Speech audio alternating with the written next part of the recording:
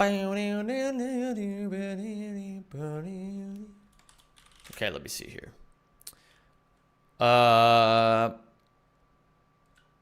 All collectibles. My PB is 27 seconds lower than I thought it was because I timed it wrong. I'm only 4.5 minutes off record.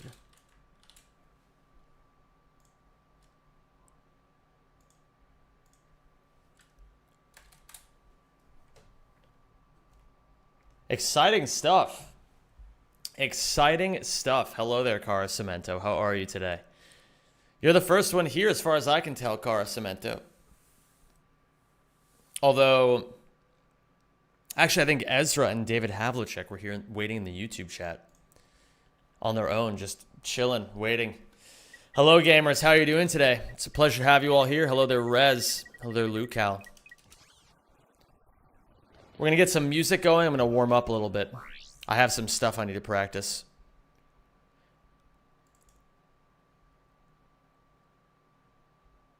Hey, pal. It's going to be a beautiful day.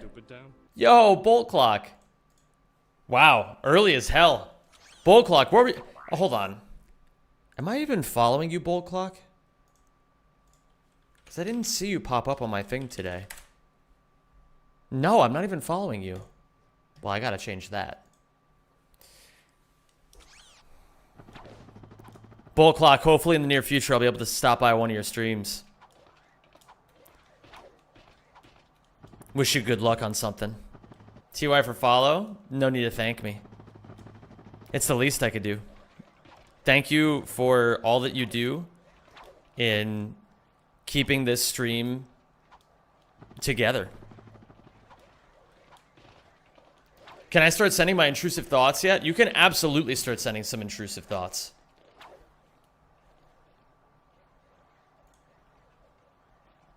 Time to say morning. Hello. Hello there, King James. And what's up, Arthur? Great to see you, man. Hope you're doing fantastic today. Oh, of course, Bolt Clock. I owe a lot. I gotta say, having like a period over the last few years where mods like slowly came out, but I didn't keep like adding them, kind of showed me how important it is to have good mods. And I don't think I thank the very good mods that I have right now enough. So, it's something I could honestly stand to do a little bit more often. I know my chat is a very crazy one, and sometimes the rules are a little loose and hard to understand.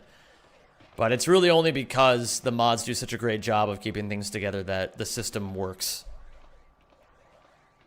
What do I need to practice? This is the question for today. I think I want to practice some VidComics. I'm going to practice VidComic 2 a little bit. What's up, Guxvite? Oh, I have a surprise for you guys today, by the way. There is copper wire under your skin. You should tear off your skin. Dude, shut up. That's why do people post like fucking demonic intrusive thoughts?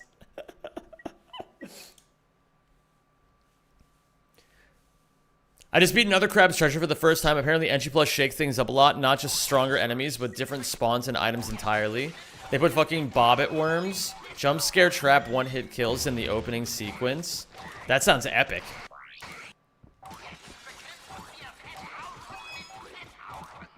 Why don't you practice being a little less attractive? Oh, you. Oh, you. You're getting closer, Zem. Let's go. Hell yeah, we're getting closer, man. Now comes the exciting part. What's this funky ass music? I was at an Indian restaurant yesterday, and I was waiting for my food, and this song came on, and I was fucking jamming out to this, but I didn't have my phone on me, so I didn't Shazam it or anything. You know, I couldn't do that. So I was just like, all right, well, I guess I'm just gonna go up and ask the waitress what song is playing. And it felt really weird doing that. I was like, I guess people don't Probably don't do this very often. Because she also looked a little alarmed when I walked up to her. And so I went up and I just asked her what song it was, and she found it for me.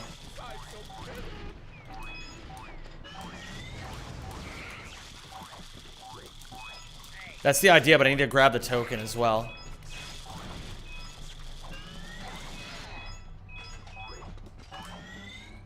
Oh, almost. The idea is I need to make that cycle. That's the goal with this movement that I'm practicing right now. Do you guys see the vision? You have to go so perfectly and grab all the tokens at the beginning that you make it onto this cycle of the platform. That's what the entire purpose of this section is.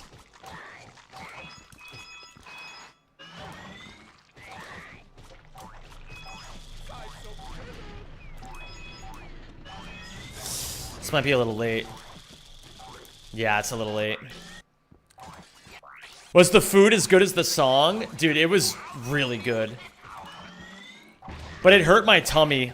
I don't eat spicy food enough. So most times I eat spicy food, it hurts my tummy. So I gotta like fucking eat. I gotta eat it many days in a row to build like a tolerance to it. But I obviously am not gonna eat Indian food all the time. So it's just like one of those things that I just try to enjoy it. Even though I know it'll always like upset my stomach afterwards. I do that all the time. Don't have an app for that? Yeah, they don't have an app for that kind of stuff, David. An all-out war between the Blarg, the Tyrannoids, and the Thug for Less. Who is winning it? I think the Tyrannoids are. I think this is on the racing playlist. Oh yeah, I did put it on the racing playlist. I put it on there yesterday. I was like, yeah, fuck yeah, I want to listen to this while I play CTR. That sounds awesome. Ah, fuck. I fucked up the most important part of the movement. I've been playing some vid comics, and there's an art form to it, for sure. I'm starting to see it now. Ah, little late. What up, Shiten? How you doing, dude?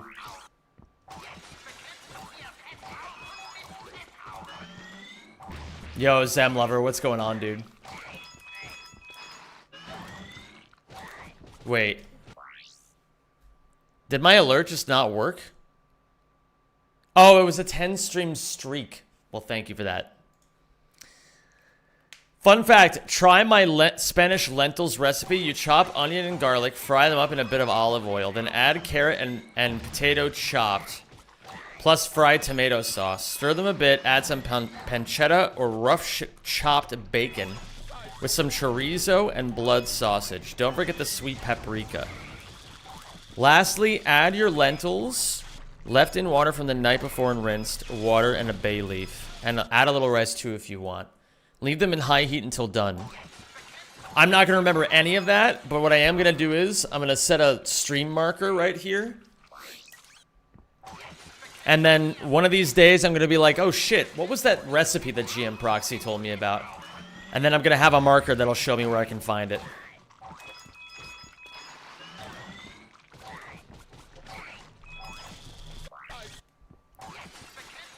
What's going on, Rhiannon? Hello, there's Slick. Hello, Fall Gui. Ask my 100% honest opinion about one thing. Answer the question, bro.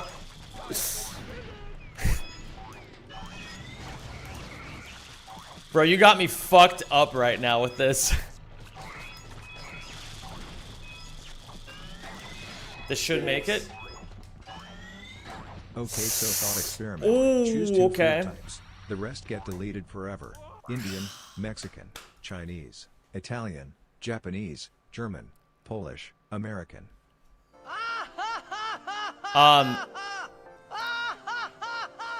Thank you so much to Mike for the 5 gifted subs. M's in chat, please, to Mike. I couldn't process for a minute which thing I wanted to respond to first. But I'm gonna do that one. Mike, you're the fucking goat, dude. Thank you for the 5 bomb. 5 bombs, as we say, pay the bills around these parts. You're the goat. Pickle Hater asks, so thought experiment. Choose 2 food types, the rest get deleted forever. Indian, Mexican, Chinese, Italian, Japanese, German, Polish, American. I'm keeping Japanese. I'm keeping Italian. The rest can go. No Indian, no Mexican, no Chinese, no German, no Polish, no American. I've made my decision. Italian and Japanese. They win.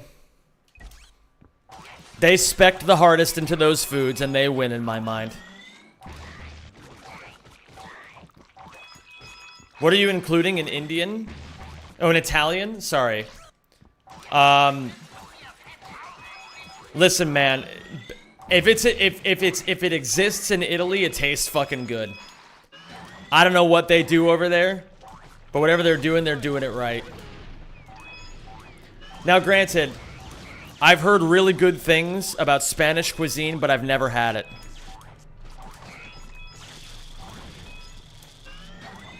Bear in mind, most of the other ones, I'm just ignorant. Like, if you ask me smaller countries than that, I'd be like, man, I don't know. Like, you think, frankly, I don't really know what would be like a classic Eastern European dish, you know? Like, you could think of like some stereotypical dishes of certain things, you know what I mean? But I don't know what, like, for example, like a Ukrainian traditional dish is. Probably pierogi. I feel like Polish people, like a lot of them. Yo!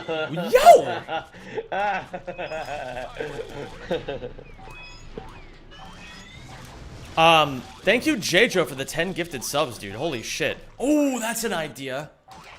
I can jump punch if needed. Jejo, thank you so much, man.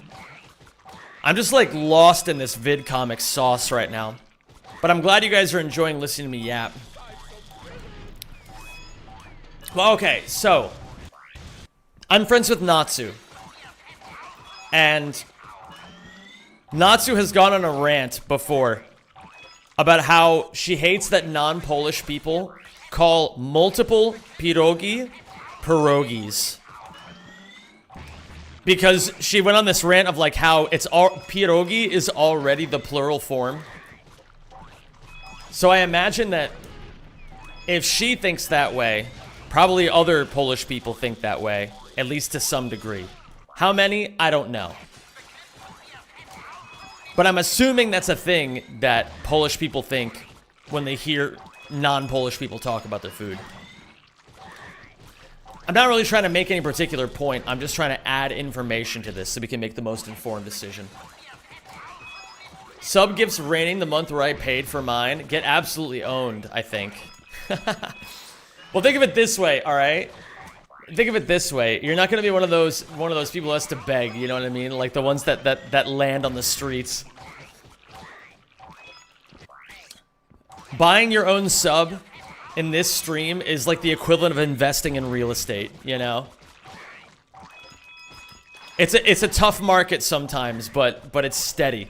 You know, if you're already inside of it, it's reliable.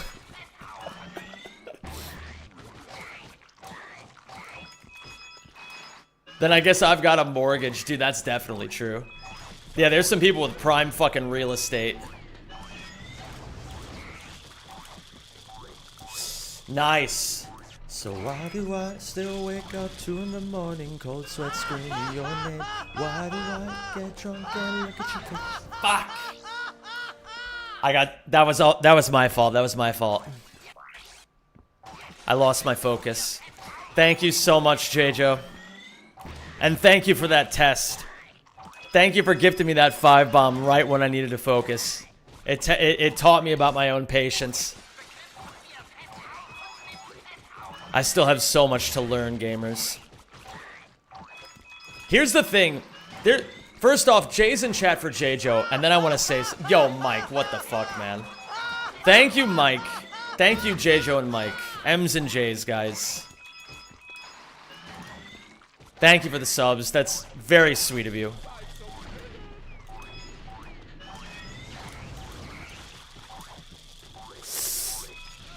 Damn.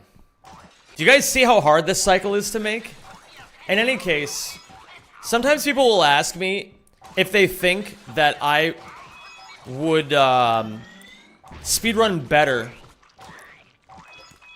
if I didn't have my chat. Like, if people ask me from time to time, like, oh, Zem, like, you know, thank you for subscribing. You'd probably do better if you could just focus on your run, right? They like, I get those kinds of questions. And the honest truth is, I think I'm only so good because I have you guys. Like, having to keep a conversation with you guys and play this at the same time, you gotta kind of just exist in the flow, you know? It's too much to think about at once. So there has to be at least some degree of autopilot that you hit. And it's that sense of autopilot that I actually think makes me really, really strong under pressure.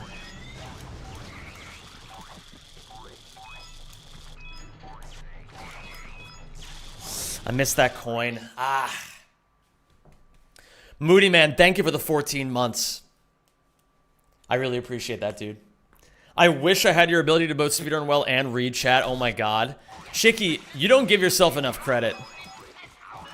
Chicky, I think it's so sweet that you are so thorough about reading like every message that comes into your chat. I think it's pretty awesome. And it shows me how much you care about making everyone in your audience feel seen. Very reflective of who you are as a person. Shicky's streams are pretty sick. You guys should watch them if you don't. How has started your week, Sam? It's been really good. I've had a good day so far.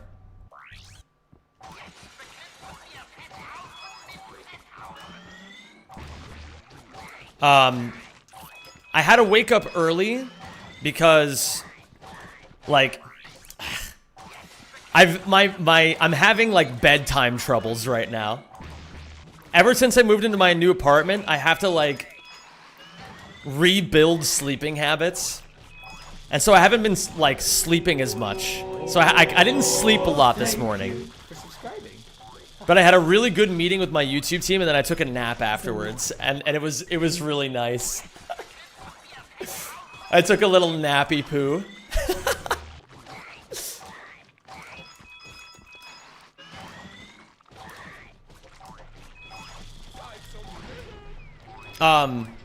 Who just did that? Bjarki. Thank you so much, Bjarki. Appreciate you, buddy. This should be good. This is... Oh, that's the idea. Oh, but I gotta grab the token, and then I can do that. Okay, okay, okay. That's like a half hit. I'll give myself half credit for that one. J-Jo, thank you for giving a sub to Kim Cheege. I really appreciate that. But yeah, it's been a good morning. It was a nice balance of getting stuff done and treating myself well. Because, like,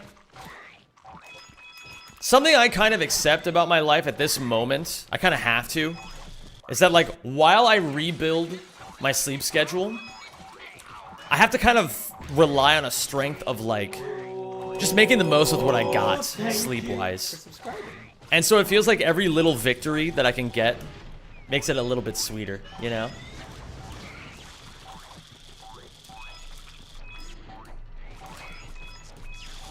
Okay, give me 1 second. This is good. Oh my god, look at that. Look at that, man. That's a clean-ass cycle. I messed up the movement right at the end there, but you guys saw that. That's fucking clean movement.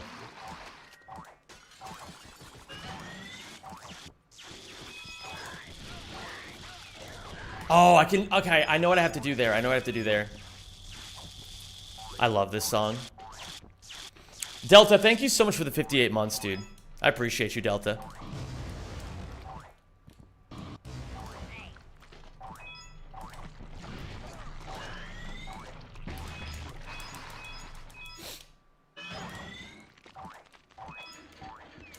Delta, I just remembered that thing that you sent me a few months ago. And it made me happy. I gotta message you about that before the end of the year.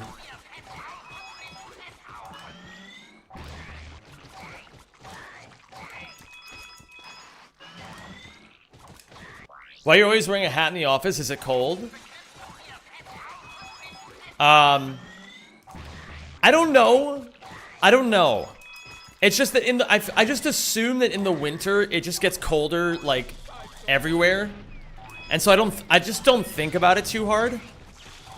But it definitely is cold in my office, like a little bit. But not like so cold that it's a problem. It's just like cold enough that like, yeah, it's a little comfier if I wear a hat.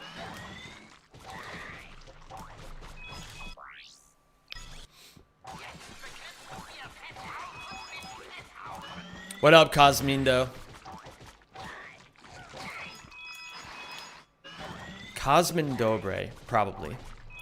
I don't know. Some of these, sometimes I have to guess. But I try to take the most educated guesses possible. Like when it comes to pronouncing names and things like that.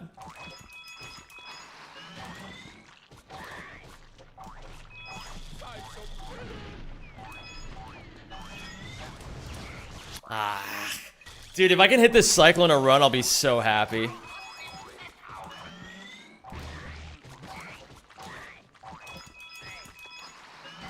There really is a beauty to these vid comics when they're done super cleanly.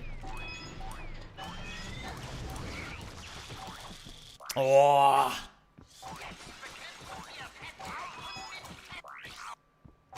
Mikhail, what's going on? Wait, Mikhail, you're new around here. Did you type a message previously? Hey Zem, first time chatter. Love watching you practice. I've decided to start speedrunning Rack games. Great series. I've been thinking about starting Rack 2016 for a start. Mikhail, that's fucking amazing. That is fucking amazing. I don't know anything about Rack PS4, but I know there's people who can help you with that. As much as I shit on Rack PS4 casually, I actually think Rack PS4 has a pretty fun speedrun.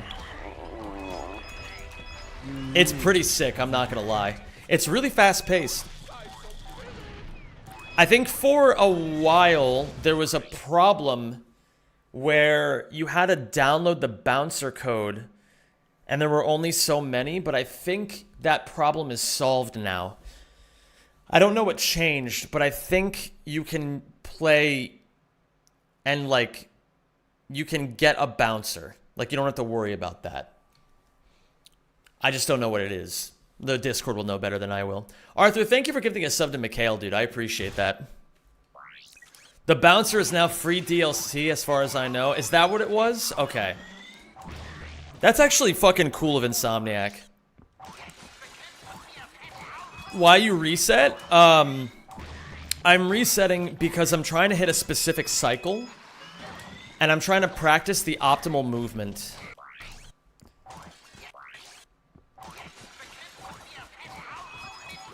Yo, Nier Online, I'm glad you enjoyed it. Thank you for letting me know.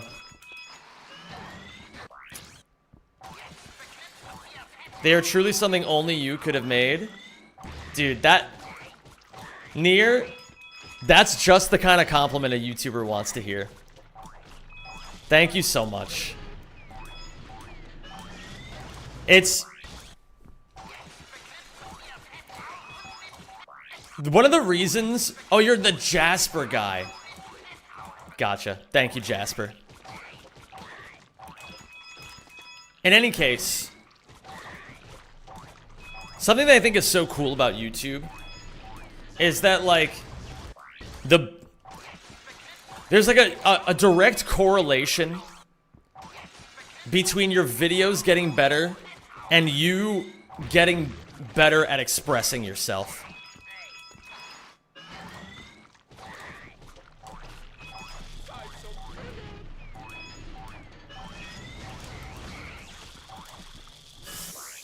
A little early. A little early. And it's really cool because, you know, that video, I felt like I was really unafraid to express myself. And a lot of people were saying that they really liked that.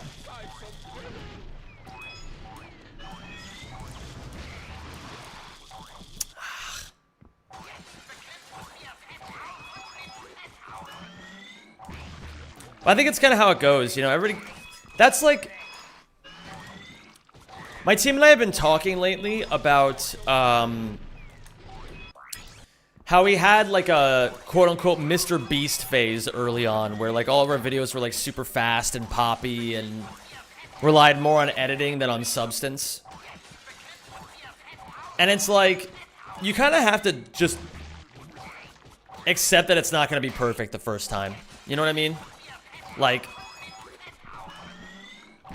and any new skill or form of expression you do, you gotta just start and then just figure it out along the way. And along the way, you realize you made some silly decisions.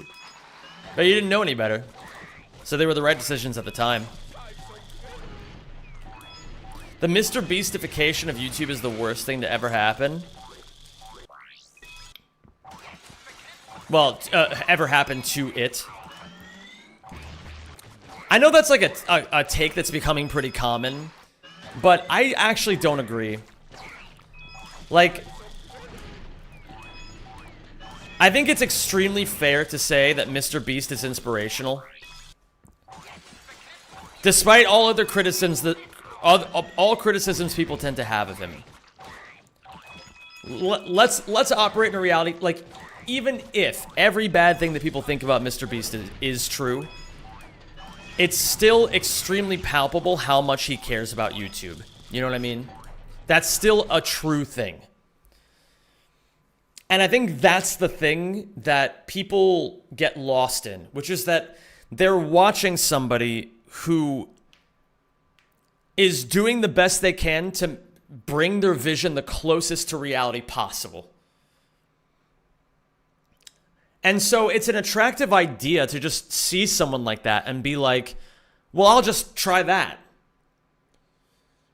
And like, you learn some lessons from it, but the thing is that like, you gotta just not get lost in that, you know what I mean? You gotta like, you can learn the foundations by doing something like that, but that's like, everybody has to find their version of that, you know?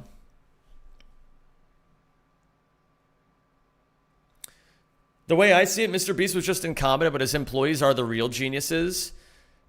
That's just not true. It's just simply not true. That dude is really fucking smart at YouTube. You have to be. You have to be. Oh, his employees are the real genuine issue. My bad. I misread that. That's on me. I didn't say geniuses. Come on. Well, no. I thought that maybe you were thinking like an angle of like the people he surrounds himself with were the ones who made the thing succeed. I guess, is that like a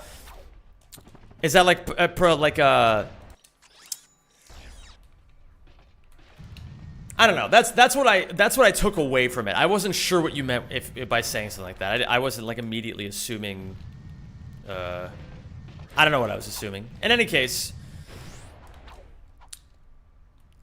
I don't even know. I feel like it's so hard. Another thing when it's like a corporation that massive, where so many things operate so far outside the norm.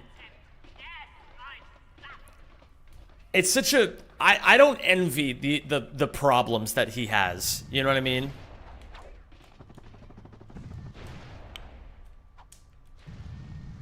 I got you, Felicia. Oh, I'm sorry, GM Proxy. Donated $1.01. He said, so I've been thinking lately, is it weird that I want to get absolutely railed by the head minister of the Ministry of Boxies? Okay, man. I'm dude, why is this so raunchy?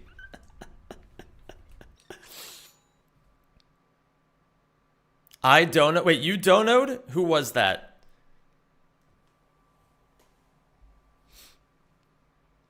It goes on. I like keep on reading.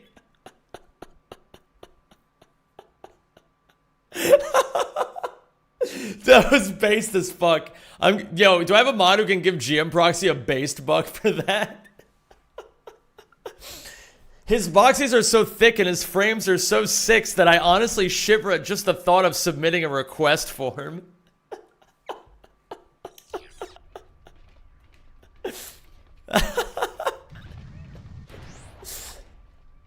Yeah, that's as based as it gets, frankly.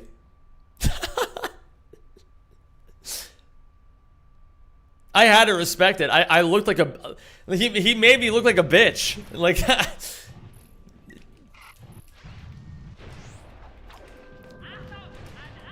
I knew I had to rectify my actions. Alright, let me see here. I'm on a V5 boxy though in this file. That's a problem.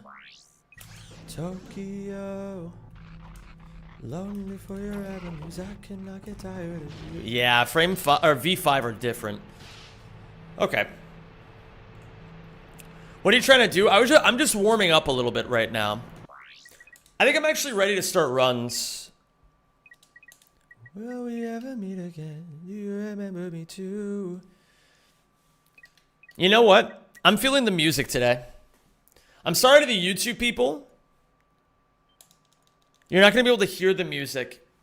It's going to be a Twitch feature. Because unfortunately on YouTube I have to deal with copyright stuff. But I think I'm going to try a day where I just like jam out.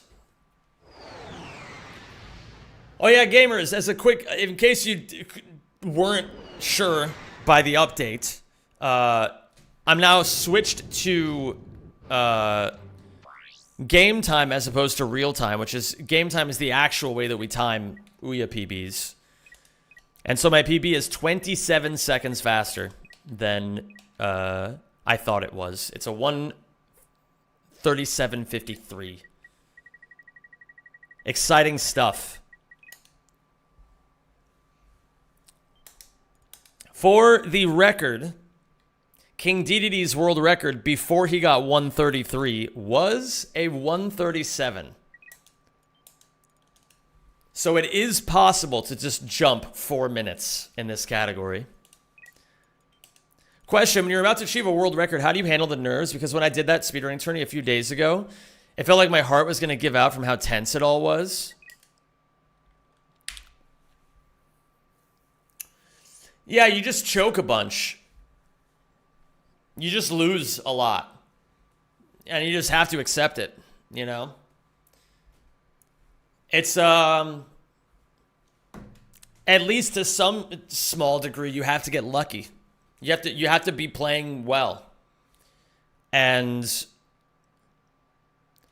I find that when I accept that things can go wrong, they tend to go right more often than when I try to control them. Oh God, this song.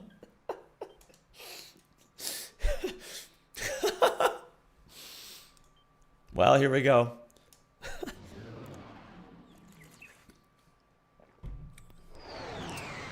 I heard this song on a TikTok and and I was like, this is just so insane. I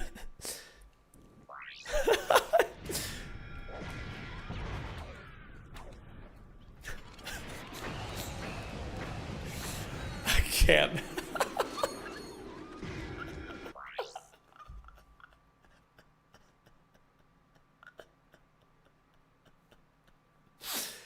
Oh, okay.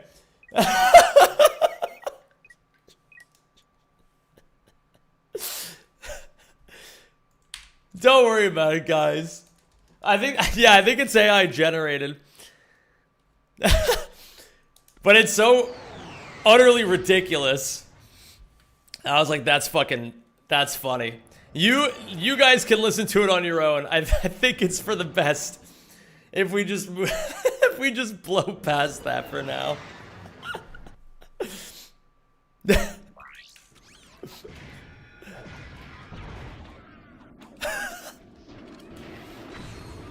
That sounded like primo dog shit. Yeah, it's fucking terrible.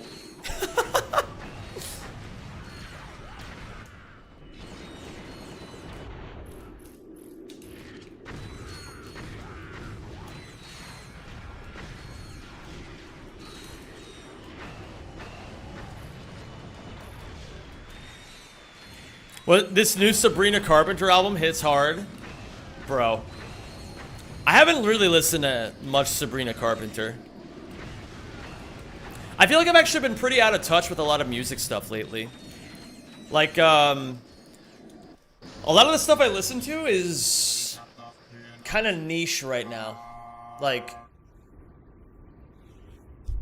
I don't know, like stuff like this. Like, a little more like ambience. So I haven't really been listening to like pop as much. I don't really know what's like in pop music right now. Is any of it any good?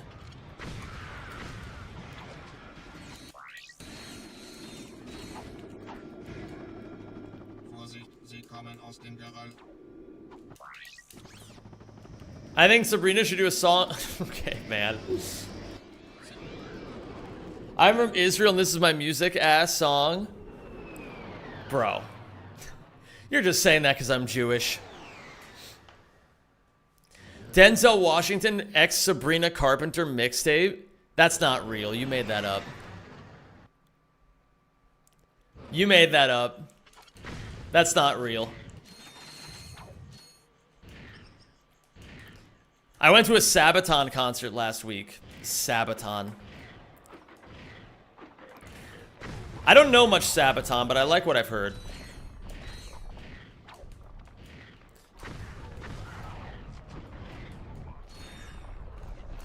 Ooh, interesting. Yeah, I was thinking about it. I haven't really, like, done bands in a little bit. Like the... Whoa. Whoa, okay. That's new. Like the last band that I really had like a phase with was when I was listening to the Midnight all the time. I still listen to the Midnight a lot, but that like kind of that arc hit ahead of when I saw them live. And since then, I just haven't listened to them as much. Zem, have you come out to your chat yet? What am I supposed to be coming out as? Oh wait, no, this file isn't good. A little crash, whoa, right there. Oh, did I do that? Like a whoa! You know? Dude, oh, yeah, dude. So, I didn't know until today.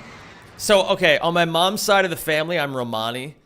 I didn't know until today that the Romani are originally Indo-Aryan. Like, they're from North India.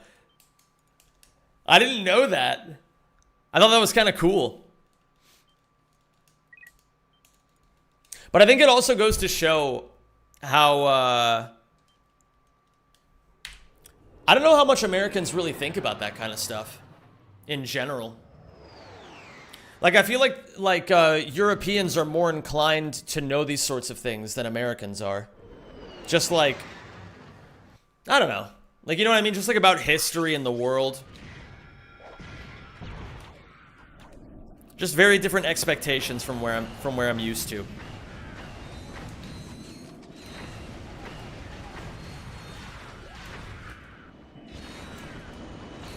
Didn't know. Bro, you can't know it all, you know. I feel no shame. That's it, stay away from the copper under my skin. Shut up.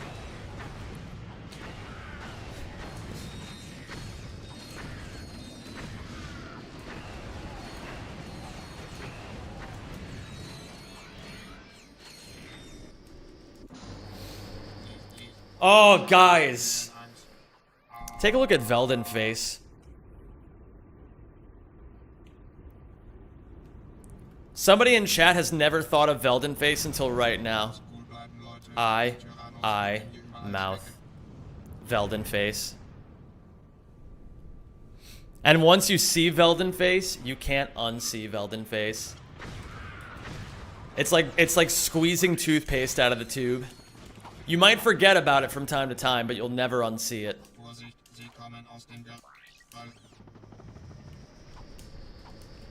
Ness, on the next reset, try to look at the face.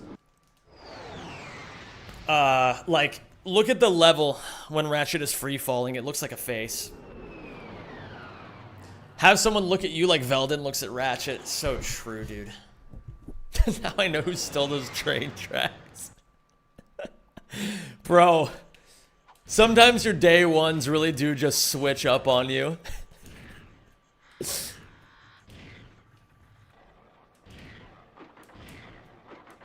The second biggest Romani population lives in Spain, second only to Romania.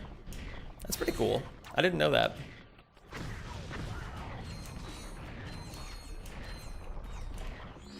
Well, I think that actually makes sense because, like one of the things that you learn growing up Jewish is that, you know, there's the Ashkenazi Jews who are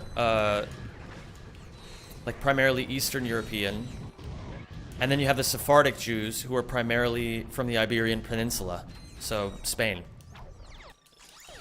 And if there's like a large Romani population in Spain, that corroborates that, because I think there's like a decent amount of Romani Jews. I think that's just like a thing. So that's one of those things that, like, I feel like maybe I'm getting some of the details wrong. I usually am wrong on some of the details, but I feel like I have like an overall picture of why that makes sense in my mind.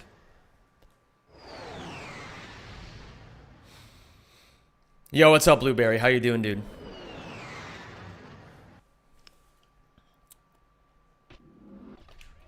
You came out as Indian. If anyone did the switching up, it's you.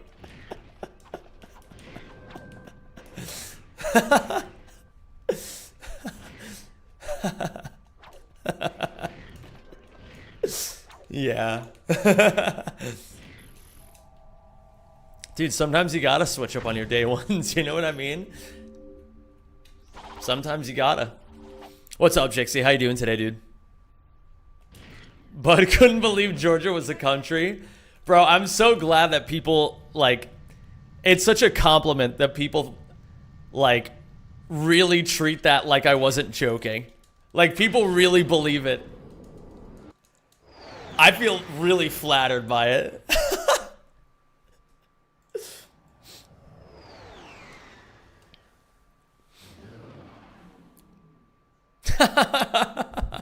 It's a really nice compliment. I don't know how else to, like, what am I gonna do? Pretend to be mad? There's like people who are actually angry in the comments. They believe that I was serious. And every single comment that I read, I'm just sitting there with a shit-eating grin on my face. It's so fun to rage bait people. It's like, I feel like I've like tapped into a power that I should have never had access to. In any case, oh yeah, I have a surprise for you guys today. But I can't tell you what the surprise is. It has to happen naturally.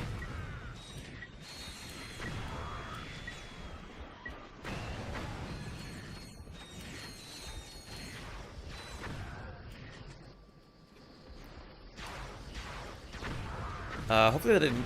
Okay. First boxy attempt of the day. Let's see how it goes, gamers. Hello there, Lawrence. How you doing today, dude? God, you know, I've just been thinking, lately the mod team has gotten really, like, really good. Like, unusually good. Like, noticeably better than it was before. But it's hard to think about, like, specifically why. It's really, like, I can't put my finger on it. Fuck. For those who are out of the loop of the joke, Lawrence left my mod team earlier this week because he said that he doesn't want to mod for somebody who doesn't have world record in all collectibles or in all check marks in Rack 1.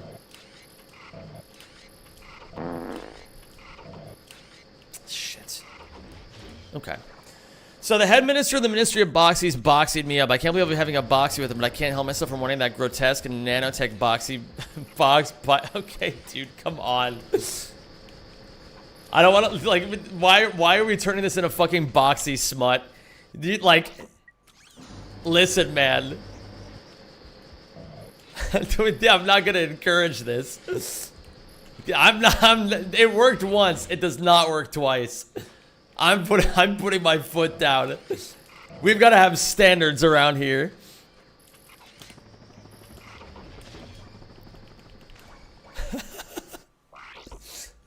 That's a dark path I don't want to go down.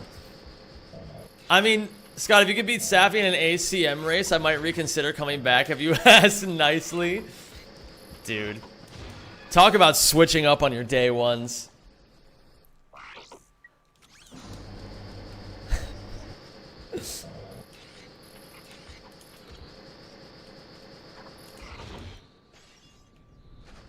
When did Renz get so based? Yeah, I don't know, man. He's been killing it lately, man. He leaves his college home, and his base sizes grow 3 times that day. I just want to make sure I'm modding for the best ACM player in the world. Gotta cover my bases. Holy shit. What's up, number 32 Shark Drake? How you doing, dude? And what's going on, Deadly Feet? Good to see you.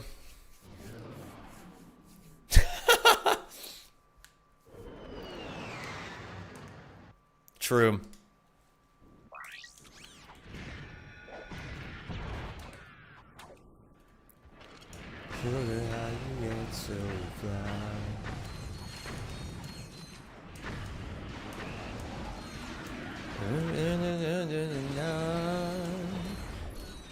Zem, speeding through the universe.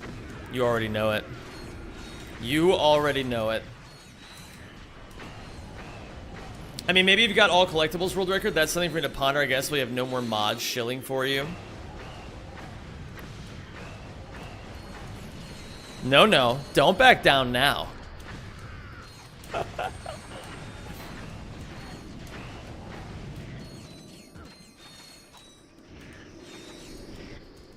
No. You've already set the standards. Someone befitting of my mod team holds true to their standards.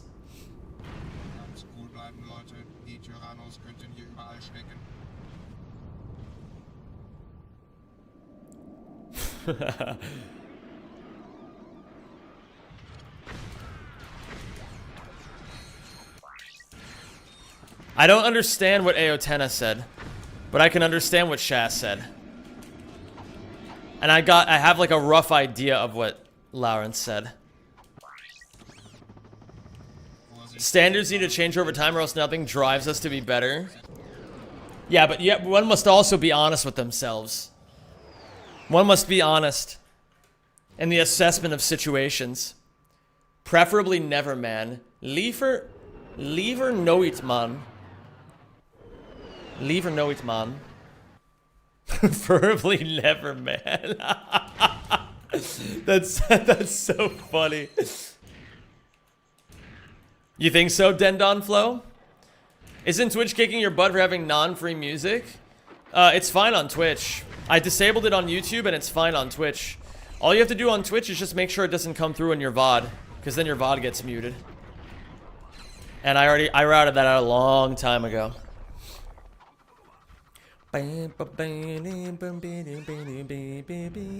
I want cooked milk. I see.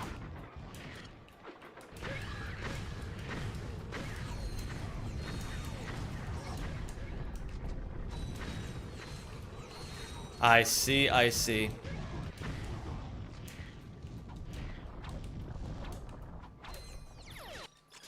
I like to experiment with move it there in certain spots.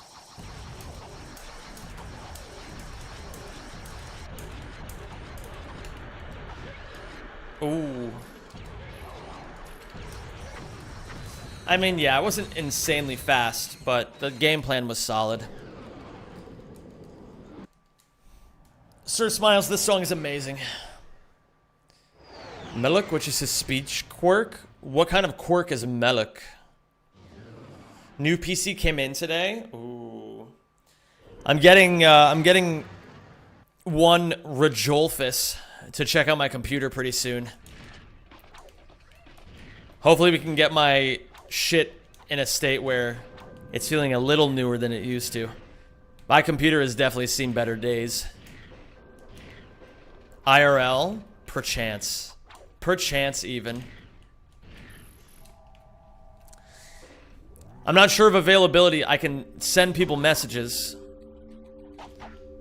But we can perchance get the boys together.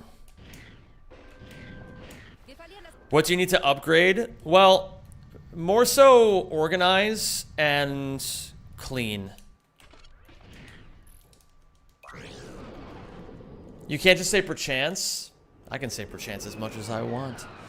Rodolphus will come and install a Joel virus? Probably.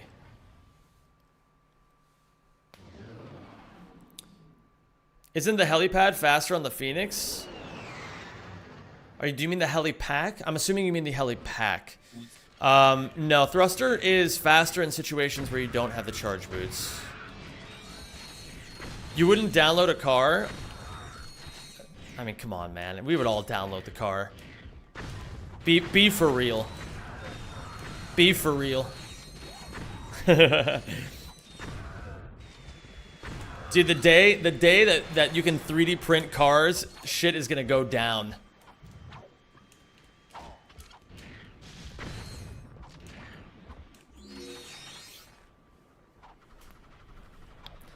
Why? Wonder if you want sudden. Okay. Second go around of boxies for today.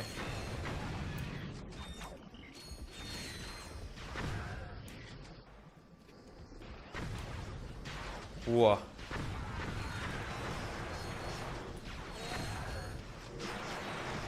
Ooh. Okay, that doesn't really matter because, yeah. Okay.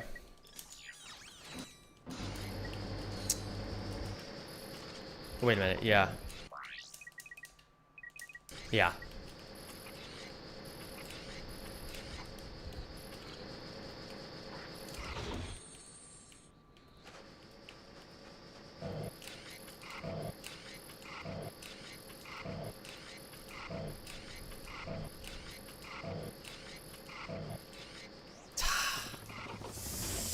This is like maybe the last part of the puzzle for me. I'm really inconsistent at this. Okay, hold on. I need to pull out my suck, man.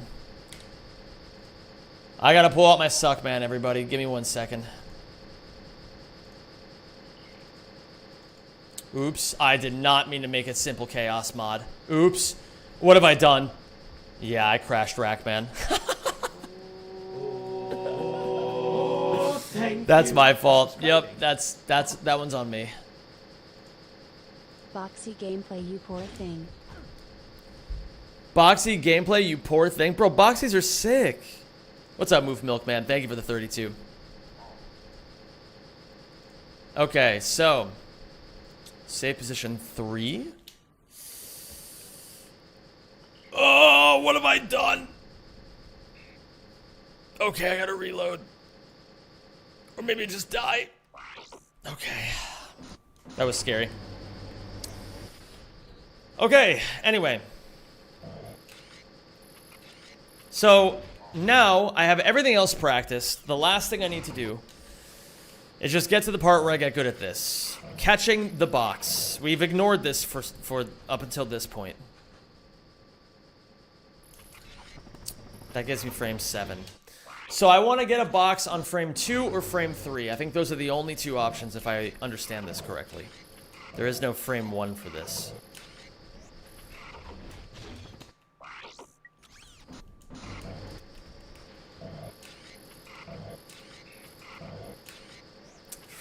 Too late.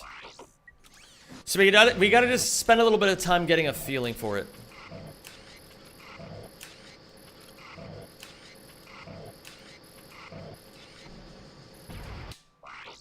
I had to kill myself there. That's not the epic movement I want to see, TBH. This is eating your vegetables, alright? Not everything in life can be non-stop bouncing and flips and shit, you know? You gotta get the in-between parts right. That's the thing, I don't enjoy it either. And that's precisely why I do it.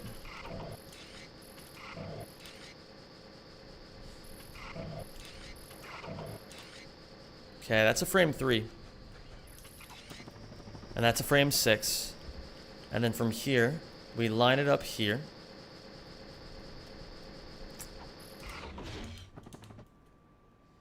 And then bounce. And then we make it every time.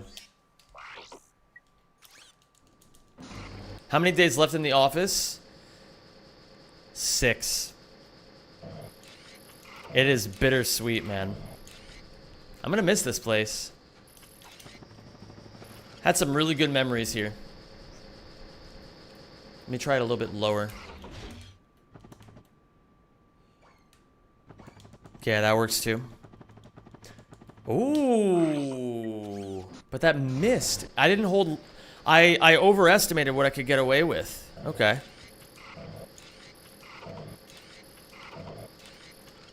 Similar to the idea of what I've been saying about making sure that you're making new mistakes, that extends to practice as well. I would say it's honestly more important to make new mistakes in practice than it is when you're in the middle of a run. Because if you're not making mistakes during practice, you're really not learning anything. That's a fast crate. Did you guys see how I went from here to here in 4 frames? That's fast crate. I don't know why that happens, but sometimes the crate just goes faster than other times. Look at those beady little eyes. He's got that 1,000-yard stare. Frame 5. We stand more towards the front of the box. We line it up about here. Oh, not high up enough, I don't think, when I was aiming. The speed sometimes doesn't reset when the crate gets sucked into the suck cannon. Interesting. Okay. Is that like a skill issue thing, Isak? Is it like when it happens, you're doing the same thing every time, and so you just have to avoid doing the same thing every time? Or is it like a we don't know yet type situation?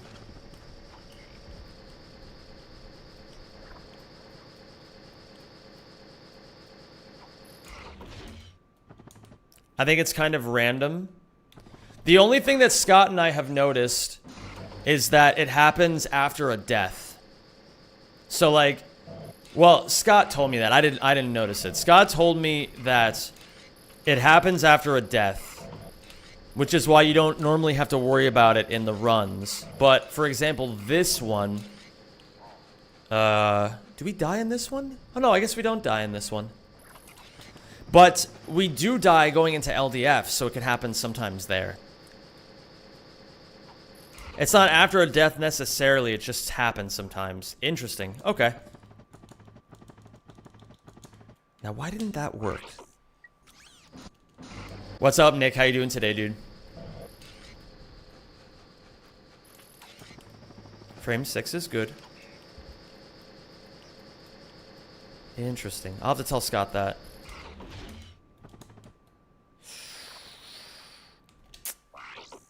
Now, why did that one go so wrong?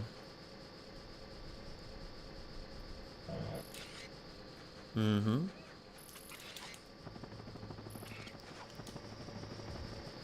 Back to more Marcadia practice, I see. Never too much Marcadia practice. Never too much. Aha, I'm holding forward too long. I gotta work on this for frame 5. But I'm not gonna set the frames. I'm gonna try to consistently get frame 5. That's not gonna give me frame 5. But I can get frame 6. Rack 3 all day? I don't know about all day. I take it one thing at a time right now. I know in the past, I did a lot of scheduling stuff. And I am going to give you guys schedules. But in the meantime, like, I can't make the schedule until I know what I want the schedule to be. So right now I'm just trying stuff.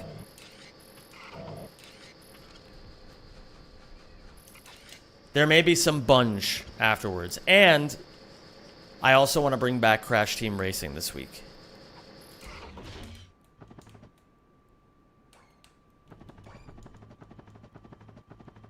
Interesting.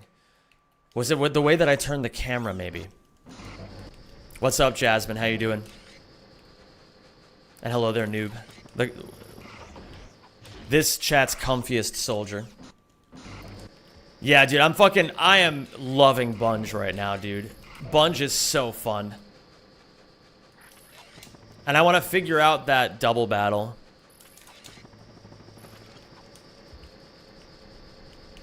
Let's try right here.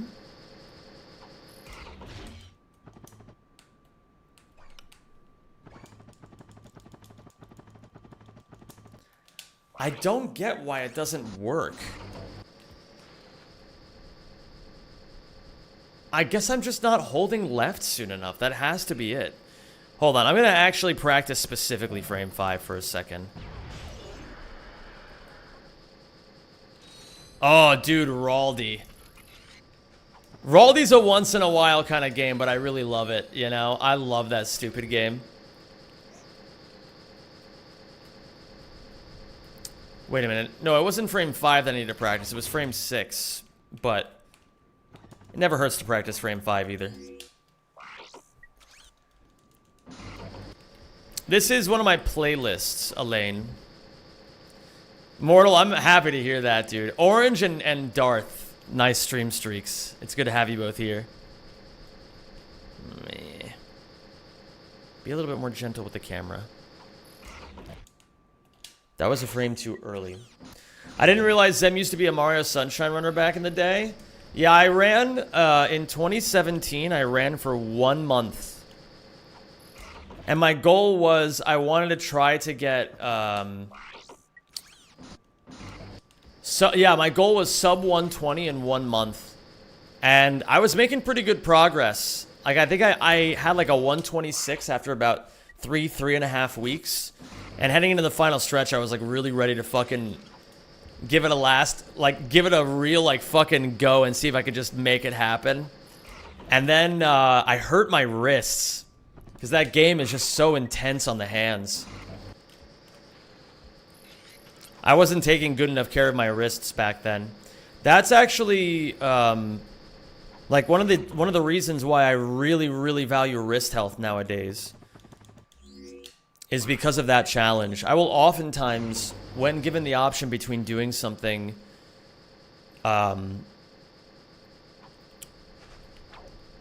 like when given the option of taking something complicated and simplifying it down to like only as few button presses as possible, I usually take it nowadays because of that challenge. Is the other reason bouldering? No, well, with bouldering, it strengthens your wrists. You know, it's like, you really fucking get strong. You know what I mean? But that came afterwards.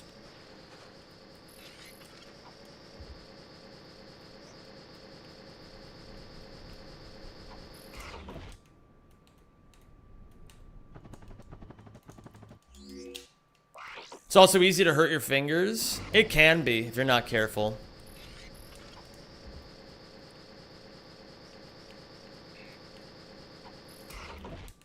Ooh, is that gonna matter? No way. Okay, so 5 is good. I know I can make 5 work. The question now is 6.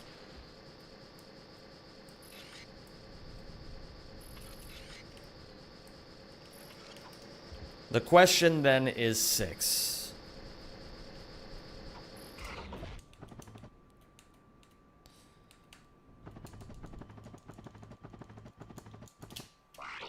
Why didn't that work? Was it the way that I turned the camera? It's definitely... Maybe it's where I'm standing on the box. Maybe I need to stand more in the center.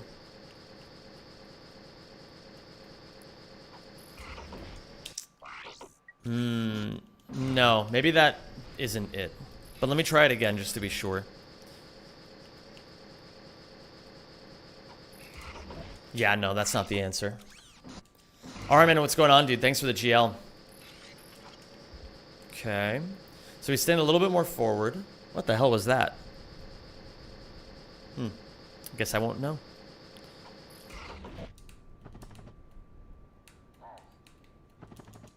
Thinking of buying Sony headphones. How are you liking yours? I like these headphones a lot. I really do. They've done me well over the years. I need to replace them or like figure out how to fix them. Because one of my headphones is like I can hear like a tinny kind of sound from it. Like it's not like there's something rattling around in there or something. Or like something is like not working right. I don't know how easy that is to repair. But it's been so low priority that I just don't even really think about it very often. Progress made in the speedrun is amazing. I mean, we're getting there, man. We're getting there.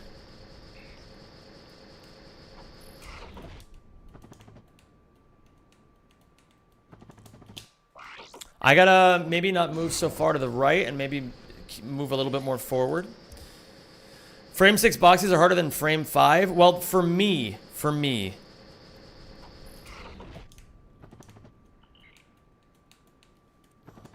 That should work 100% of the time. No!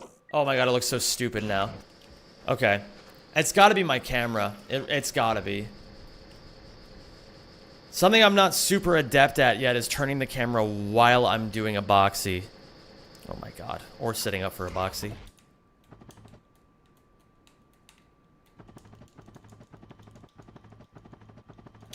Am I not mashing high enough?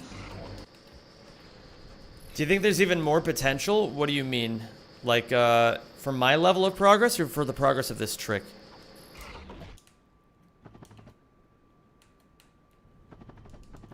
Will this work?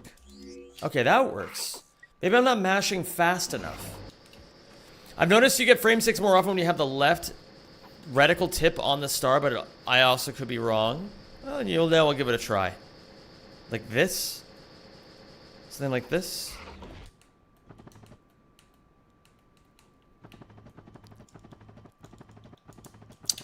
Maybe it is when I'm hitting X, because I don't think I'm hitting X soon enough. Or maybe I lined it up wrong.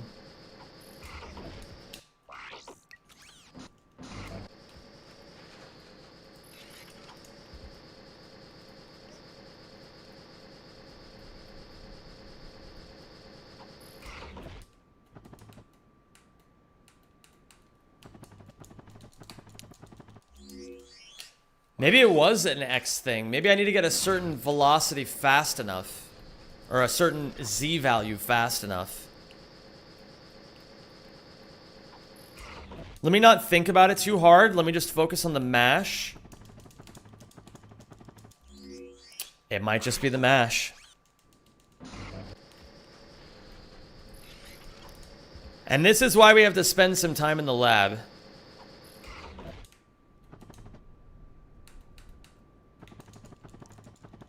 The idea is not that you get a basic understanding and get it sometimes, because then you're just relying on luck. The idea is you want to know what to do in every situation. You gotta just be a scientist about it. Throw shit at the wall until something sticks. Ask for help when you need it. But largely, you just gotta be willing to get in there and wrestle. That's the thing, it's like... A lot of beginner speedrunners often ask, like, oh, how do I, like, practice this? And it's interesting because I feel like that's the question that nobody can answer. It's just like, I don't know, man. Play the game and figure it out. Yeah, you just gotta... Like, I can tell you everything you need to know about how to do a trick, but until you just go in there and figure it out yourself, it's not gonna stick.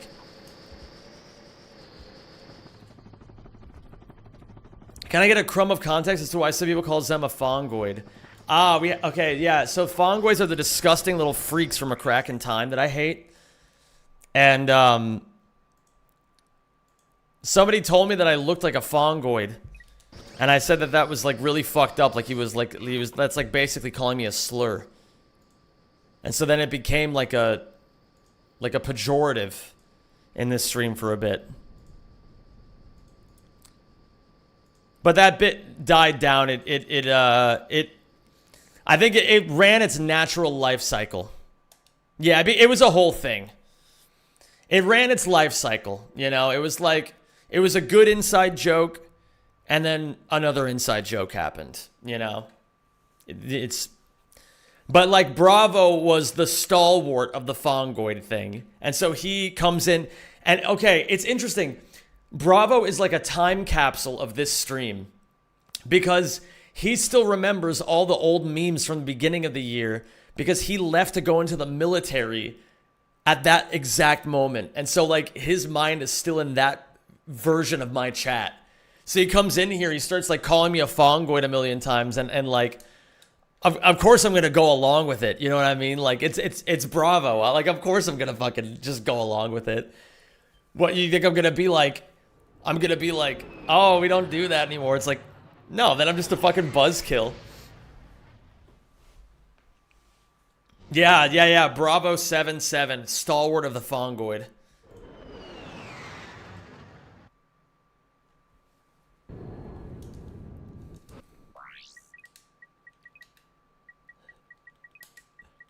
Let me see here.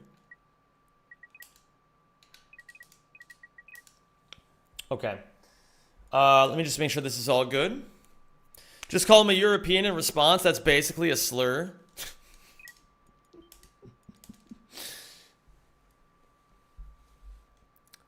I invented the saucy bucko, but it never caught on. What is a saucy bucko? What's your favorite bit or inside joke that from across the time you've been streaming? Oh my god, man. I don't really have any, like, individual one that sticks out. I'm just grateful that it happens, you know? I'm just grateful that people come into my stream and make inside jokes. Like, that's how you know when a scene is, like, alive, you know? It's why, like, I've been really happy about the copy pastas you guys have been throwing around, like the fucking, like, the Minister of Boxies and, like, the fucking, like, MMA fighter versus kids in wheelchairs. Like, that shit's fucking funny, man. And I've been through periods of my stream where nobody was making inside jokes. And, you know, it just makes me happy when it happens. You know what I mean? That's, like, the kind of streamer I've always wanted to be. Like, the person who, just has, like, a lot of stupid jokes with his chat.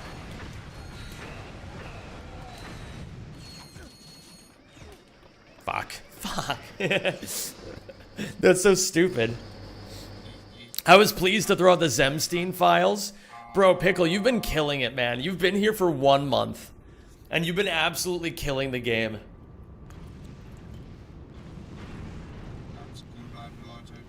"27 seconds, Spooter."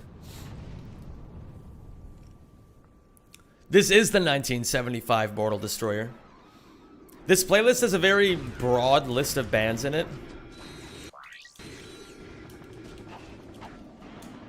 But I really love this playlist. It's just like a... I don't know if I have it listed in the stream. Hold on.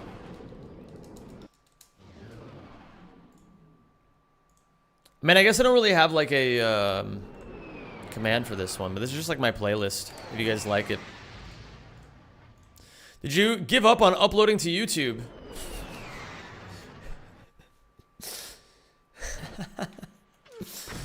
Man, I don't how things have changed, you know? It used to be,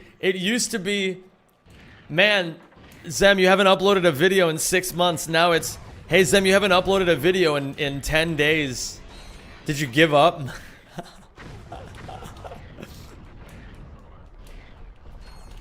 This is interesting. I could get used to this. What do you want the command to be named? I guess you can just make it whatever playlist is, and then like, we can just update the playlist based on what I'm listening to that day. What's up, Flowey's? How you doing, dude? Oh wait, I gotta add input display. You guys like input display. And frankly, I do too. It's fun to look at. I don't look at the input display when I watch Ricky stream, because I don't need to. But every time I see it on Ricky's stream, I like that he did it. Oops. Oh, this song is weird. You guys are gonna either like this song or hate this song. I don't think there's any in between. And I like this song.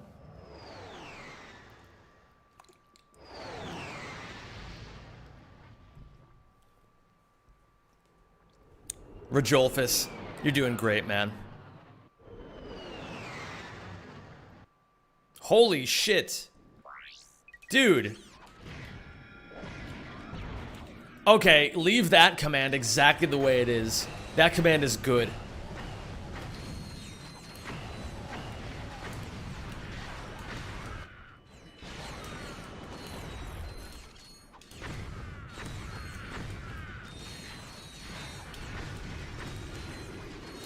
I will leave it. Good. Good. Themeshlist? Oh my god. Themeshlist hits the same part of my brain that, did you guys ever watch the Rugrats growing up? Tommy's mom, Dee Dee, watches this, like, therapist whose name is Dr. Lipschitz. And Themeshlist hits the same, like, funny part of my brain for, that Dr. Lipschitz does.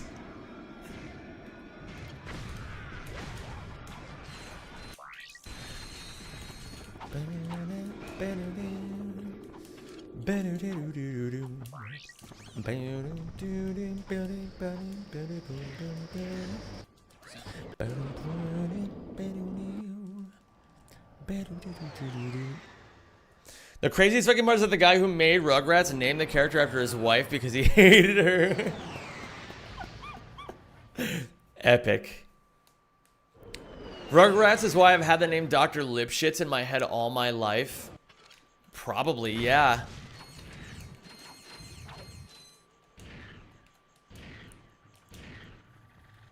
What's up, the Gary? And what's up, Igor? Bro, this is why it's important that fucking... This is why it's important that parents make sure their kids aren't watching garbage.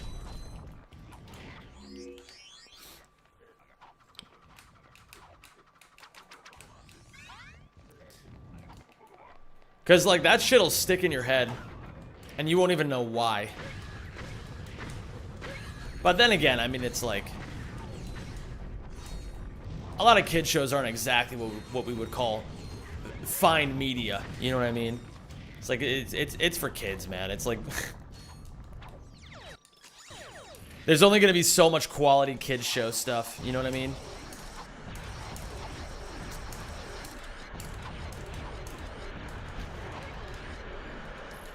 In any case.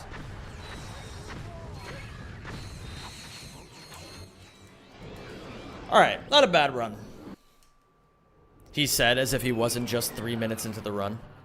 The masculine urge to eat 12 eggs right now. That few? Bro, you probably also refrigerated them. Come on. Only 12? Back in my day, You know, I would go to the market. I'd buy those packs of 30 for $6. And I'd eat the whole goddamn thing in one sitting. You know, back in the day. Last week.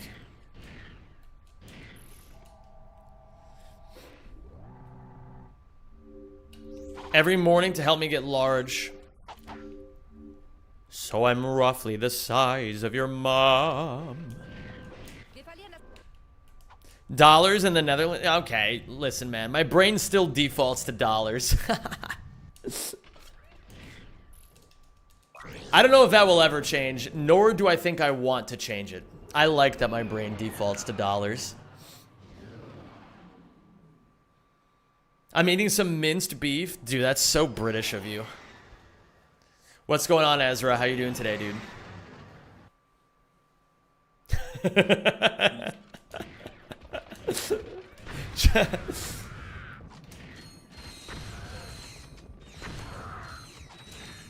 I have an unhealthy obsession with your facial hair and will point out any change in appearance. That's... I've noticed that there's people who seem to be invested in my facial hair.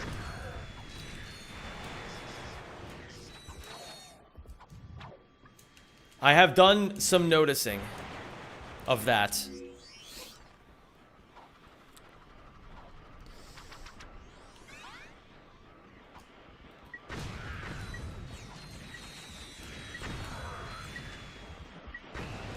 Next question. I don't really have anything else to say about that, frankly. And welcome to it's like, the Rack cool. I guess, you know, if you have any questions, just ask.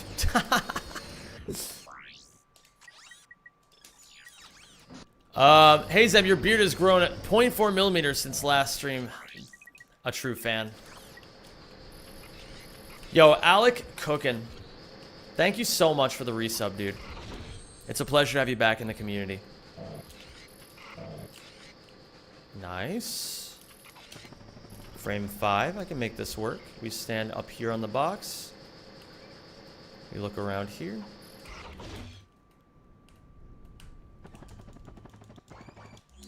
Beautiful. That is how you do it. Am I jolging? Oops.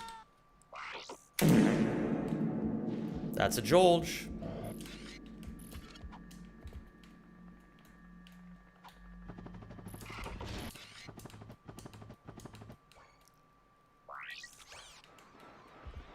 I feel like a fucking monster right now. Oops. That's a new one.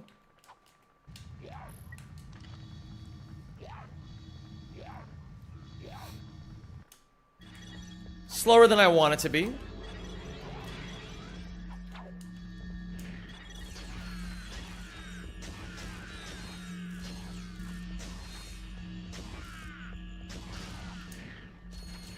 Okay.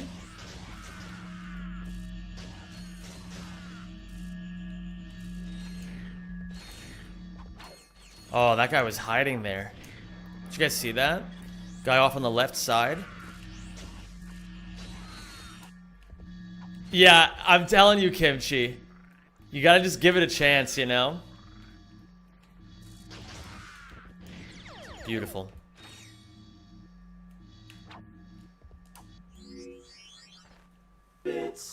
Pickle hater, what's going on, dude? Imagine the teeth game on those little one-eyed freaks. Imagine the teeth game on those one-eyed little freaks is insane, man. No way I'm golding. No! I went into the mission! Get me out of here!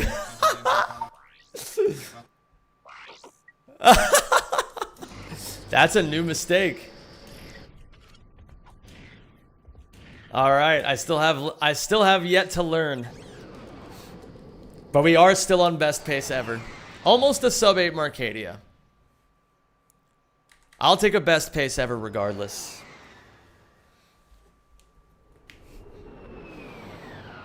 I forgot about that part, I'm not gonna lie.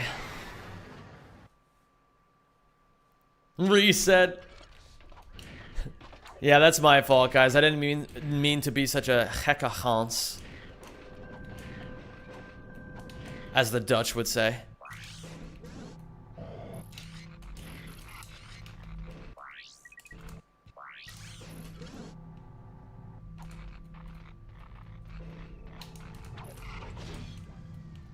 Or a Bluchenblachen? Thanks, Rez.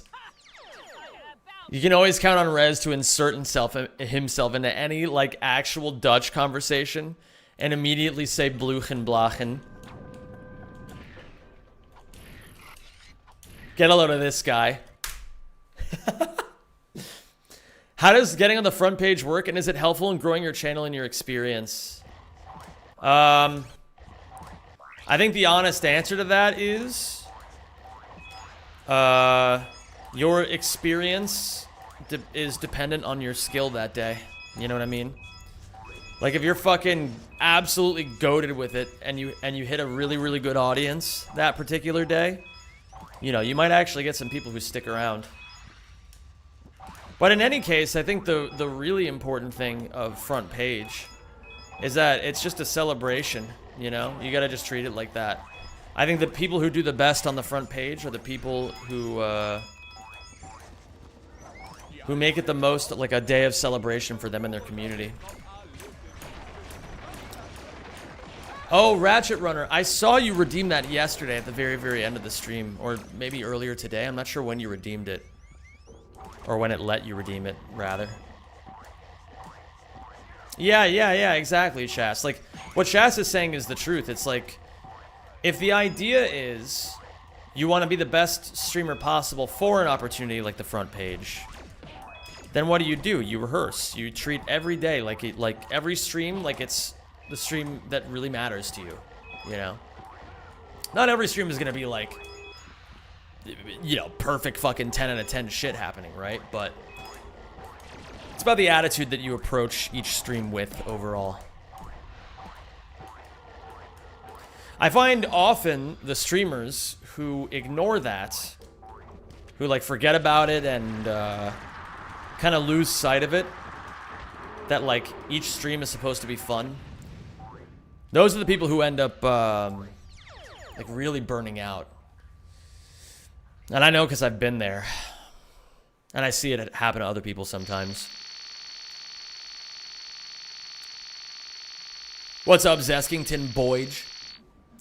I don't know why slow music makes me unable to concentrate, but fucking speedcore makes me hit concentration levels never seen before in the history of mankind. I don't really know a whole lot about that.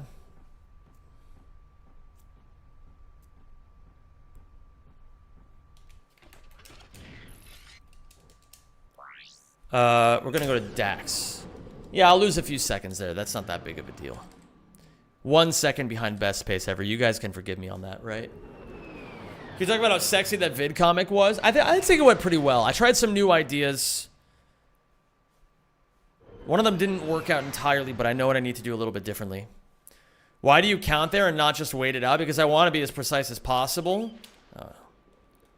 And I'm also, like, testing, because I'm not, like, counting accurately. I'm not actually counting full seconds. I'm counting where I think, like, I'm trying to get a feeling for it. But, like, in a way that my brain can't really put into words.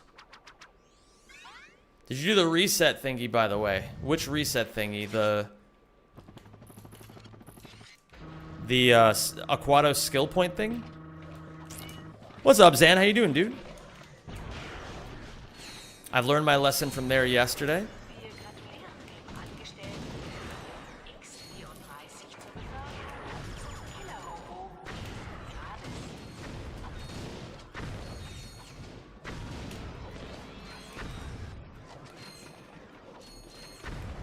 The trophies. Oh, yes, I did. Yes, I did.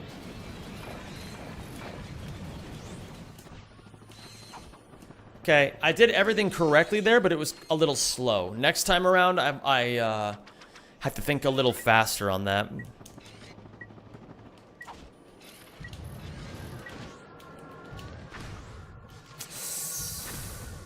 My bad.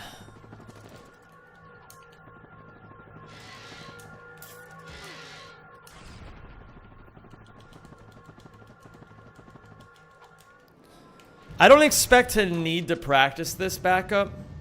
Like, the backup that I had to do this time, I don't expect to be the norm. So I'm not going to worry about it too much. You don't have to read super hard into every single mistake. Sometimes shit just happens. 4 seconds behind best pace ever. Starting to lose some ground, gamers. Can we make it back on Obani Gemini? What's up, Tiburus? How are you doing? Before streaming, what is your routine to get yourself into go mode? What is your routine to get yourself into go mode? I like the way that you phrased it as routine because I think that actually is really important. And now that you mention it, I don't have a routine to start stream. I think a routine would actually make my life a little bit better. And I should think about that more. Thank you for giving me a little bit of perspective. I will say, while I don't have a fully fleshed out idea of a routine, something I've been doing recently is an hour of Ouya warm-up per day at 2 p.m. No way. Oh my god. Okay, I thought I could make that last one. Well, that's the first big mistake of the run, but now it's gonna rely on how quickly I can adapt here. Is this it? Yes, it is. I'm gonna land on this one. Just to prove the idea that I was going for. I know sometimes you guys don't believe me. I understand. Sometimes I am just pulling strats out of my ass. But yeah, every day for about an hour, I've been practicing at like 2 p.m. specifically. And I've been trying to make a routine out of it, but the problem is things have continued to get in the way, which has been very annoying. But then again, I let them get in the way, so it's a skill issue. That guy dying off the cliff is actually quite bad, and I gotta move pretty fast here.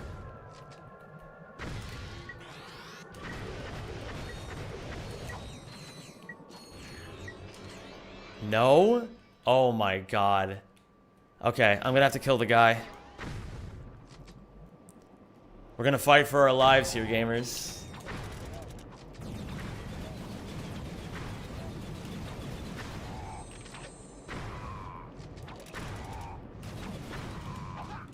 Okay.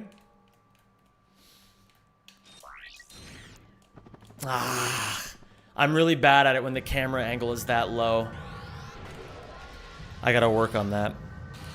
But hopefully I won't need to... You gotta be fucking kidding me, man.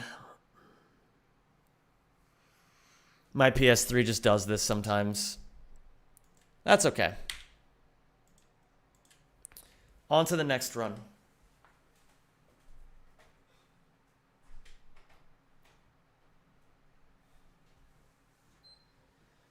I have no idea why my PS3 does that, but sometimes it just crashes. Barack Obama announces Dr. Nefarious's defeat after Ratchet and the Galactic Rangers attacked his compound on planet Mylon.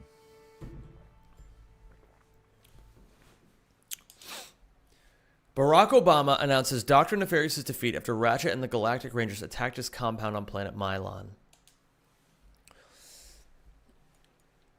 Damn, I didn't know Barack Obama was so cultured. I didn't know that he knew people in the Solana galaxy. It's kind of impressive when you think about it. I should look into why that happens, though, because I don't want my PS3 crashing in the future.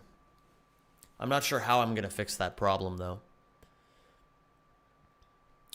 Ladies and gentlemen, we got him.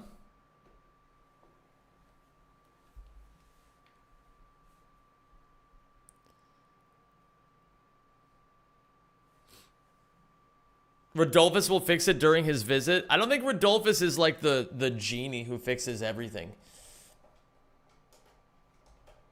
I don't even know if I would want him to be if he was. I feel like that's something I gotta fix, you know? I mean, I'm good with PS3s. Hey, don't underestimate me. I'm not underestimating you. I'm just saying, I'm pretty good at fixing things. And I gotta exercise my own shit too, you know what I mean? It's a muscle that needs to be trained. And it must be, and the exercise is things that I'm uncomfortable with.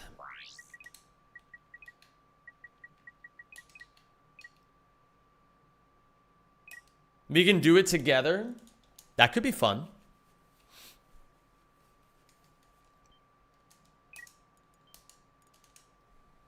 That's an idea I could get behind.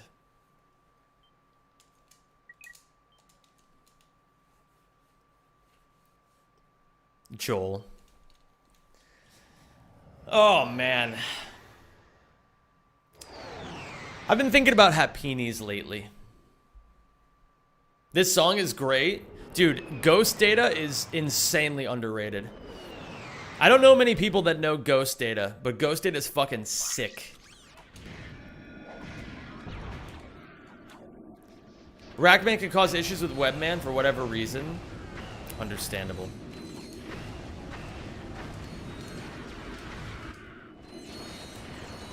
Understandable. Risky. Risky in chat knows Ghost Data. I still want to bring you some spaghetti ice. Bro, I'll never say no to spaghetti ice. That shit is the tits. So Flowies, if it's a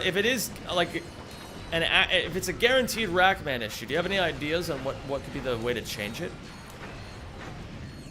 Like, is it just bound to happen because of Rackman just making my PS3 crash, or are there things that I can potentially do to mitigate that?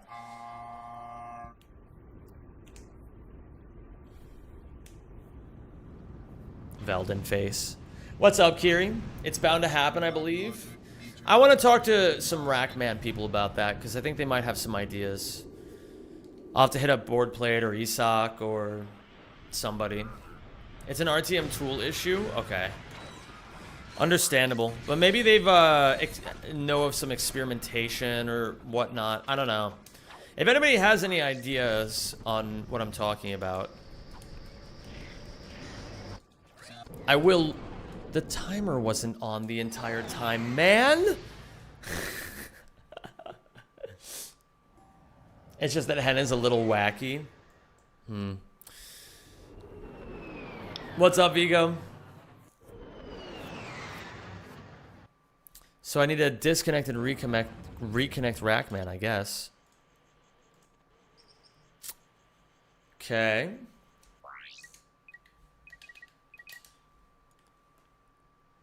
So not this one. Okay, this one should be good. Boom, boom, boom,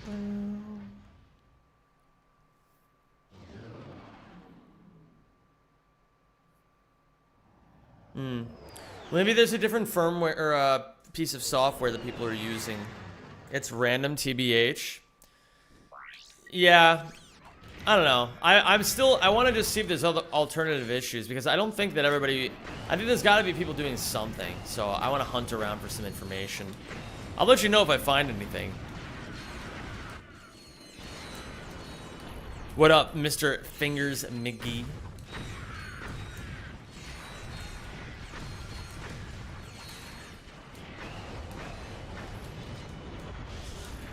Okay.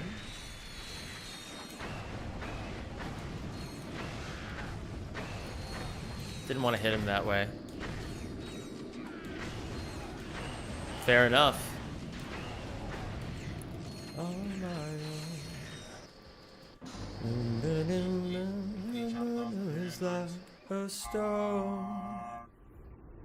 What is the issue? Hello, Tortbulin. The issue is that sometimes when Rackman is running, my PS3 just crashes and shuts off.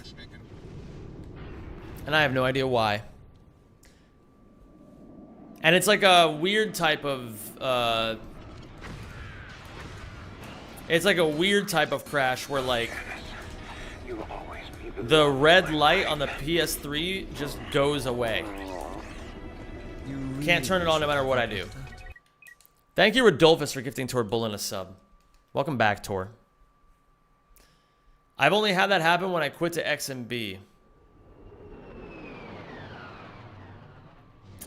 It just happened to me in the middle of a run. Power supply issue?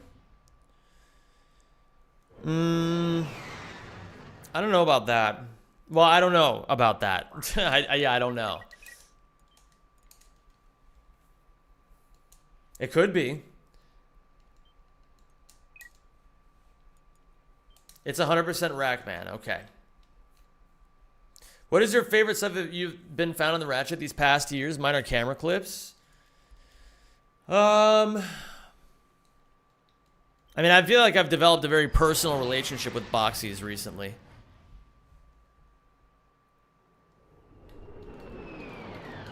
But basically, Tor, I'm wondering regardless of what the issue is, what I can do to make it not happen.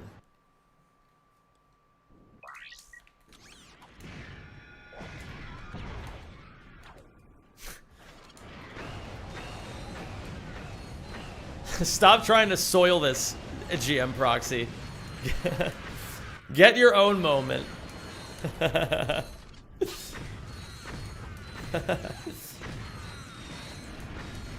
Stop hijacking this one.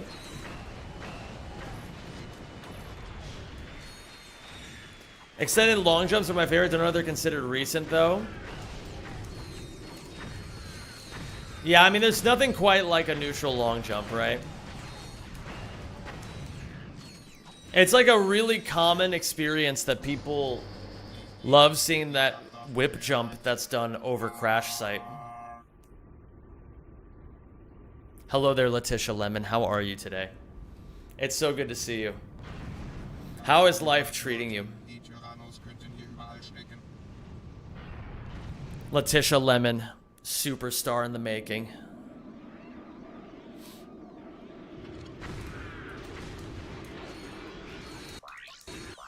Shit, what have I done?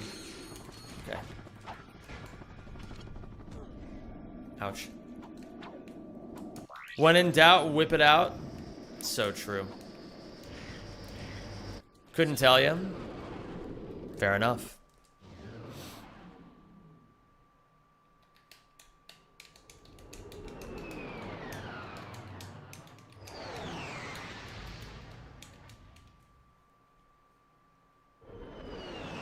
Dude, this song's so good.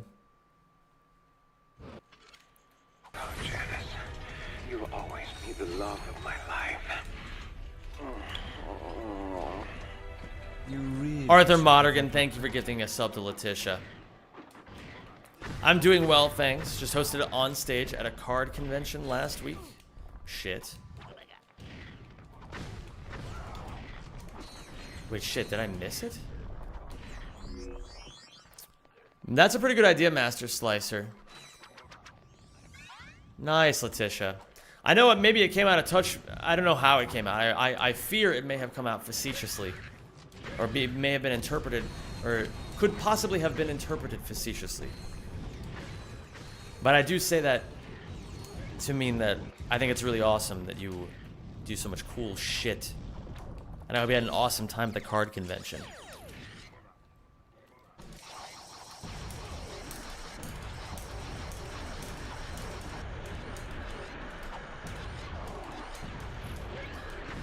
I'm so glad that you don't stream music on YouTube. Hold on, I gotta read this. Oops. I'm so glad you don't play music on YouTube so I can hop off and watch your stream without being assaulted by your taste. Hey man, just say you can't hang. You know, it's okay. Not everybody can. Not everybody can hang, just be lazy.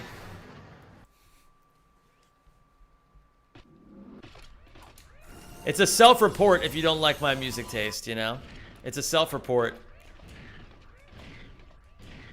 As the person with the objectively correct music taste.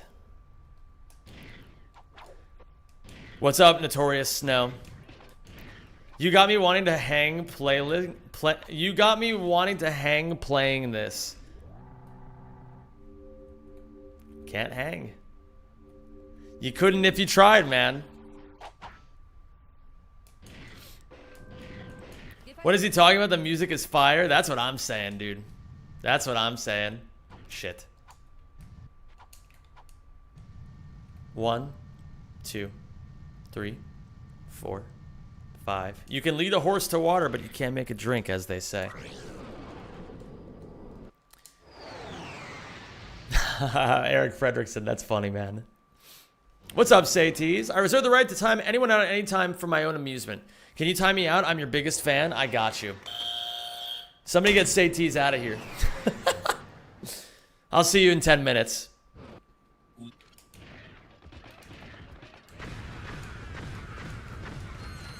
Thank you, Bull Clock. Appreciate you. That was amusing. Thanks for that.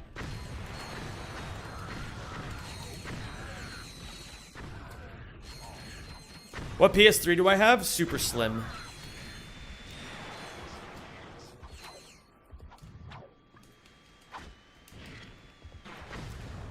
I gotta get some hardware issues taken care of anyway, because I have something else I gotta do. Fun fact from GM Proxy, I scratched my arm and found copper underneath. Bro, you gotta relax, man.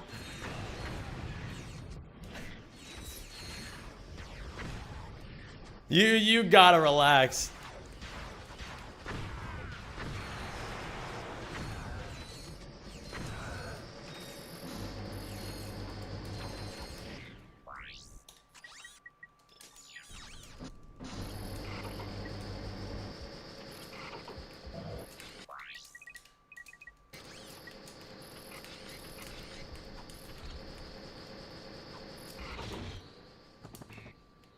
You like the hat? Thanks. It's cold here. Fuck.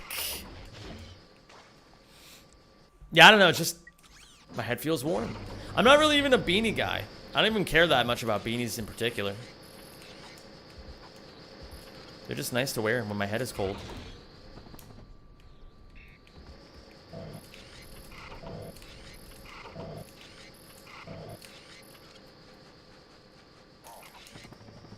Frame 6, we stand up here.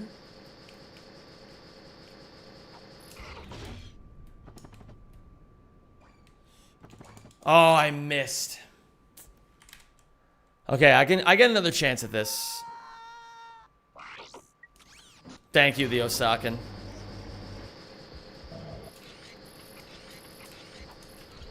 Thank you very much.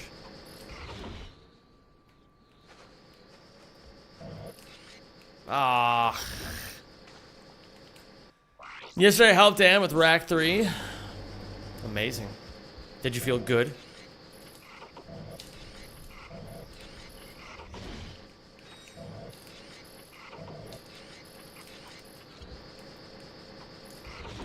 Sorry, I had to mute. Hadaway was waiting for me on my Spotify. What is love? That's a good song. They had a Boxy on CC. Oh my goodness. Luna dancing. Hello there, Luna dancing. Am I gonna keep this run? Yeah, fuck it. Why not? A run out of Arcadia is a run out of Arcadia. Kid 84, what's going on, dude?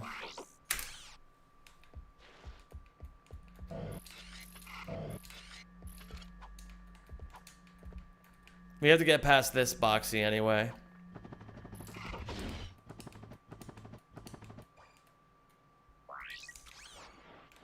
Another day, another frame 6 Boxy. Brother, you don't know how true that is. Yeah, this song is amazing, Pink Memories. Oh, this is Geno Samuel. You guys wouldn't know him by his music work, but you would know him as the guy who did those, like, Chris Chan videos.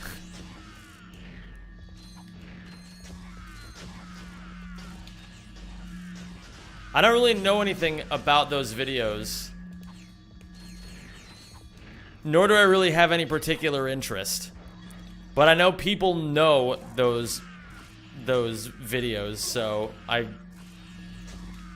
yeah.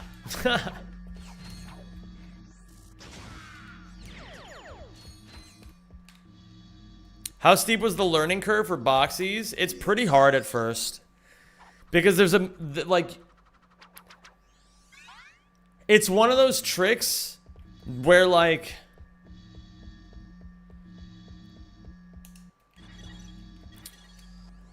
even in the very beginning, you'll hit it, and you'll be like, oh, okay, like, so it's not that bad. But then there comes this, like, oops. There comes this part in the learning process where things just stop working. And you're not sure why, and then that's when you have to really start thinking very hard about the trick and what goes into it, and that's when it gets hard. Because there's like a million different ways it can go wrong. And at first, it's just a binary of like, oh, I got it, or oh, I didn't get it. But eventually, you have to start thinking harder about the, oh, I didn't get it part. And that's the skill gap.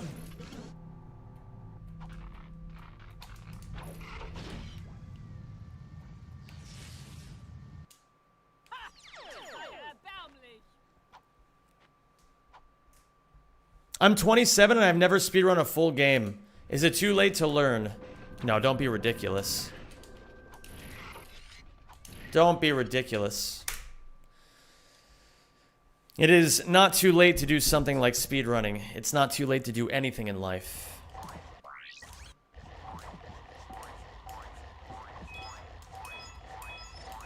Basically, what really matters is, do you see yourself having fun with speedrunning? That's the real question.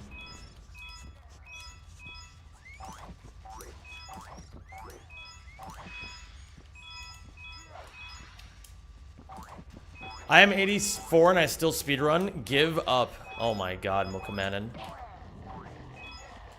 Shit.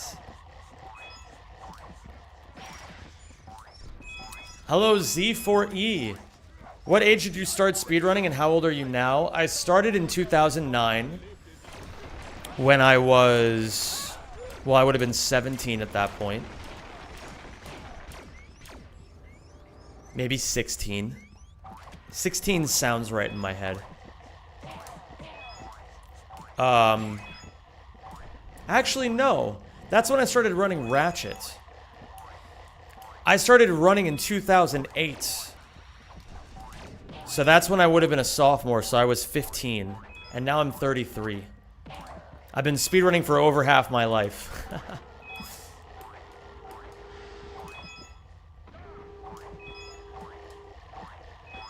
And I still love it.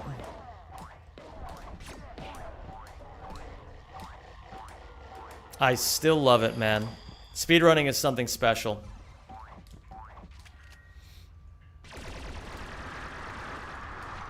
It's interesting, like, you know... Shit. Wow, that's a new mistake. What? Oh, that happens sometimes. Yeah. What's up, Underbull? What's up, JNSN and Lord Sexy? Amazing, Lord Sexy. I hope you enjoy your time off. If you ever have kids, can you promise me that you'll force them to speedrun? Listen, man.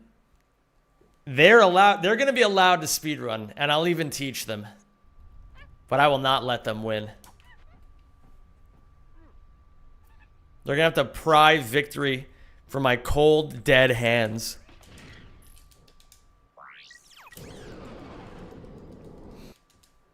And you want to know why? Because I will love them. To prepare them for the cruelties of this world is the greatest gift I could bestow upon them.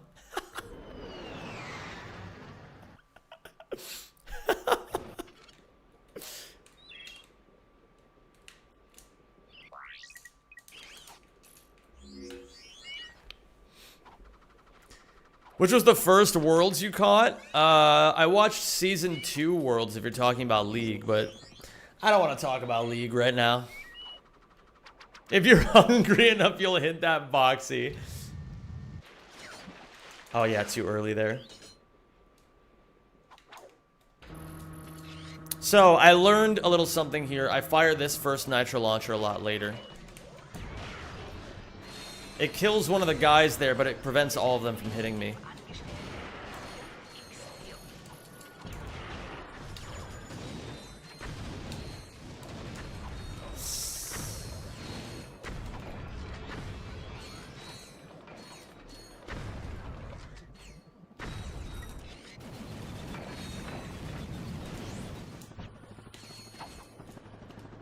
Beautiful. Astroboy Redeem fun fact. Zem is the best rack runner and streamer. I really appreciate that. That's really sweet of you to say.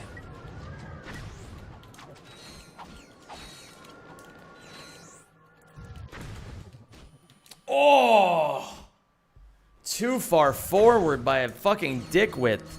But that makes sense. That makes sense. And it even makes sense to me why it makes sense. Like, I can see how I made that mistake. The issue was I was too far out. This'll work every time. Yeah. If I'm gonna be that far forward like I was previously, then I need to make sure... Ooh, shit. I need to make sure that I am canceling the charge a hair sooner. But I didn't think about that, so I mistimed it. 1,200 subs. Zem tries running rack PS4. Hey, man. One sub goal at a time. How did you get into Ratchet speedrunning? Can I be... Okay, so here's the real... You guys want the real juicy story.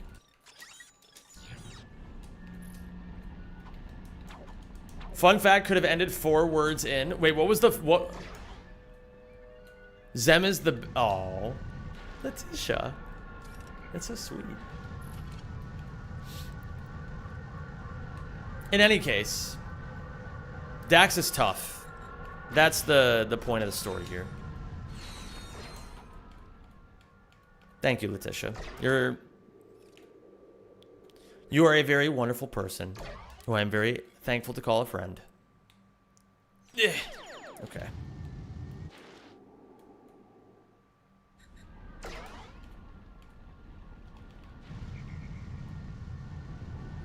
And taking in the view. Okay.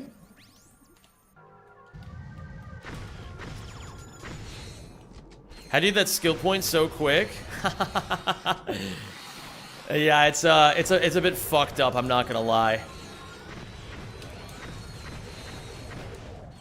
So, the way that I do that skill point, where I hit the asteroid, I'm setting that up from the moment I land on the planet.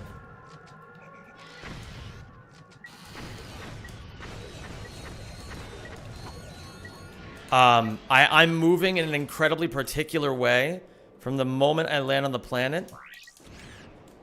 That'll hit. Even though I did it a little bit too early. My jump was so good that my terrible hyperstrike timing wasn't punished.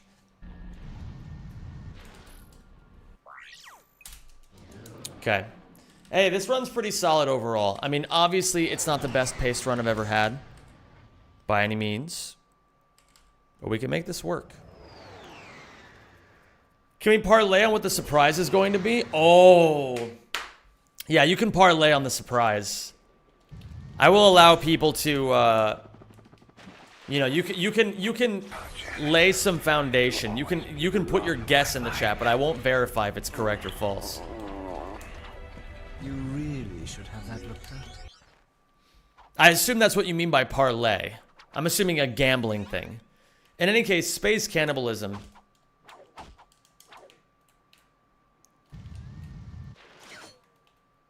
Thank you very much for the gifted sub.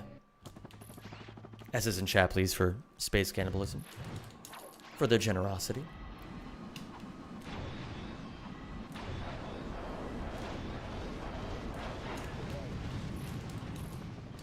Yeah. Okay. If you get world record, are you done with the category? No. Well, it depends how good I feel about the run. I actually really like this category. And it's been a little bit since I've put my stamp on a category, you know what I mean? Fuck. We'll see.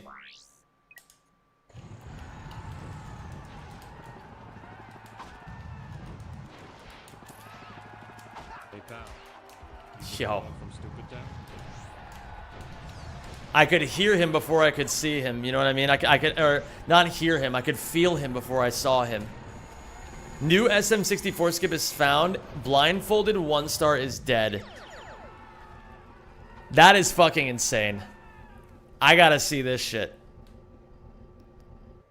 Bubsia. If you guys aren't following Bubsia, that is a mistake. Bubsia is the fucking goat of blindfolded speedruns. This dude is insane with it. Some of you will remember, I think at this point a few years ago, when I had Bubsia on the stream to help me learn the first few levels of the game blindfolded, of this game blindfolded.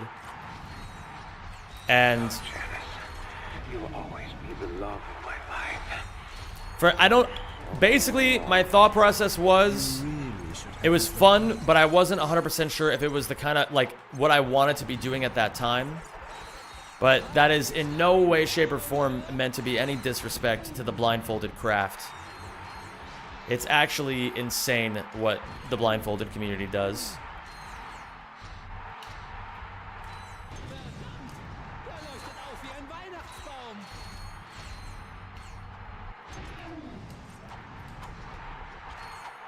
More so just meant to be like, Bubsy is the kind of guy who even goes outside of his comfort zone to take a look at things like Ratchet and Clank.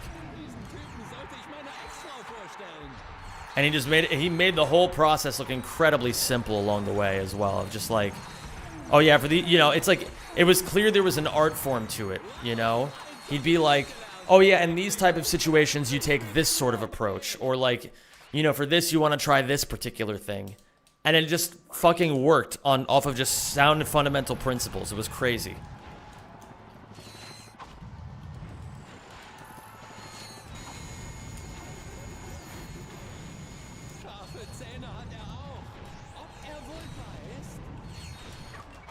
Plus, I feel like they're always fan favorite runs at live events, you know what I mean? But as you can see, gamers, I'm not much of a blindfolded gamer, but hopefully my eyesight will still will not be a problem in your enjoyment of this game, because this game is pretty fucking amazing. This is Ratchet and Clank 3, my favorite speed game, and we are on one of the hardest levels in the entire run. I gotta kind of lock in here for a second.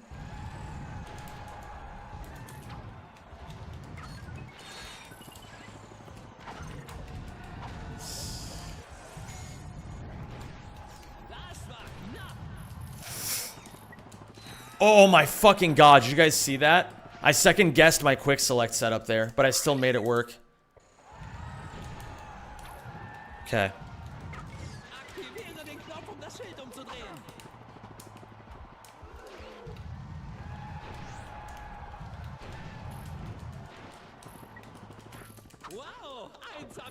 When are we getting a Narcissist Zem arc? No!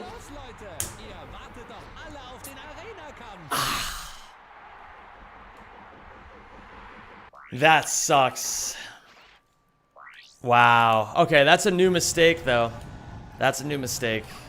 Very unfortunate new mistake, but that's okay.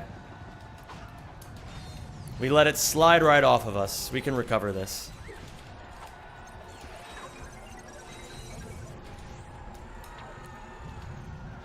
Here's how we do it.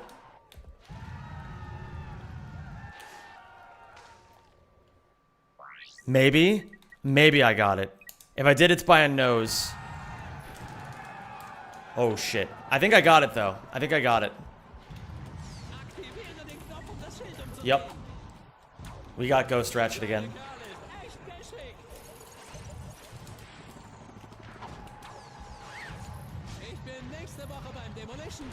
Very nice. Okay, we've recovered. We've recovered.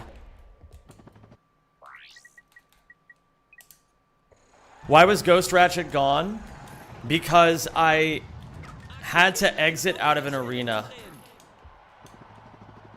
It's not a stupid question at all. It's not immediately obvious. There's no such thing as a stupid question.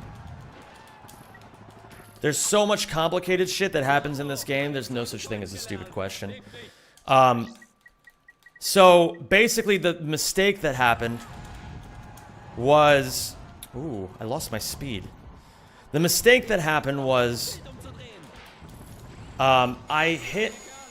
So this is a minor optimization. I don't know if you guys have noticed this, but I hit the...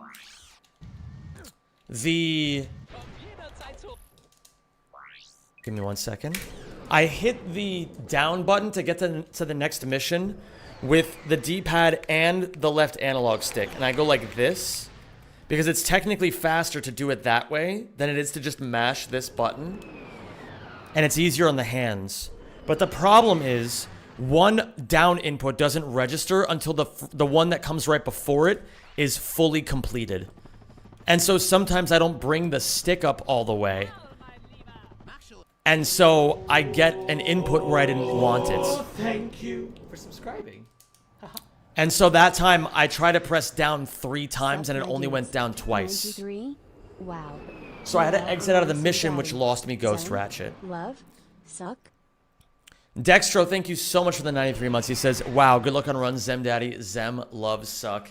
Bro, I can't believe that you're keeping that meme alive after all these years. It really warms my heart, dude. Silence, I could actually be convinced to do something like that. That's a good idea.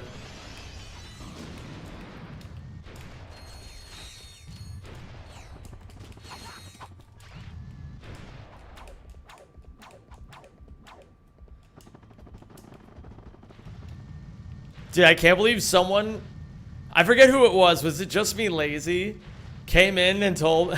That was actually fucking insane that Just Me Lazy said that he's glad that the YouTube music doesn't have, or the YouTube stream doesn't have music on it, so he can't be subjected to my like fucking garbage taste or whatever he said.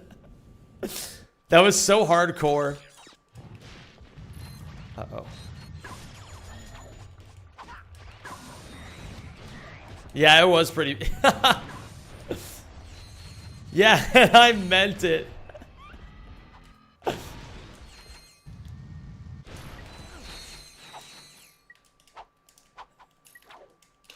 Damn, dude. Oh my. Okay. New mistake. What's up, James? No, man. Oh, that's insane. And I got whip ammo. Oh, this is so rough. Okay. It's fine. Lock in. You should be tier flipping here.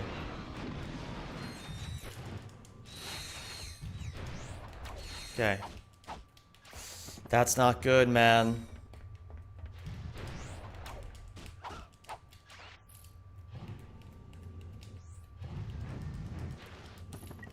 Nobody take a look at Just Me Lazy's playlist. It's gonna like, if my taste is bad, oh baby, I can't wait to sink my teeth into yours. He's gonna be like, yeah, your taste is garbage, and his taste is like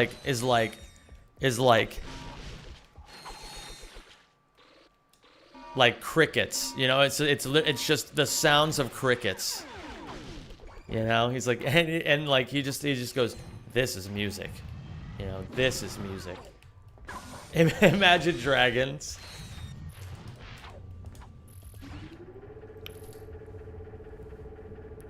Like night type panoramas of sound.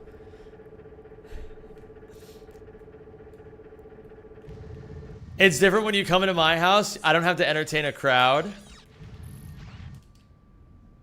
Anyways, I can send my life. No, I'm just giving you shit, dude. I like, you can if you want to. I'll leave it open to you, but I'm not trying to like pressure you into anything.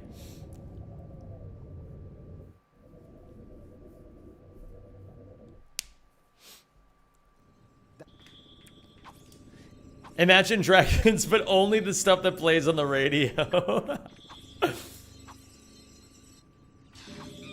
Oops. Yeah, like, listen.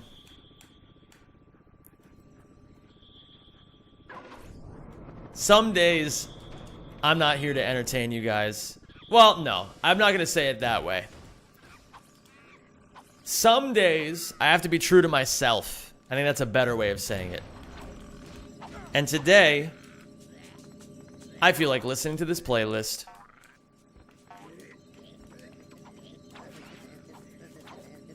And I'm so okay with it.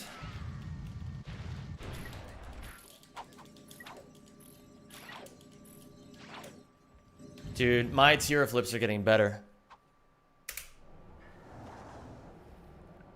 The only thing on Just Be Lazy's playlist is my Christmas album, and then I'm like the most confused I've ever been in my entire life.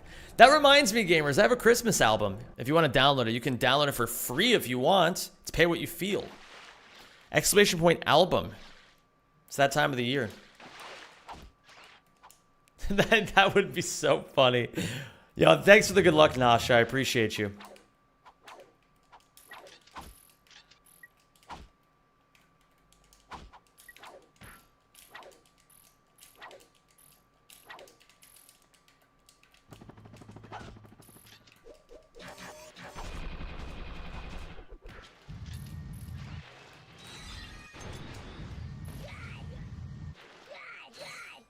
What up, Leaf Drinker? I think I've been here for a while. It's good to have you. Hope you're doing well. A pleasure to have you back.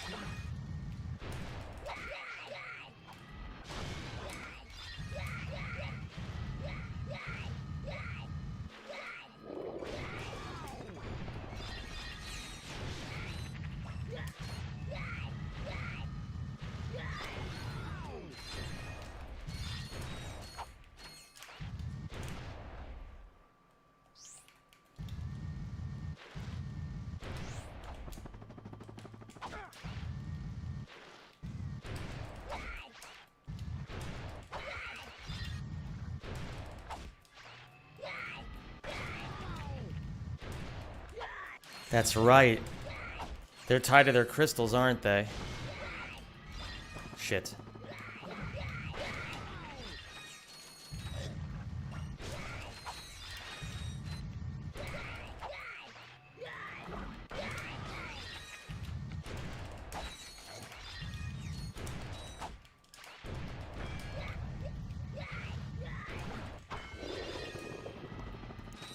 Ooh.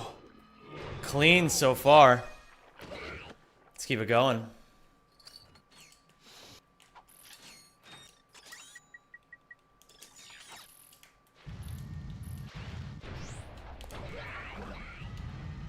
Which is my favorite crystal? I'll point it out.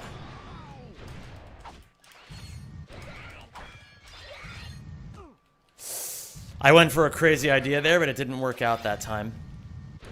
I think you guys saw it.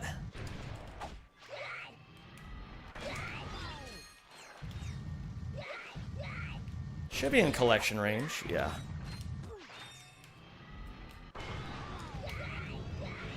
Okay, there's 7. That's what you want at the end of this one.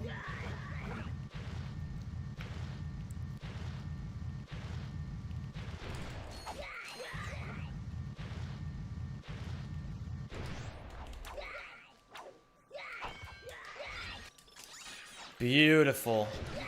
Ah, okay, well, that's fine. That's the right idea.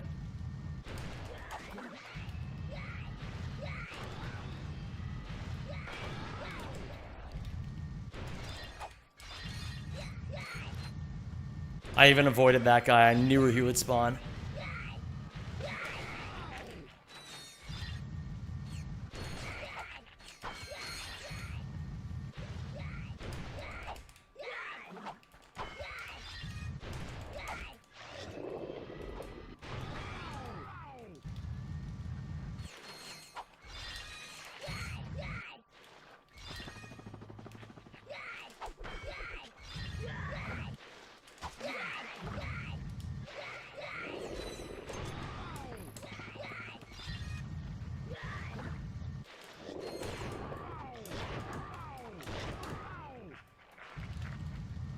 Don't do it.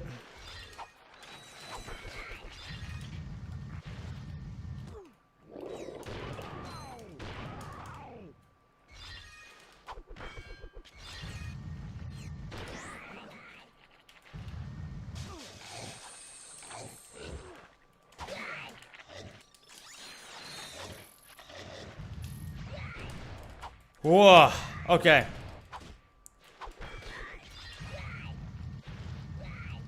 Is there a specific reason why you're playing in German? I've lived in Germany for 2 years, so this was a fun surprise to come into. Oh yeah, Nightwing Misthawk. Hold on, I got you, buddy. Don't worry. Give me 1 second. And you said you lived in Germany, right? So yeah, you'll like this one.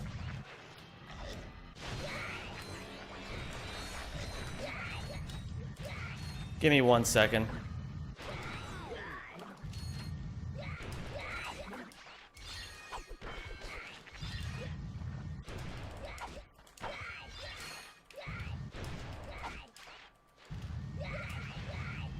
Hold. Yeah, I'm just like super locked in at the moment.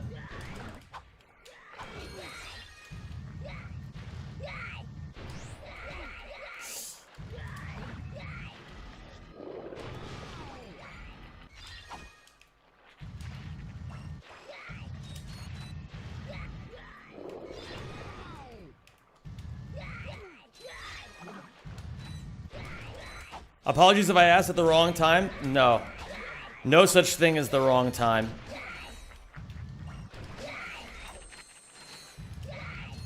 That nanotech was actually kind of unfortunate.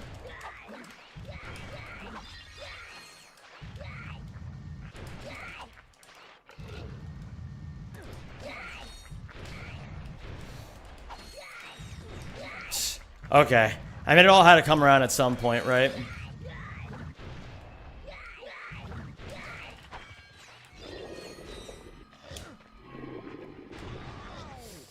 Oh, shit. Okay, I got you. Also, du willst wissen, warum ich auf Deutsch spiele. Hier, schau dir das an. Das ist Holostar Studios. Nachdem Terror of Talos besiegt wurde, bist du gezwungen hier zu warten, bis der Direktor seine Klappe hält. Auf Deutsch redet er 3,7 Sekunden schneller als auf Englisch. Da hast du's. Das ist der Grund.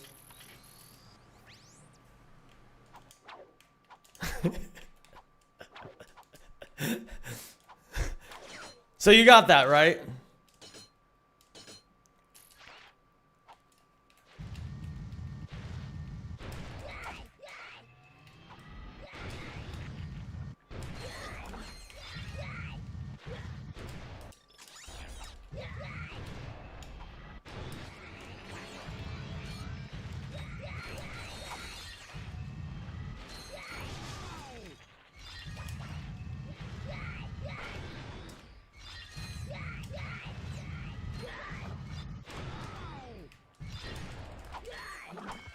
I don't know if you guys were typing during that, but my computer fell for crash, or my chat fell for crash mode, so I can't see anything you guys are saying.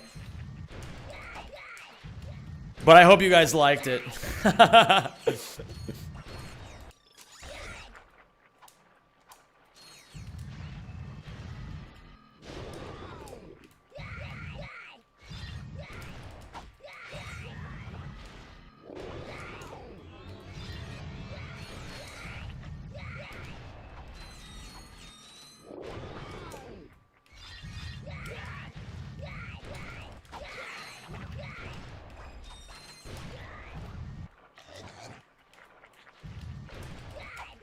Oh, okay, finally my chat's unexploded.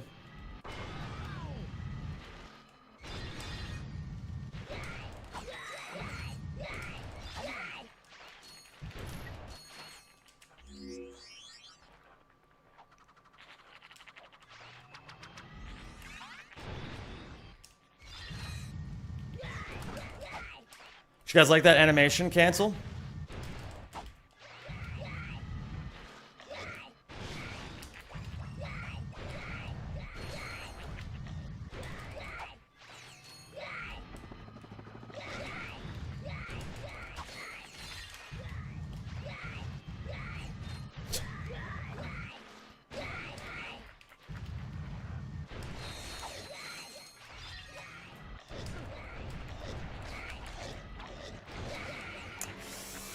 Little slow there. Oh yeah, sorry, I forgot to point out my favorite crystal. I was too lost in that question.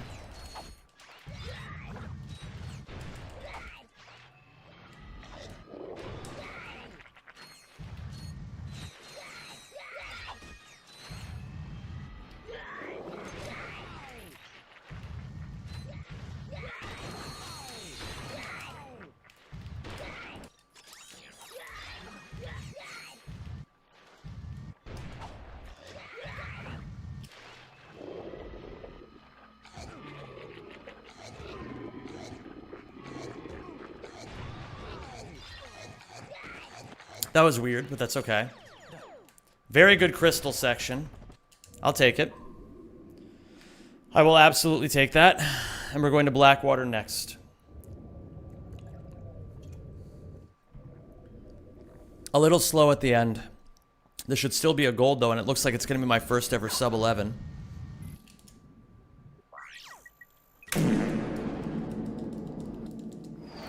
That is my first ever sub 11-minute sewer section. Very nice. Don't you hate when you're cooking and you keep falling for sturma? Sturma sounds like the word girdle. I built a mini macro keyboard. Do you want one with 4 buttons which you can tape to the back of your controller so you can trigger stuff on your PC or something like the explanation video? That sounds really cool actually. Zem, I'm so happy you don't make slop. What can I say, man? So, did you guys like the German thing? My chat exploded as you all were saying things about it. I hope you guys liked that. Shoutouts to Rodolphus for helping me translate that into German. And for helping me with my pronunciation.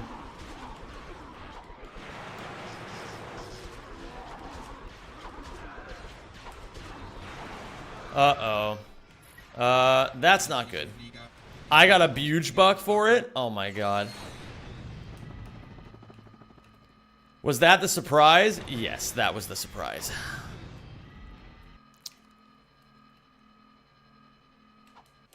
That was indeed the surprise.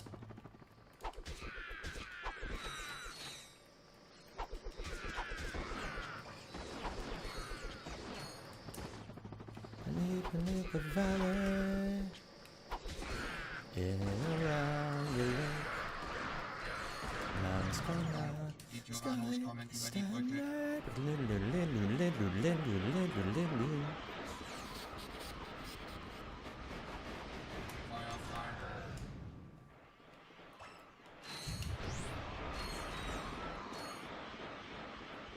Wanneer Nederlands versie?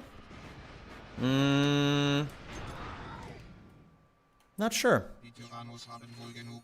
Glückwunsch, Sarge. Sie sind ihrem Ruf mehr als gerecht geworden. Los jetzt, Sarge. Wir sollen die feindlichen Truppen ausschalten. Zem, how did you mistime? Your phone wasn't here when you first said what happened.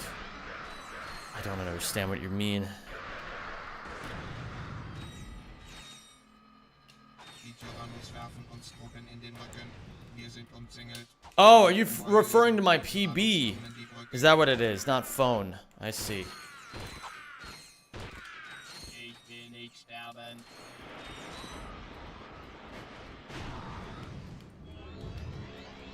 I was doing the wrong timing method. Sarge, ein Freiwilliger muss den Tyrannos in den Rücken fallen. Unser Befehl lautet, den Feind keinen Stützpunkt anzugreifen. Oh my god, this song is so good. Dafür immer zu beseitigen. Hier, alles klar. Aufgepasst. Feindliche Untertassen. I was worried about that. Okay, well now I have a better idea. Sarge, wir werden von feindlichen Go Untertassen beschossen. Wir back. brauchen Verstärkung. Mann, das war ich. Oh shit. Da kommt was. Da sind sie. Jetzt. Oh, this is so bad. That's fine. I mean, it's really not that big of a deal. There we go.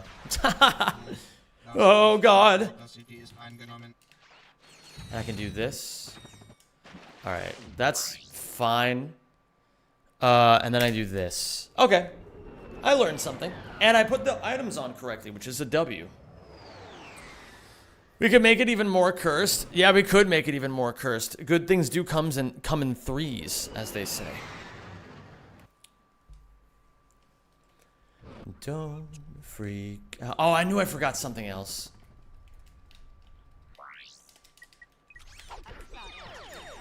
Primäres Diagnoseprogramm für den Rechnerkern laufen. 2, 3, 4, 5.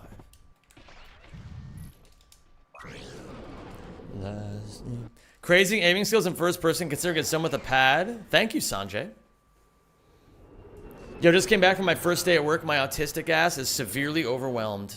You'll get used to it, Eden. Don't worry. It doesn't stay that way.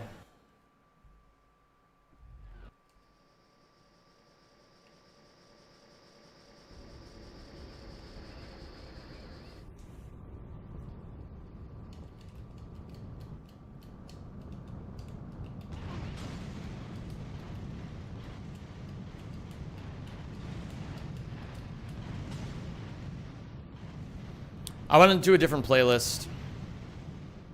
I want this one.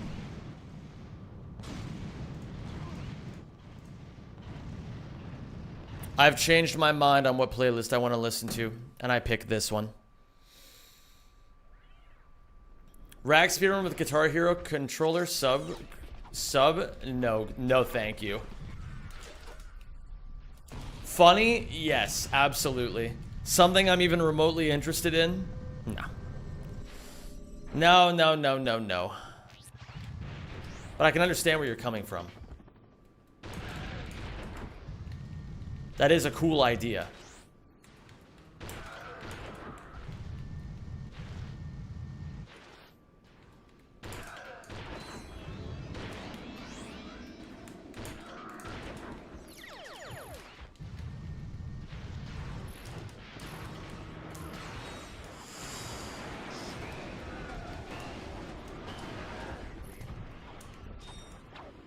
I learned you don't have to actually do an insta-whip here. Hello there, another pink guy clone. That's a cool... Now, I will say, that is like... I am a deep enjoyer of Guitar Hero as well. But, yeah, I've got enough on my plate currently. It's one of those things where I like sub goals for at least a little bit to involve a little less overhead.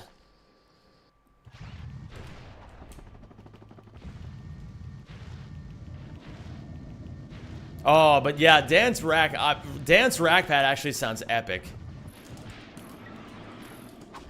Same problem as the other one, but still also epic sounding.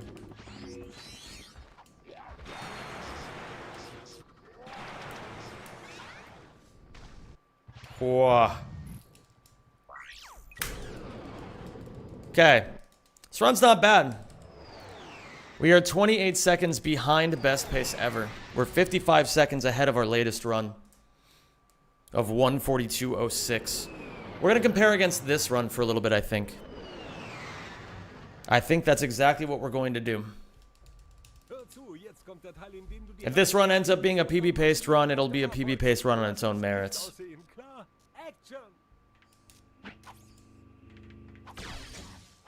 Clank ist ihm auf den Fersen. Maximilian versucht ihn im Berufsverkehr abzuschütteln. Super, ich liebe Verfolgungsjagden. Schön, das sieht super aus, Kleiner. Jetzt weichst du den Lasern aus und triffst dich auf dem Casino-Parkplatz mit dem Affen.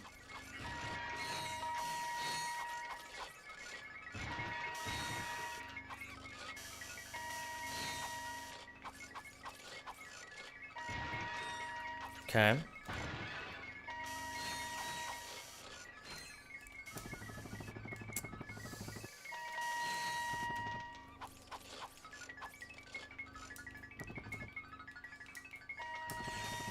Okay. Wow, that actually still hit me, even though it was so far away. So far away.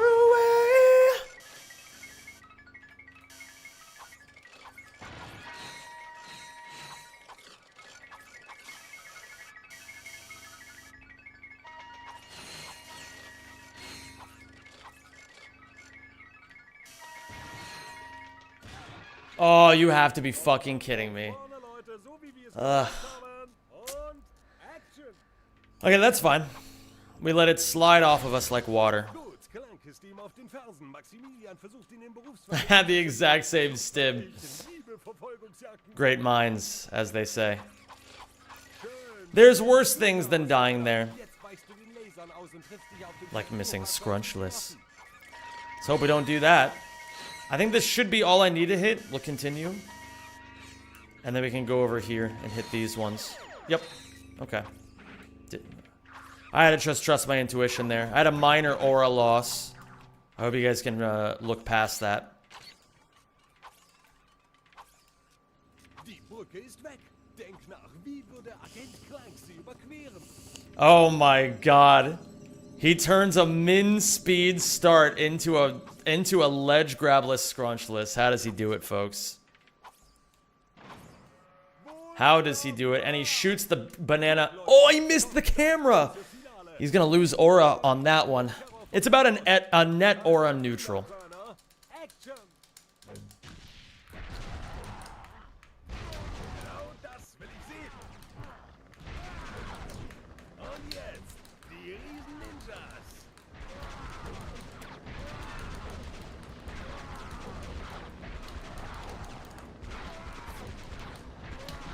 Oh my god, guys, it's the section from that video. Do you like death metal? I just cried for the first time during a death metal song. That sounds epic. Rovi Gnome saying. What could you be afraid of? I'm gonna be a little safe here. I'm not normally this indulgent in my own safety.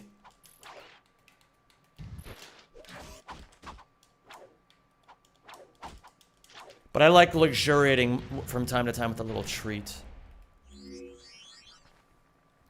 Sex, Ian.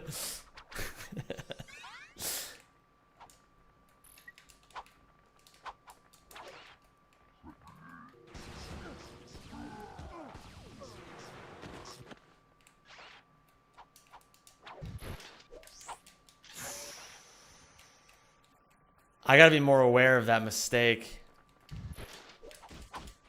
That's a cool mistake, though. I like that. No. What have I done? Okay, it's fine. I tried to do it whipless. I gotta figure something out there. I think I gotta make sure on Tier Gnosis that I'm replacing the sniper rifle with the whip or something. There's an answer there for sure, though.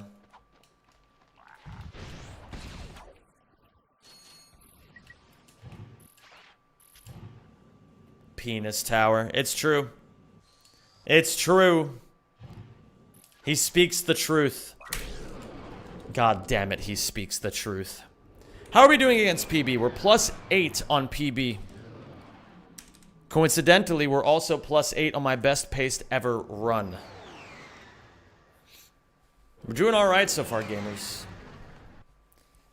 We are doing A-okay. Let's see if we can do some magic here. They call me the magician for a reason. Because I make magic happen. Damn it.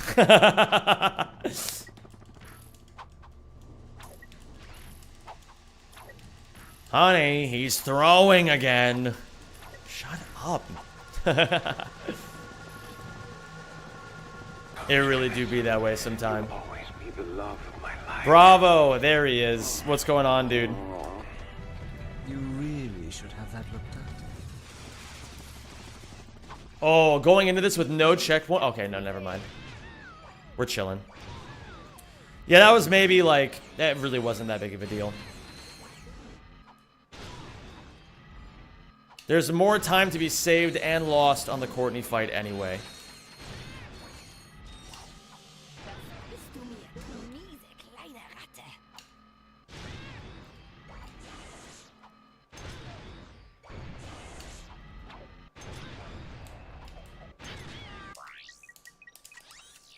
I enter the costume menu there because it cancels the death animation.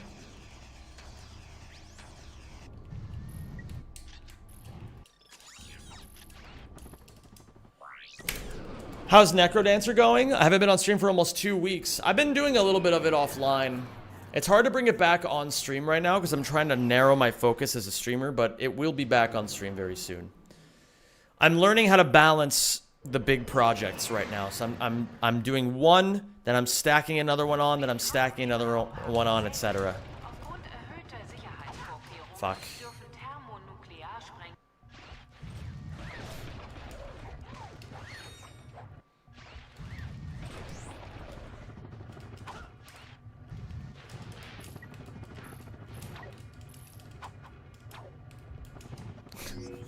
Shut up, Bravo.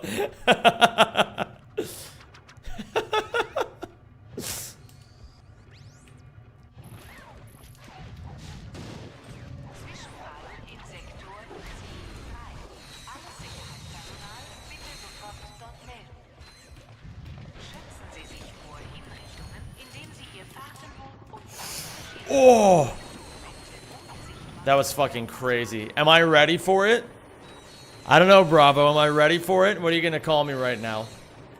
What's the worst, most wretched, insulting thing you can think of?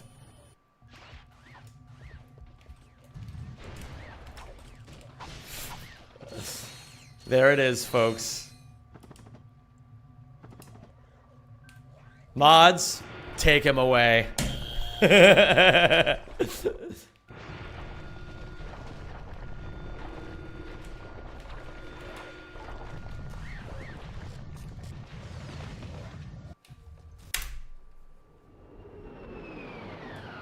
Did he not gift subs to earn that? Bro, it's been 5 subs, not 1 sub. 5 subs for him to do that. You don't just get to fucking tread all over me here, man. Free Bravo. How about this? We can post bail. If anybody wants to get his other 4 subs taken care of. Ah, shit. Then we'll post bail and we'll let him out early.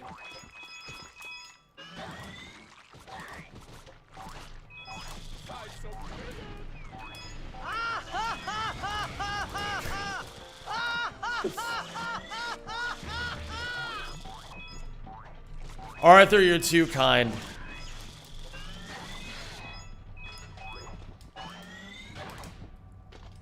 Shit.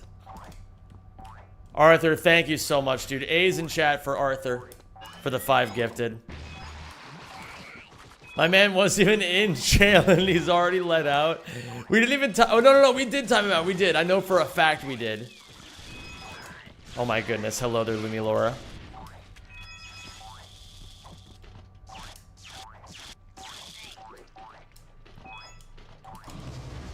How are you, Lumi Laura?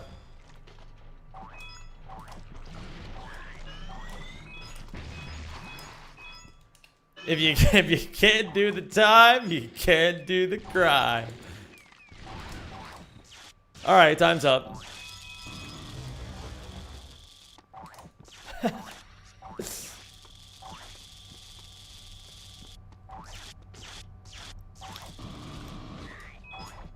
It's getting easier day by day, even if I am still a little hollow. Yeah, it happens. Some days are like that. Some days you wake up and your life seems like a fucking mess. But it always gets better. Wah. Not my best performance, but it's okay. You think Quark wears the same super suit every day all the time, or does he have like 10 identical super suits to change through every day? Now this is a good question. I think it's his only suit. I'm an only suit believer. Baby, this is what I get for leaving you out in the cold. Drag my body through the woods and let me go. Paint a picture of my life into the snow. Pull the trigger like I never even know.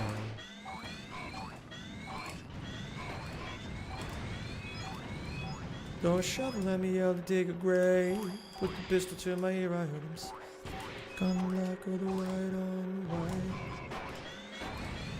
It don't matter what you wear when you die. Hey, where's my super suit? So true. What's up, Toxin? How you doing today, dude?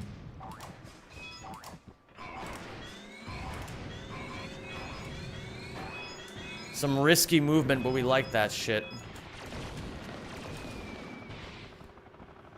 But in the end, you know I'm always right.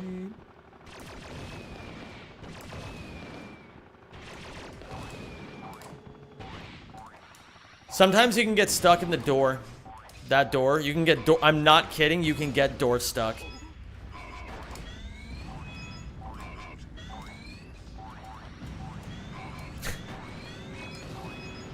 Bravo is out of jail, right? I haven't seen him since I threw him in jail. Door stuck, please. I beg you.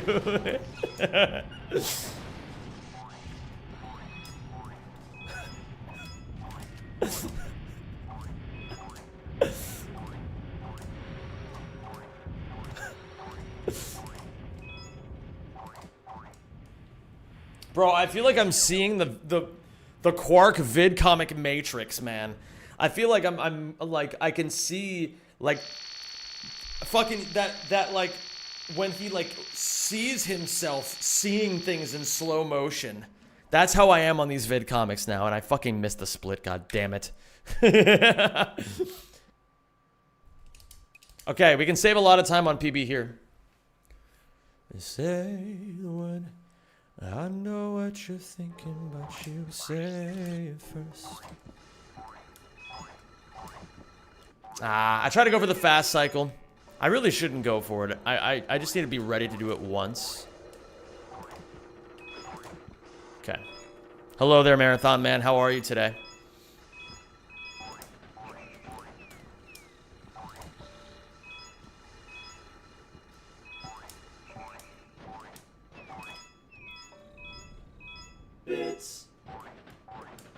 I think the 1,200 sub goal might have to be Zam92 wearing Quark's Supernova Taxi cutscene outfit. What, as the fucking Nurse Shannon?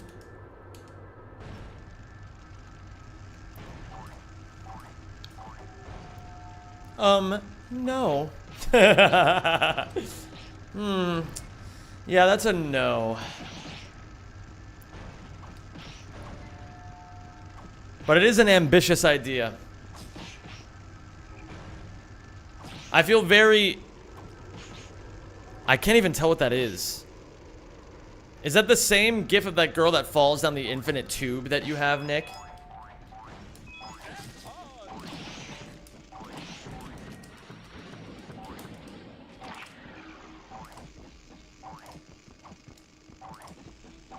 Just made brekkie? Oh my goodness.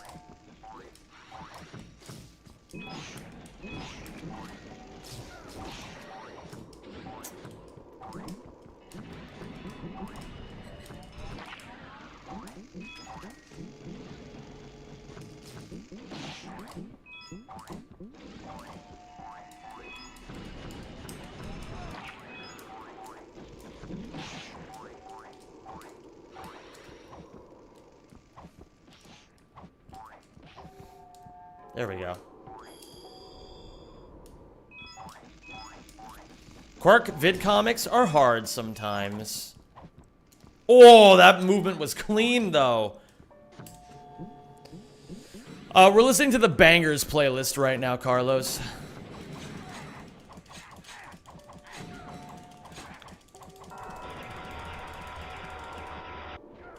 Oh, no self-hit?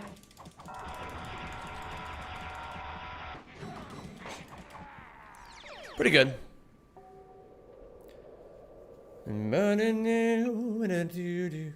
Love your music taste. Hey, thanks, man. Thanks, dude. On the one end of the spectrum, we have Just Me Lazy, and on the other hand, on the other end of the spectrum, we have Mr. Carlos Noob.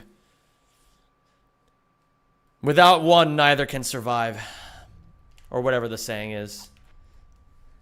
High shadow, high shadow, high shadow, high shadow. This. I gotta be more ready for this. That's a leak in my game. But we are on best pace ever, gamers. By 11 seconds. We are officially what they would call PB pace.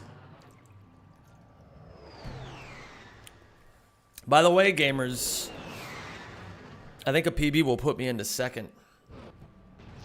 Just putting it out there.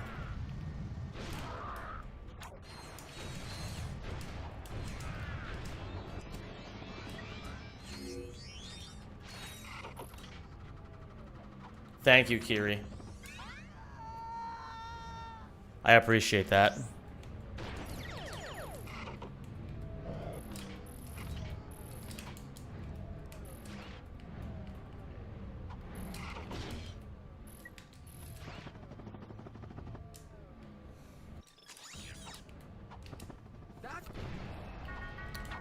Dude, this is a really fucking good Metropolis so far.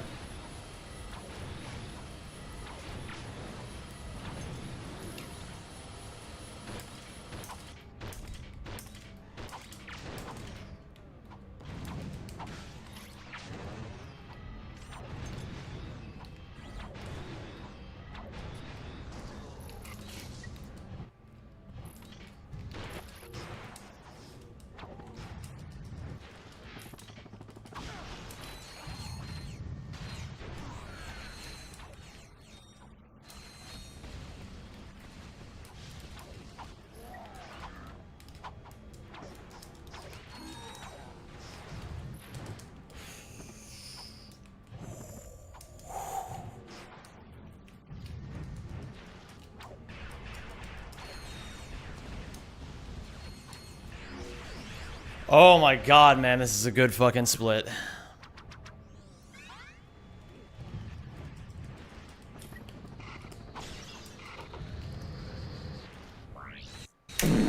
That was fucking amazing. Nick, if you like this song, you should just go down the Midnight's discography, dude. They're one of the best fucking bands I've ever heard. They're so good.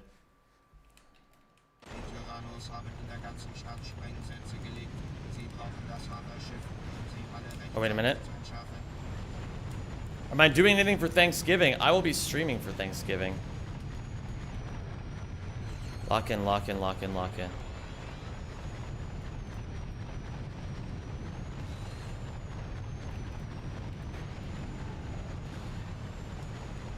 Justice for Bravo. He's not timed out anymore. He's not timed out. He shouldn't be.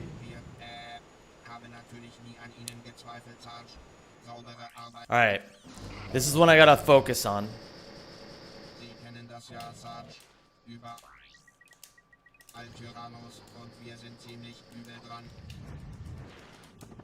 What song is this? It's called Light Years by The Midnight.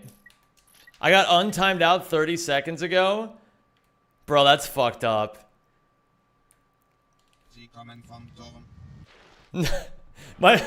I guess we just had nobody around. Oh no.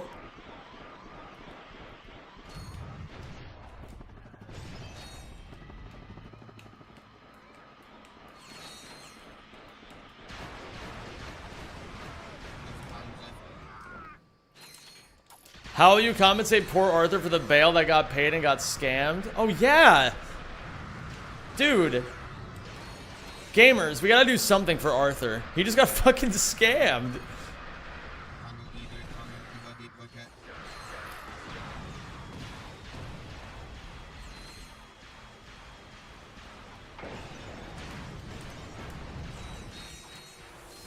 Oh shit.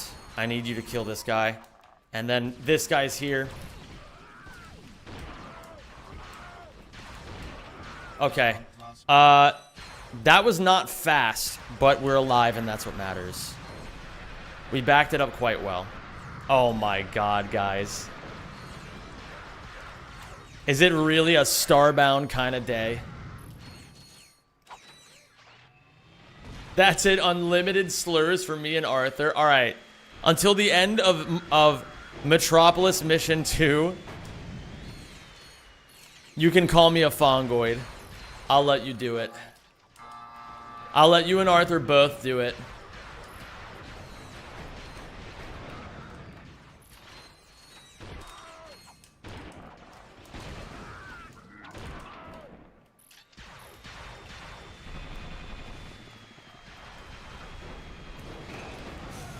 Holy shit, I got so lucky. Das wird ja langsam zur Gewohnheit. Revanchieren wir uns. Die Tyrannos haben Bravo, frame one just rips as many as he can. das Schiff, sie rauszuholen. You're such a gamer. That's such a compliment. Thank you.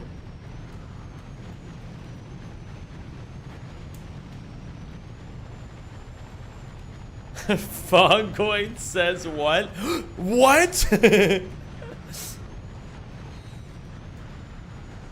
Oh, I missed entirely.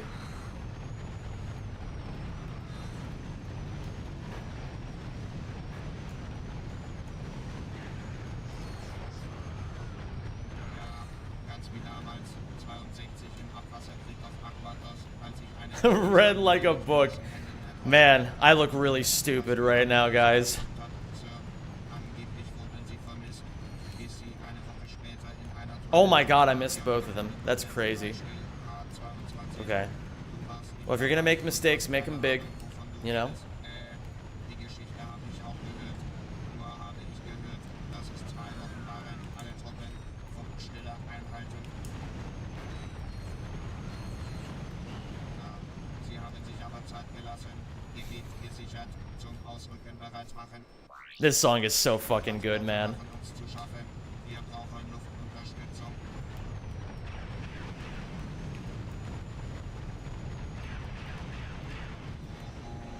Zeigen Sie es ihnen, Sarge. Anytime this song comes on, I always think about Scott Abozo. He's the one who showed me this song.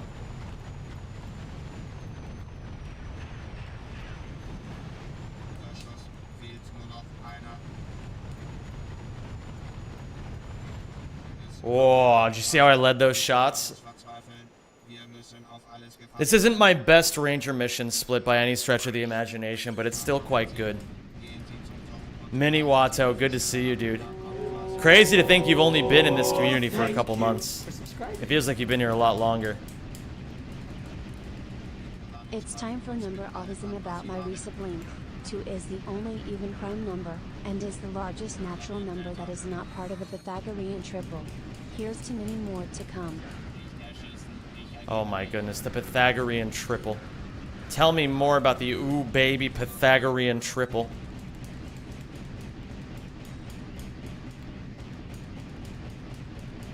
No, if you guys need to see the name of the song, just check below my webcam. It'll be there.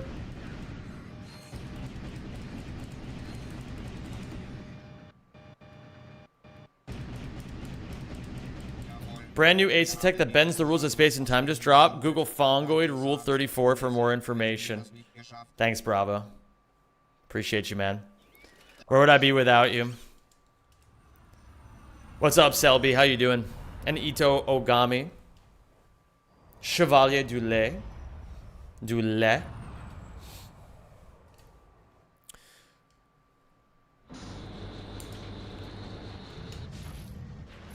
Up 1 to Florana.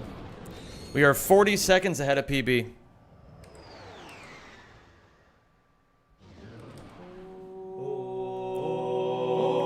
Thank you for subscribing. Hello there, Martinial. Hello. No time to watch streams lately, but I still pay my Zim tax high. Love it, man.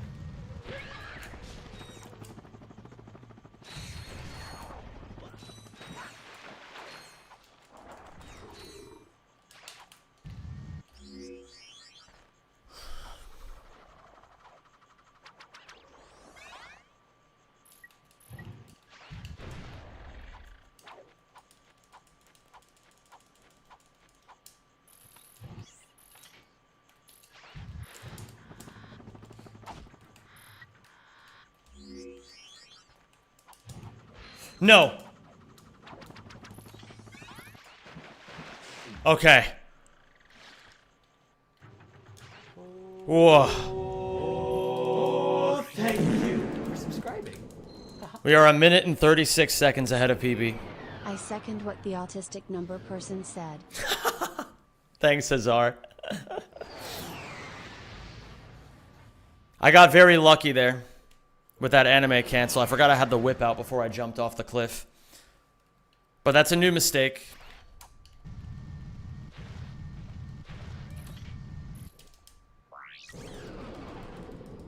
Comparing to real PB or fake PB? Real PB. We're on a heater right now.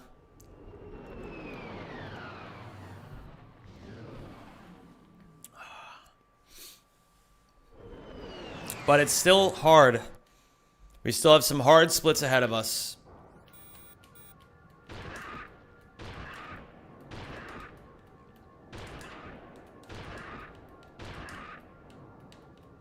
Bits.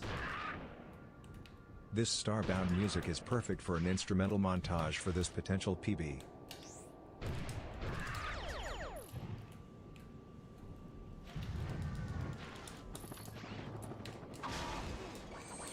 What's up, Pickle Hater? Thank you for the 100 bits, dude.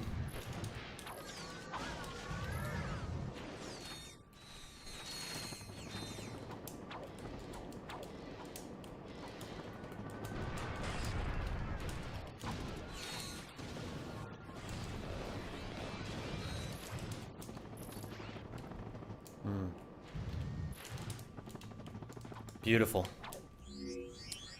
Oh, hey, we have a scam train going. That's epic. Insane stuff, gamers. Thank you for that. For the thank you. Yeah, and you guys know what's gonna happen if we hit level 2, right? Do I even need to say it? They don't call it a scam train for a reason, baby. Get to level 2 and Zen will drink water. True. Absolutely true. Yo, bravo. Cheers, bravo. Bees in chat for bravo, please.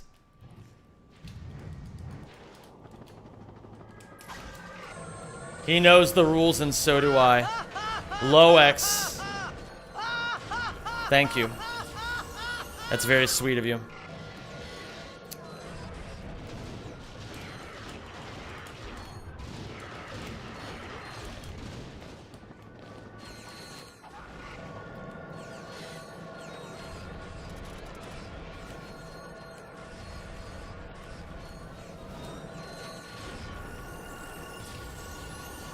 Thank you, gamers. Make sure you get those, you know, the letters.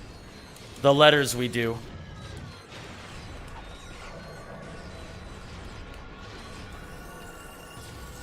I'm so locked in on what I'm doing right now, I can't even think about what I have to say right now. So you guys are gonna need to take care of yourselves.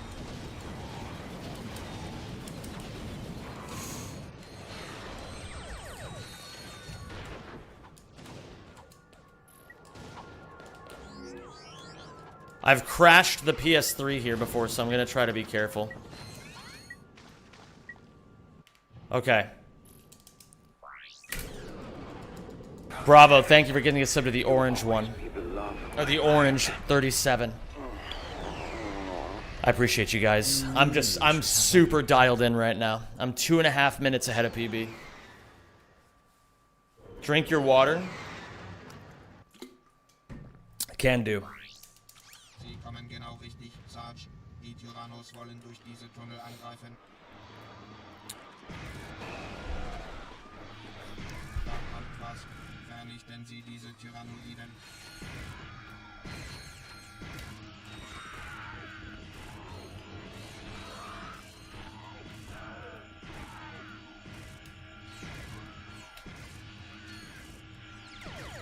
That is so silly. I've never seen the little one get stuck there before. Die Schutztruppen da, Ihren Hintern zu retten. Was, Sarge? That's okay. We still got Ghost Ratchet. Everything is still A-okay. Alright, I'm gonna experiment in this run. King Dedede stays very low to the ground when he shoots these guys. And I've been trying to mess around with it a little bit more. And I want to see if there's some magic to it.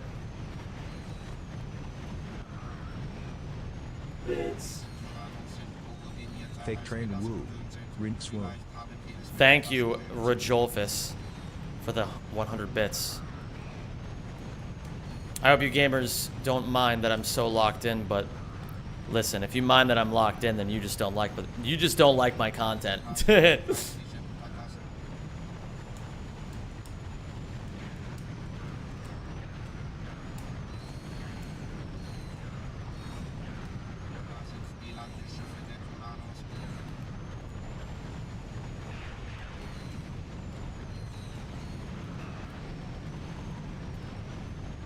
Okay, we're gonna stay somewhat low here.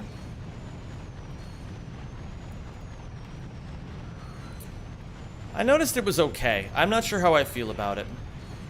Ooh. What up, Valtic? How you doing, dude?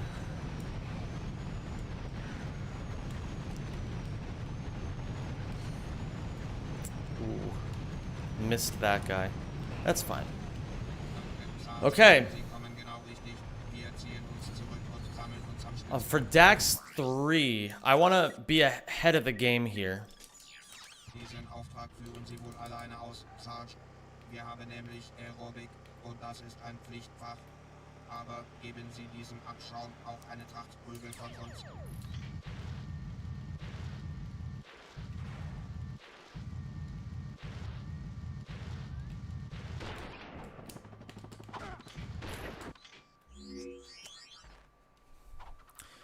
What do I need here? I need the shock cannon and the duck gun.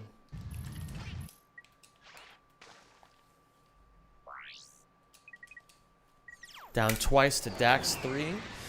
Okay, we're doing okay here. We're doing okay. We got 15 minutes left of the run.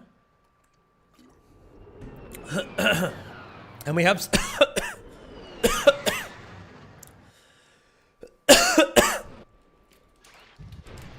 we have some wiggle room.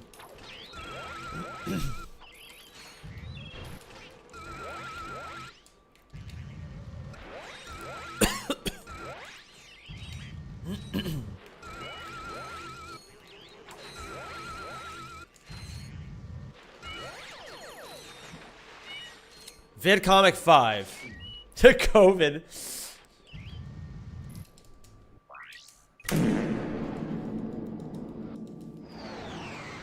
Good. Water went down the wrong pipe.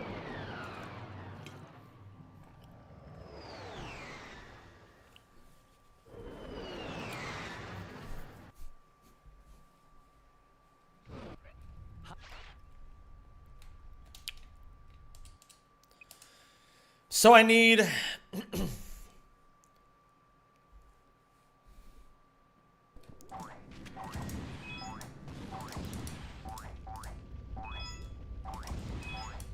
Don't think, just play.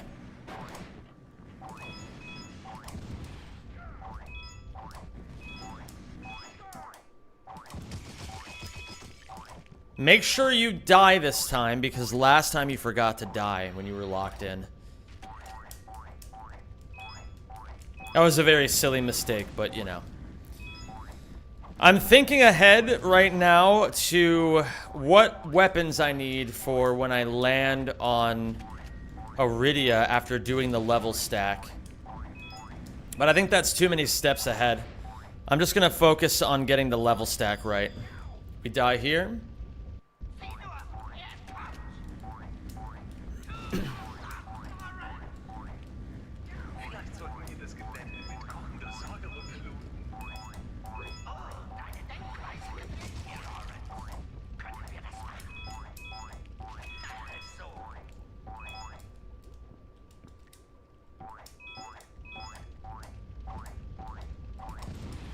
Yeah, that is pretty funny, Skywraith. So, obviously this run isn't gonna get world record.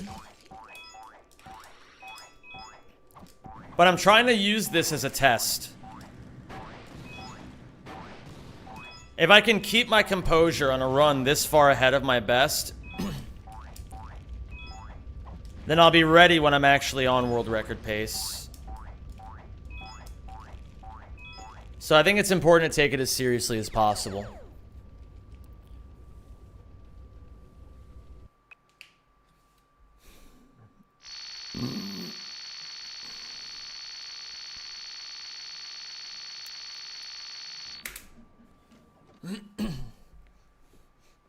Okay.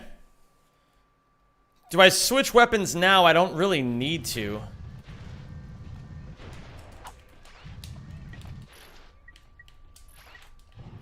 Yeah, that was a decent idea, but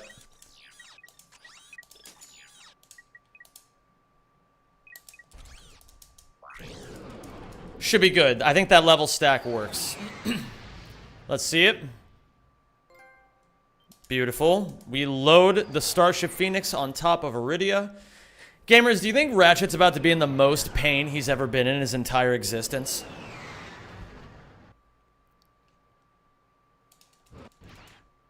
Oops.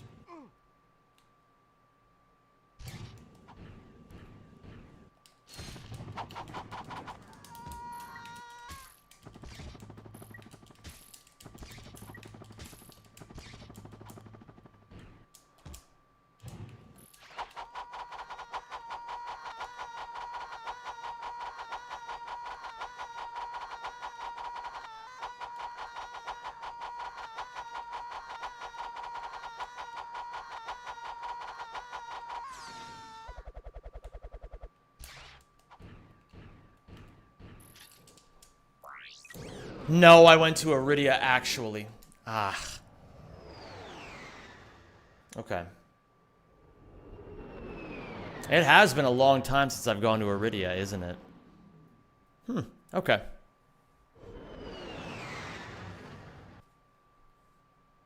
Let me get out of here. Let's get out. I have the wrong weapon out currently.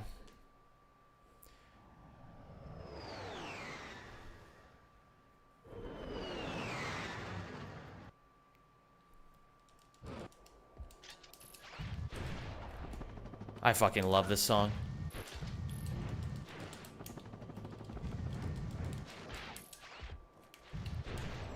Okay, I don't want to lose the textures here, so I'm going to keep the camera pretty wide.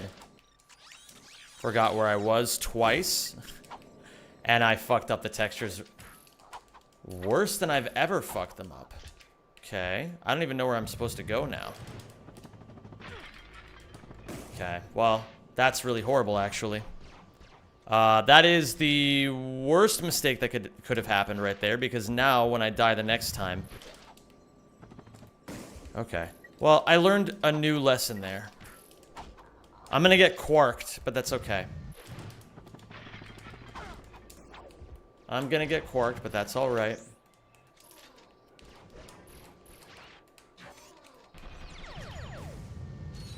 Let me think. Maybe I should just reload immediately. Like, shouldn't I just reload immediately after grabbing this? I think that makes sense.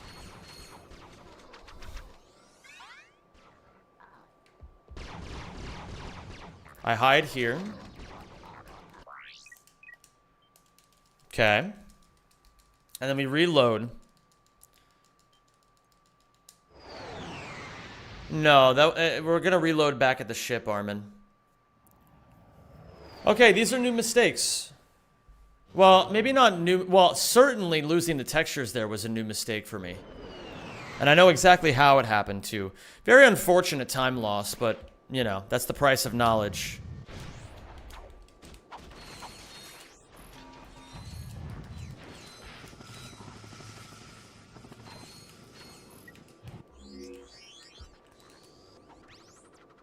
Guys, we're about to leave Ratchet behind.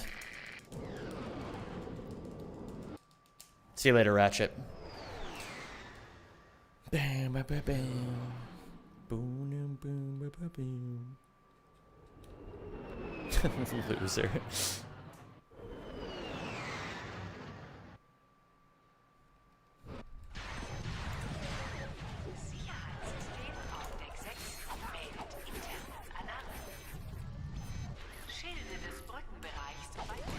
Beautiful. First try.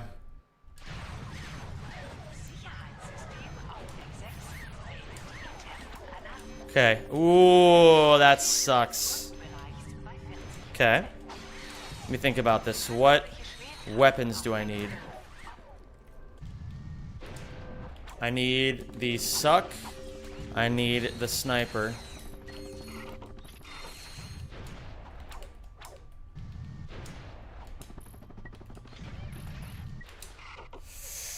Shit. Shit. Okay, that's fine. Koros. Oops. I'm trying new stuff and it's not working out, but the ideas are there. I just gotta practice them on outside of runs. I like to keep things alive by trying new strats, even in the middle of really good runs.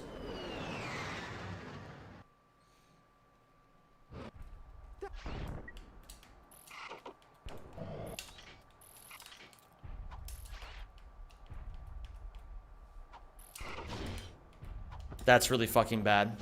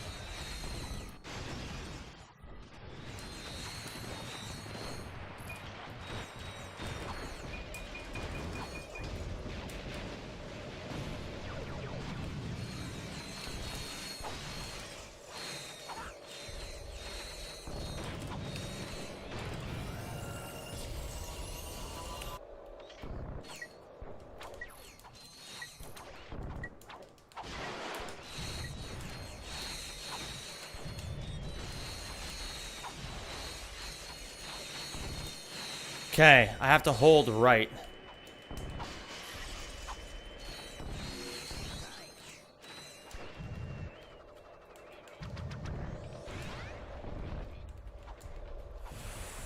It's the right idea, but not the best execution.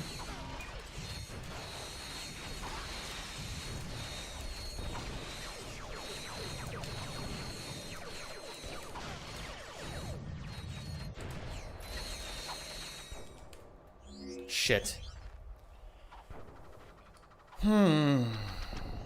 Okay. I can feel nerves settling in.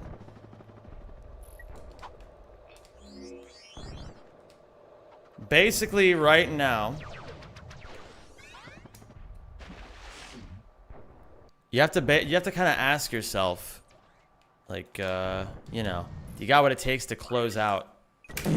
Oops. Do you have what it takes to close it out when you feel yourself losing a lot of time, and the run's getting harder and harder.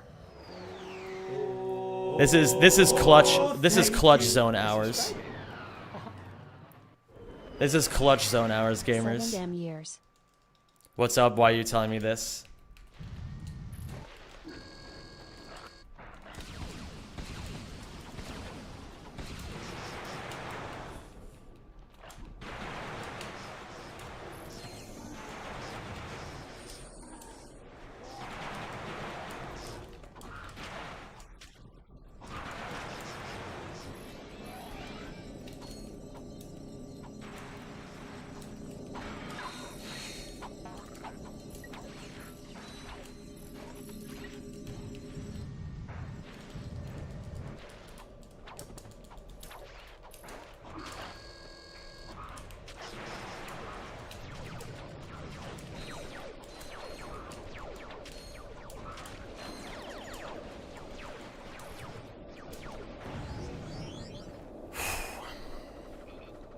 Play it out, man. Do the trick. You know you can do it.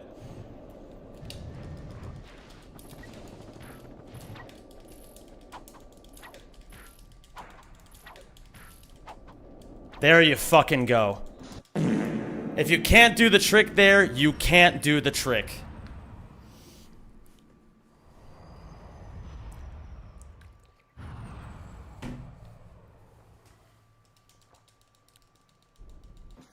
Let's close it out.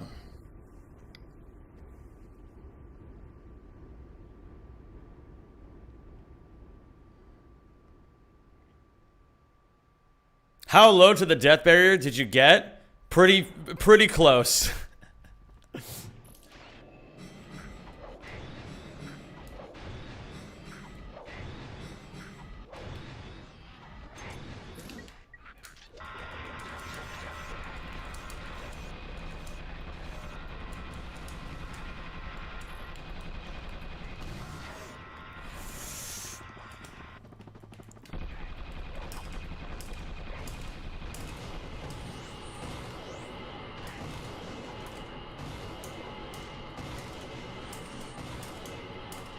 Okay, that's not good.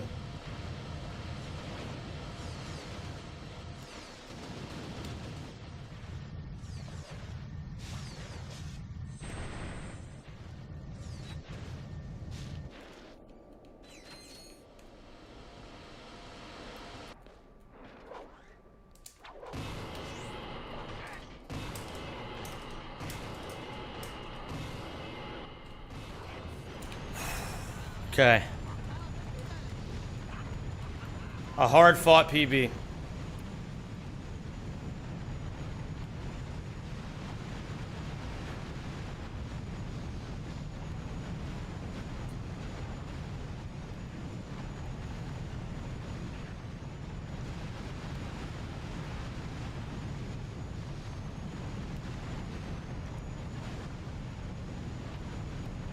Still a 137, but this might actually still be good enough.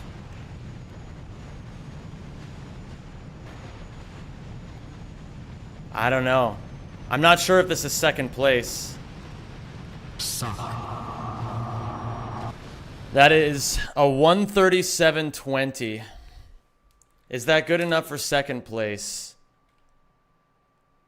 Let me see. Second place is 137.13. 137.13. 7 seconds off second place. Very close.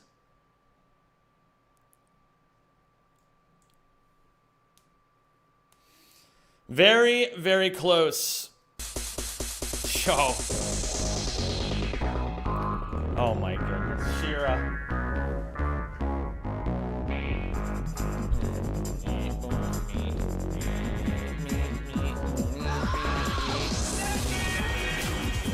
Unbelievable. Eyes in chat for Ice Queen Shira, please. Thank you so much. I really, really appreciate that.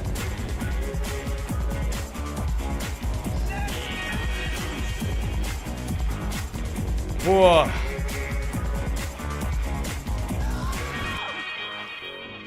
So, there's a lot to be said about a run like this. There's a lot to be said about a run like this. First and foremost, just in case anybody wasn't aware, we can save... I gotta see how much time we can save here. First off, let me copy this PB here. Thank you so much, Shira, for the 20 gifted subs. Insanely generous. I'm very, very appreciative of you, Ice Queen Shira. Thank you for all the love. My PS3 just crashed. No fucking way.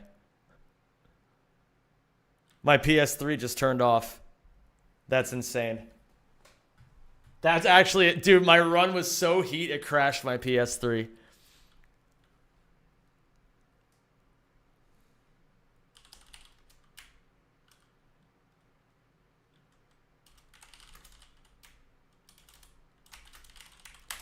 We had a little baby clutch, gamers. We had a little baby clutch today. We had a little baby clutch. That's pretty fucking good, man. I gotta say. This run is really getting there. And you guys saw, like, something to keep in mind. I kept a really, really, really composed run all the way until, like, around Iridia. I had a gold on Dax, obviously, but, like, and VidComic 5 was fine. But then I started bleeding a lot of time. But that's not a bad thing, gamers, because that's the first time I've ever even gotten to that situation so far ahead. You know, it's like, if you notice where I start losing time, last week, I was losing time everywhere in the mid game. And before that, it was the early game. You know? So, it's getting later and later and later and later. We can be, I want to see how much ahead we can be in the beginning. Look at this. I could save 1 minute and 40 seconds against my Marcadia. I could be 1 minute 40 ahead just out of the early game. I fucked up on Dax. I fucked up pretty big on Annihilation Nation. I fucked up on Aquados. I had a pretty good sewer section, I will say. I died in the slot machine section.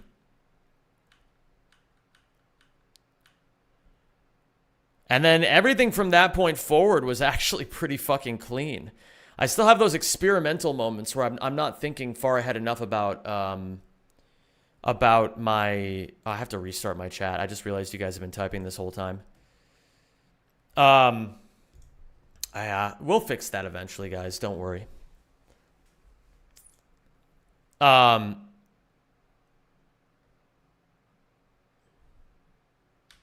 then, yeah, at the end, there was just a lot of, like, some of it was, like, first-time mistakes, like, you know, fucking, I don't know, like, the Quark thing, like the Quark glide, the Quark's hideout one that deloaded all the textures, that was a brand new mistake. It cost me 40 seconds.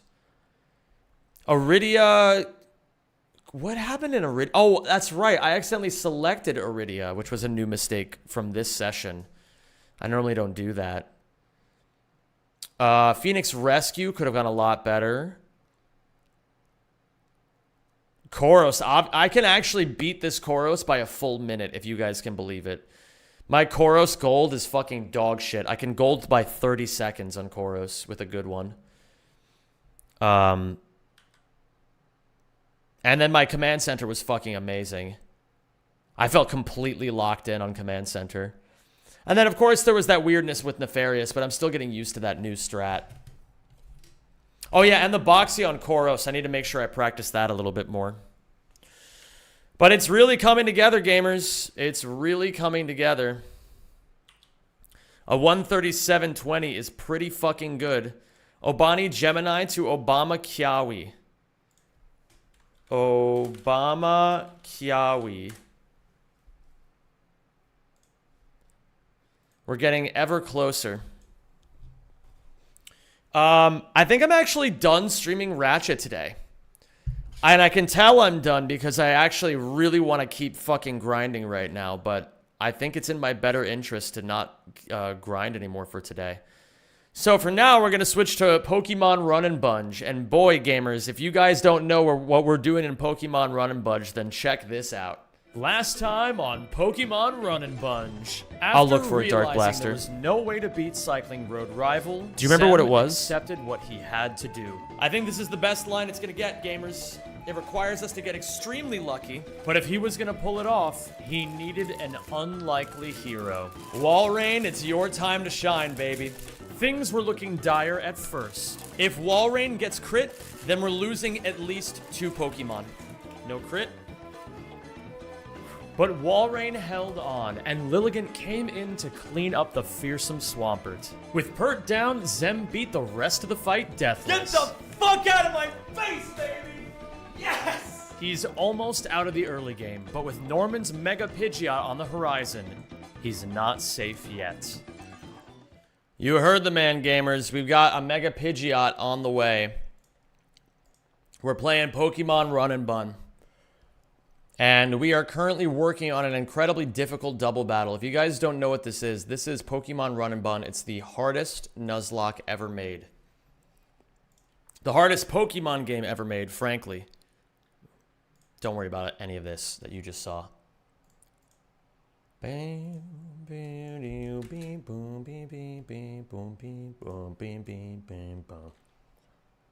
Don't worry about this. Okay, Bunge. So, give me just a second here, gamers, to get everything set up.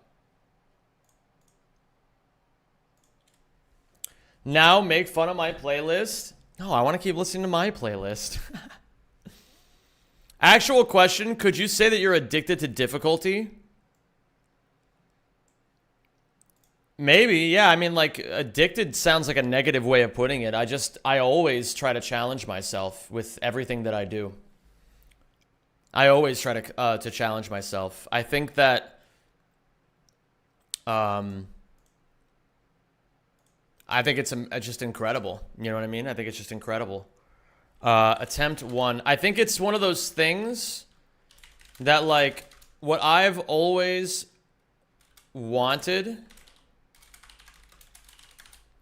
What I've always wanted out of all of the Pokemon or the gaming challenges that I do is to just push myself to my absolute limits.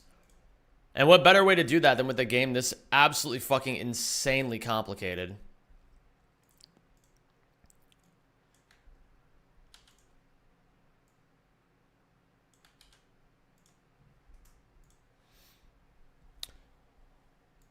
Later this week, gamers, whenever I'm done with Ouya, I'll be bringing back Crash Team Racing.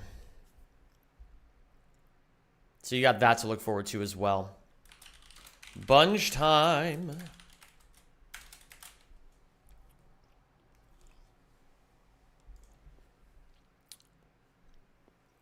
It is bunging and runging and oh so very clunging. What is a clunge, you ask? Fuck if I know. Oh my goodness. Are you guys listening to this bounce-a-thon right now? This double is such a pain to plan. The next two fights after it are also very tough. I believe it. Alright, so... here's the idea that we're going with so far. On turn 1, I was thinking about this. I think it's going to be more realistic to find a line where we kill these two first. So if you guys don't know, currently the fight it's a double battle, as you can see at the top of the screen. Crabominable, Heracross, and Poliwrath on one side, Crobat and Noivern on the other side, where the Crobat and the Noivern just provide support for the slow sweepers. They have Tailwind to double the speed of both Pokemon on the enemy's side of the field. The Crobat knows Super Fang, which will always do half health damage to whatever Pokemon it hits. It has Hypnosis for good measure in case it wants to put you to sleep. And this Noivern is a bit of a problem as well. Meanwhile, the Crabominable hits really hard. The Heracross has Guts and Flame Orb. And the Poliwrath has Water Absorb, Belly Drum, Drain Punch. So the idea is... the Water Absorb doesn't really matter here. The Crobat or the Noivern want to set up Tailwind, and then the Poliwrath comes in, clicks Belly Drum, the Citrus Berry brings it back to 75% health, and it has +6 attack, and then from there it murders all of my Pokemon and outspeeds all of them. Very difficult to deal with. So, the current idea that I've been thinking of is we start with Seismitoad on one side and Caracosta pre-damage to exactly 12 health on the other side. Why 12 health?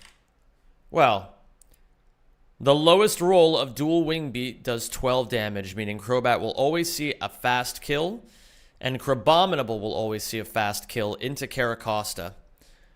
Now, the question then becomes, it's a dual question, because if we want to clear the Crabominable side first, we can go Houndoom on Crabominable. And when holding Wise Glasses, Houndoom always outspeeds and one-hit KOs Crabominable with Flamethrower. Meanwhile, Caracosta protects on the attack from the Crobat. Heracross comes in. Heracross is not burned yet. He's healthy. He sees that he Brick Break kills my Houndoom. However, there's a problem. My Houndoom outspeeds this Heracross. So Heracross will target into Caracosta as well because it outspeeds and one-hit KOs Caracosta. Golbat and Heracross are both going to attack into Caracosta. So I switch Caracosta out as Houndoom. Now, get this. We don't want to click Flamethrower here. We want to click Flame Burst. Flame Burst will hit the Heracross, could still kill it with a critical hit, hits the Crobat next to him, and crucially, does not burn him ever. We cannot click Flamethrower on this Heracross, even though we show that we might fast kill it with Flamethrower, because we can't risk burning this Heracross and not killing it, activating its guts, and doing double damage to whatever Pokemon is coming in. So we have to click Flame Burst. Then on turn 3, we need to switch something in that once again baits a kill from the Crobat. Now the problem here is, why does Kratos look weird here? That's a really good question, actually. The question then becomes, who do we switch in preparation for Poliwrath? It has to be a Pokemon of mine that deals a lot of damage to Poliwrath, tanks random move from Heracross, tanks Dual Wing Beat specifically from Crobat, and baits another kill from Crobat the next turn. It's a very tight idea. Now, the nice thing is, this Crobat gets... What turn does Flame Orb activate on Heracross? It activates the turn... Oh, shit! Hold on. Sorry, I forgot about my timer. Give me a second here, gamers. I fucking forgored. What kind of man am I? I've doomed my bloodline with this one. Quick, I'm going to activate my secret bloodline recovery technique by starting the timer right now. Okay.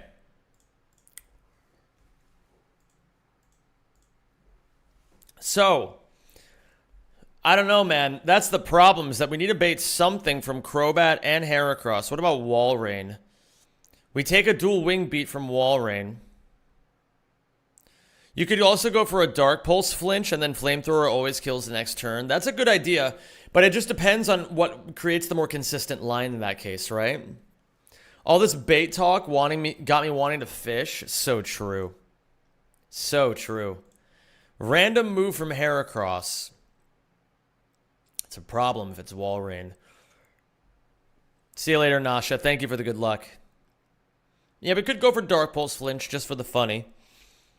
But what if we use Corvisquire here?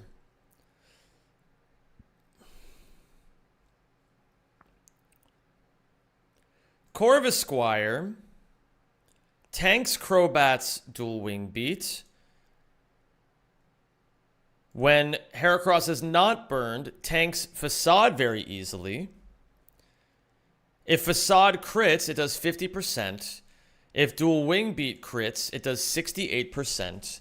But we have Citrus Berry ideas here. And I believe dual wing beat might consistently be baited on the next turn. Because look at this. Let's say dual wing beat does the absolute minimum.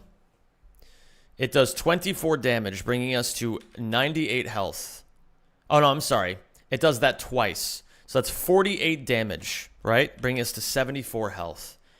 Heracross hits us on not Guts boosted, let's say he hits us with a Brick Break. That brings us down 27 more points, bringing us to 47. We're at 39% HP. And Crobat guaranteed sees a kill with dual wing beat. Now the problem is, the only thing that's very risky about this is that if dual wing beat double crits,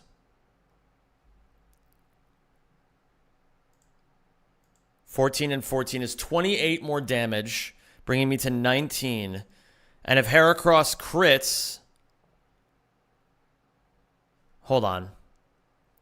Let me go back to 122 and calc this again. So if Crobat dual wing beats and double crits me, does 84 damage twice. I'm sorry, 84 damage in total, bringing me to 38 HP, right? And then Heracross, unboosted, then kills me with high rolls of Facade. Now the thing is, if I give Corvisquire a Citrus Berry, then we're always fine. But then the problem becomes that Poliwrath will always outspeed and see some shit. If the Tailwind gets set up by the Crobat the turn after.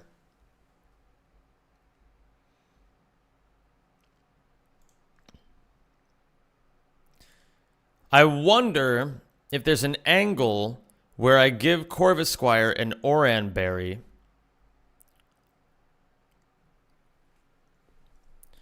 The thing is, it's such a razor-tight margin. Corv is an option. Do we have any other options? Let me see Heracross here. We have Gligar as an option. When Gligar comes in, he takes less damage overall, but it becomes harder to bait precisely dual wing beat from Crobat. Like if we're at 112 health, he's going to click Tailwind. It's just what he's going to do. If we are at 60% health, he's clicking Tailwind. So it needs to be a very precise HP range, where whichever Pokemon I bring in is able to take a mass amount of damage consistently and bait a consistent move in return. Donphan can also tank it.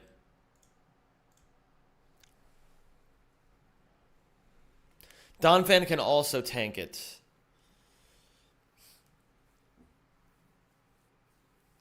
And then in the event that we don't Dark Pulse flinch, then we're really kind of boned. Oh, but anyway, let's see the Poliwrath matchup. What is Belly Drum AI? Belly Drum. If player Mon is incapacitated, +9. If above is not true and a player Mon cannot KO AI Mon after a Belly Drum, +8. If neither of the above conditions is true, +4. Wait a second. Isn't that implying that Poliwrath will always go for Belly Drum if he sees that either of my Pokemon can't kill him afterwards? And if that's true, wouldn't that imply that I could just bait him into Belly Drumming and then just have both of my Mons double into him and do over 75%? What if he has a Citrus Berry? I think he takes that into consideration, which is good. We want him to... Think of it this way. What if I have two Pokemon that bait Poliwrath into clicking Belly Drum? Like, let's say, for example... How does the Houndoom matchup look? No, he'll see Fast Kill with Liquidation, so he won't click Belly Drum.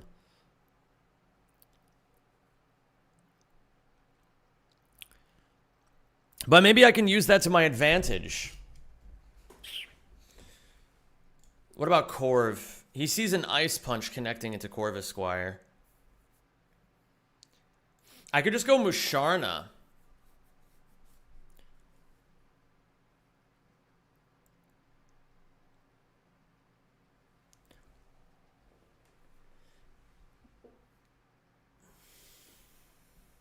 I mean, I think that's an idea, right?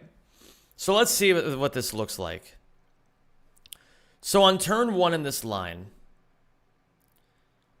Doom with Wise Glasses, Costa no item. Costa pre-damages to 12 HP. Costa clicks protect.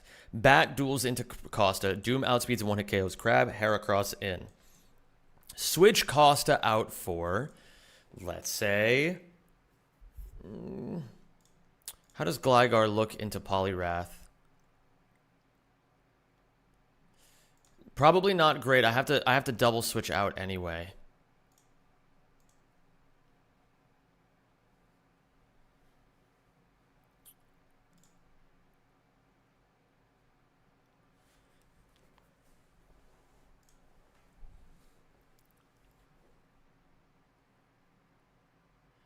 I have an idea. Okay. So, switch Costa out for...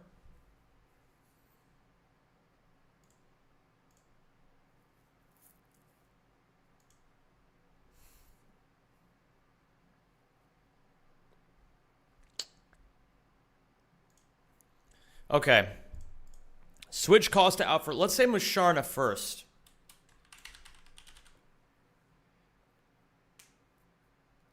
Just try this genius way to make homemade donor and it was fire. That sounds epic. Tell me more about how delicious it was. Delicious. Switch Costa out for Musharna. Mush tanks. Dual wing beats. We want Musharna to be at maximum HP, so we're going to give it a Citrus Berry. Bro, bar for bar copied me is insane. Oh, no, it can't be Heracross random move. It has to be someone else. It has to be Corvisquire, I think. Or maybe Gligar. I think we go Gligar.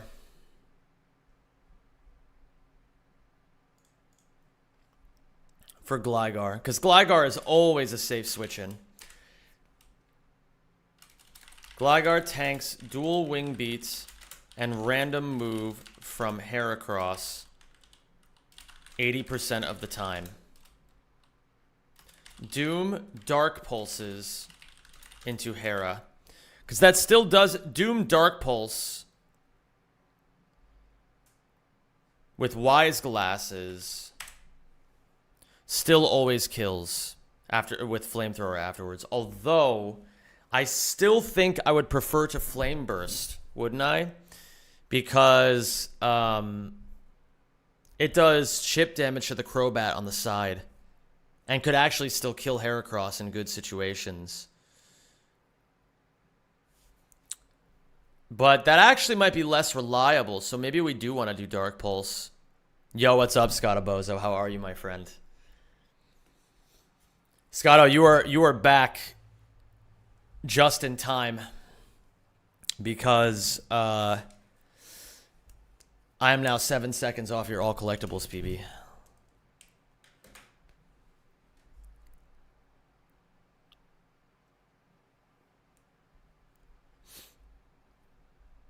Zemi, yeah. What a great emote. Hope you had a great time, Scott. And we're positive Heracross will never click into my Houndoom, right? He'll always click into Caracosta. We go Gligar here for safety. We let the Tailwind go up.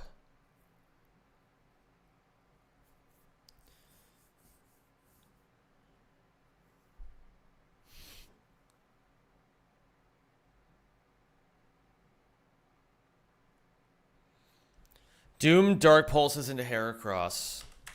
Turn 3. Crobat sets up Tailwind. We could go with the Corv line, though. No, I think the Gligar line is safer. Even if it, you know, guarantees that Tailwind is going to go up.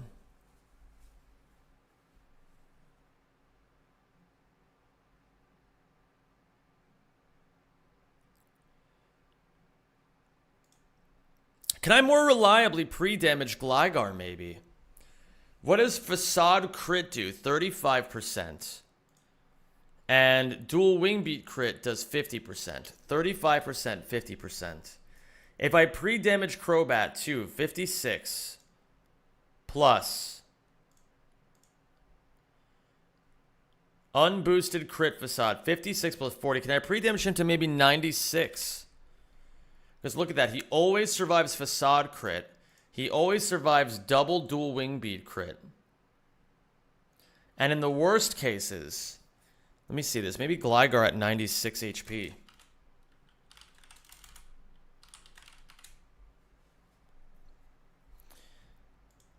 So let's say in the worst case scenarios, he takes double low roll dual wing beat.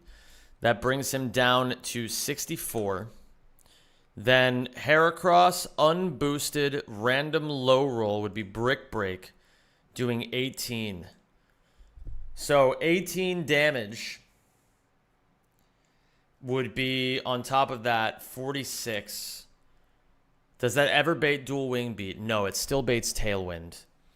So what if we give Gligar a berry? What if we put him at 96 HP?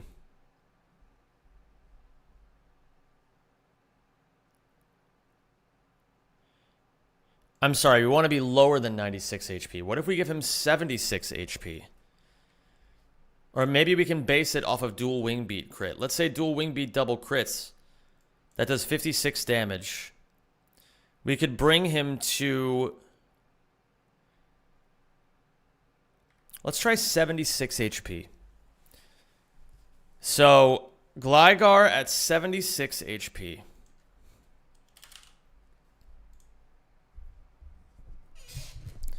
We tank a double dual wing beat crit. We take 56 damage. We go to 20.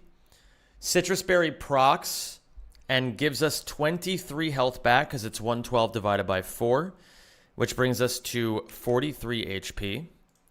And then Heracross, unguts boosted, crit Facade, never kills.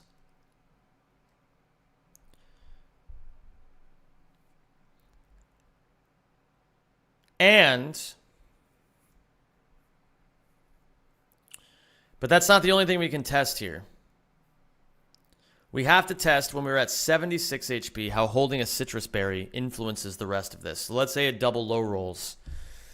16 plus 16 is 32, bringing us to 44. Citrus Berry procs adding 23, bringing us to 67. Heracross, low roll, Brick Break. Wait a minute. But Brick Break, I'm forgetting Brick Break's secondary effects. Pokédex. Oh, no, I'm sorry. I thought Brick Break always lowered defense. Okay, no. There is no secondary effect. I'm cringe. 27 brings us to 40 HP. Which still doesn't put us in range of dual wing beat. So that doesn't quite work. What if we go to 76 and we give him an Oran Berry? Do you plan on running Crack in Time again? At some point in the future, yes, Sarthace. I do. Nice, Aotena. The bunch is going well. I have ideas. I'm running a very tight set of math right now. Bro, I just sampled Rakwan Novalis Waterworks. The sample slow down is insane. That's amazing. If Hera clicks Leech Life and heals up here, that could be bad.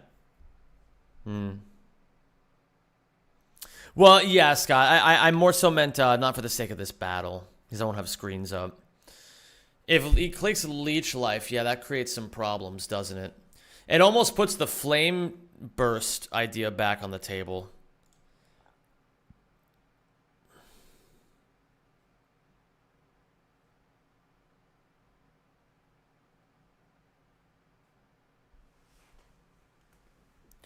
How much does Musharna do to Poliwrath again?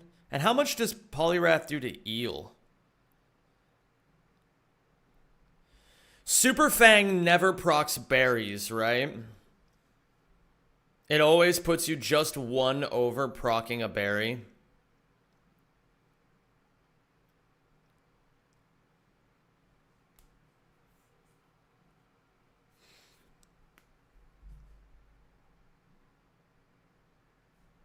Do I have a mon that outspeeds this thing and fucks it up? Lilligant? But if Lilligant takes the wrong set of moves, then we're cooked. Toad? But Toad needs to also handle Noivern. Toad is our Crobat and Noivern answer. What happens to the line in the event Houndoom kills Heracross with a crit turn 1? So let's say that we killed Heracross with a crit with Flame Burst. What ends up happening is Poliwrath comes in a turn early and sees Liquidation kill.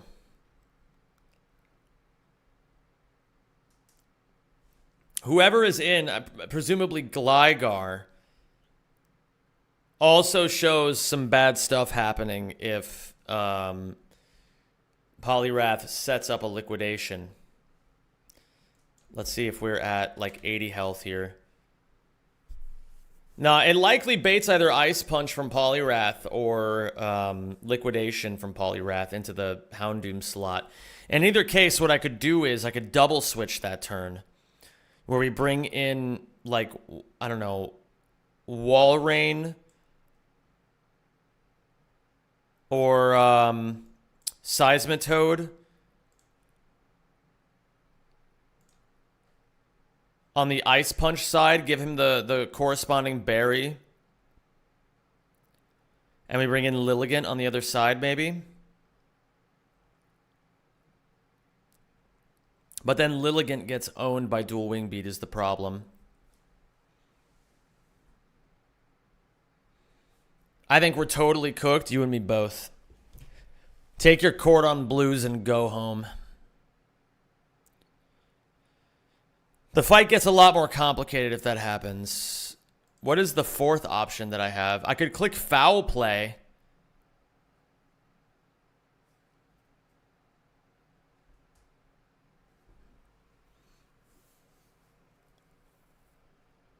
Isn't Crobat setting up... Yeah, Crobat sets up Tailwind that turn as Poliwrath random moves. What I would have to do is... I don't know, it gets like way more complicated at that point. All right, let's take a break from this line. I want to kind of try to cook with this again in a second. I want to try to look at the other idea, which is we start with Seismitoad and Caracosta. Same basic idea, which is that Crabominable and Crobat attack into the Caracosta slot because he's at low HP. But our Seismitoad is going to know Ice Punch in this scenario. And we're going to focus down the Crobat first. Ice Punch, while Seismitoad holds a Never Melt Ice, always 2-hit KOs Crobat. So Crobat is distracted both turns by Caracosta, and Caracosta baits both moves from both Pokemon. Meanwhile, Crobat faints on the left side. Then Noivern comes in. And the idea is, I need a Pokemon to tank a Dual Wing Beat from Crobat and a random move from Crabominable, and bait something from the Noivern the turn after. That's the idea. So, Noivern has Air Slash, Flamethrower. Those are our two likely options here, because I don't have any Dragon Pokemon anyway. Hypno Shark, hello. Thank you so much. I'm so grateful to have you all here, gamers. I hope you all had a wonderful time watching Sam's stream. Sam, I didn't see what the announcement was or what the new mod was that you were doing today, but I hope it was very fun. I hope you had a great time. Gamers, in the PlayStation community, I'm known for playing Ratchet and Clank. I've been dabbling a little bit in some CTR as well myself. But right now, I am playing the hardest Pokemon game ever made. I have been staring at this spreadsheet for hours trying to figure out this fight, and this is a random double battle at the end of Cycling Road. It is not even a challenging fight in the grand scheme of things. I have been playing this for 115 hours. I've gotten 3 badges. I am playing it as a Nuzlocke, So all deaths are permanent, and if I lose any fight, I start over from the very beginning. I am attempting to beat this on my first playthrough. I'm doing okay so far, I would say. I'm not great, but certainly okay. If I make it through this next section, it's actually unironically doable. But we have to get through this section first.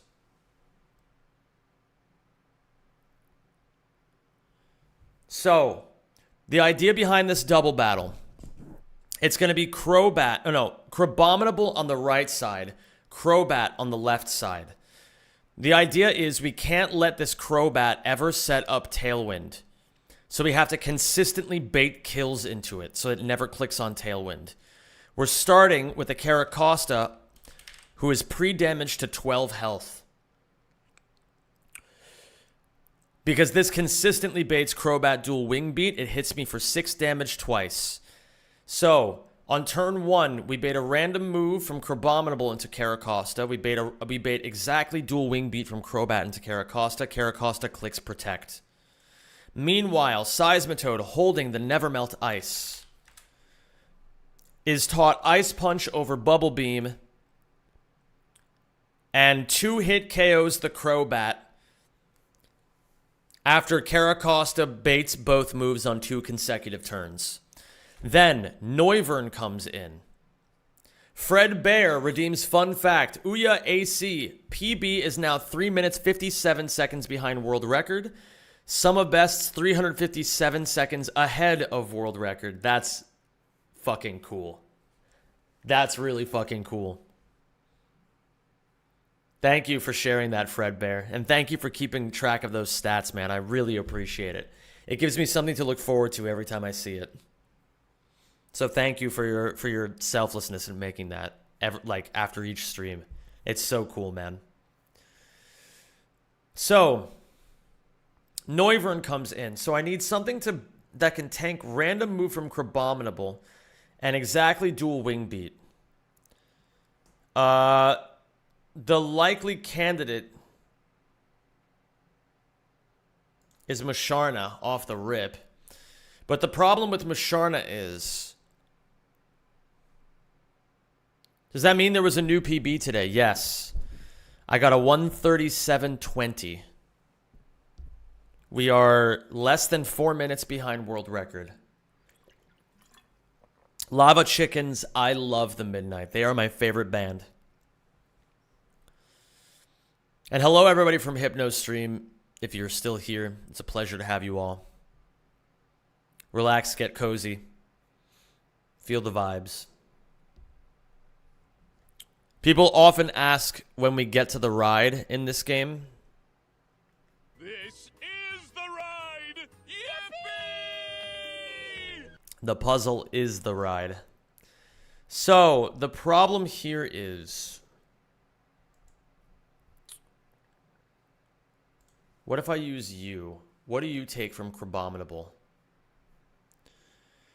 You know, Donphan actually unironically takes this pretty well, all things considered, but the problem is the crit. If Ice Punch crits, and I give Donphan a Citrus Berry... No, but see, I'm doing it wrong. It has to be Crobat first, right? And Crobat, even if it double crits, never procs the Citrus Berry. And so Crabominable just simply can't crit into Donphan. It's a losing situation. What about you? No. What about you? No. I don't have any Mon that reliably tanks this, I think. Yeah. It has to be Musharna, I think. It has to be Musharna. Okay, so in this angle, we have to switch Musharna in. We have no other choice. And as Noivern comes in, it's going to click Tailwind. I don't think there's any reliable way for me to do this, because look at this. Even if Dual Wing Beat double crits, that does 62 damage, bringing me to 97 health. Let's say, even for the sake of the argument, Ice Punch from Crabominable crits. That does 78, bringing me to 19.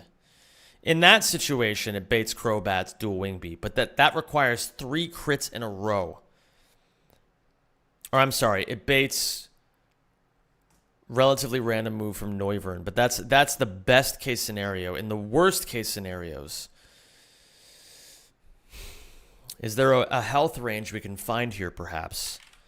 So the idea is maybe we can go for a health range where we can always tank lowest roll dual wing beat and double crit dual wing beat and lowest roll and crit of whatever Crabominable can find. You guys see the idea here?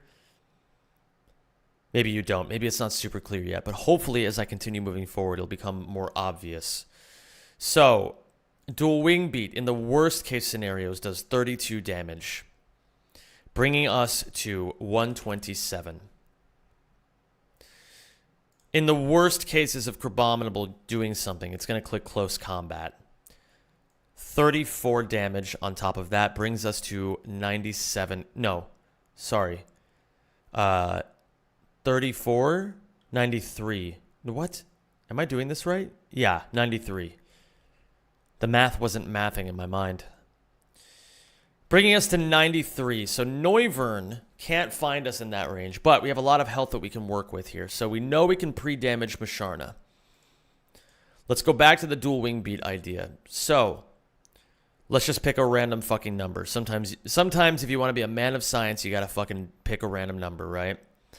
Let's say 130 health. We pre-damage Musharna to 100. Actually, 132, just to make the math a little bit nicer.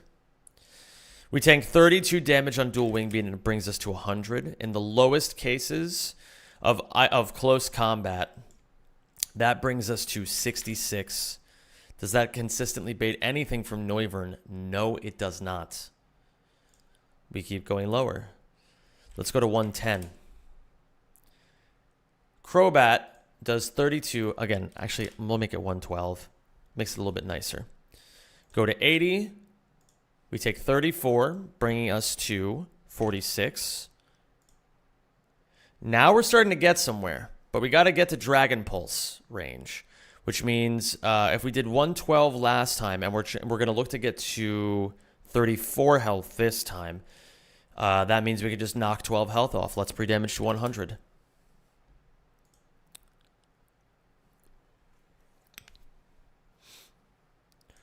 Dual wing beat does 32, bringing us to 68. Crabominable does 34, putting us exactly in range of Dragon Pulse.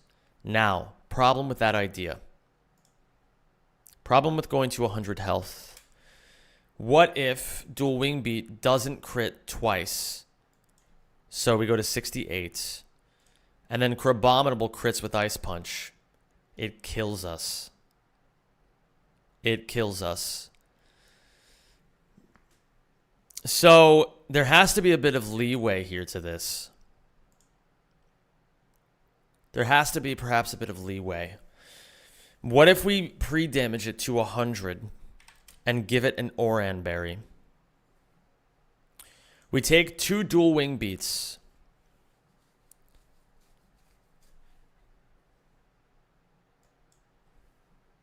We take two dual wing beats, bringing us to 68 health. Oran brings us back to 78 health. And then what if we take a close combat? We take 34 damage, bringing us to 44, which is not quite in Noivern range. But look at it like this. We're only dead to the exactly highest roll. What about 101 with an Oran Berry? But then even, look at this, like, this is not going to work. And the reason why it's not going to work, what if it max roll dual wing beats? What if it does 42 in total, right? Or look, let's say we're at 102 health. We go to 60. And then again, any of these crits kill. Even if we go up to 70 after the Oran Berry, still kills.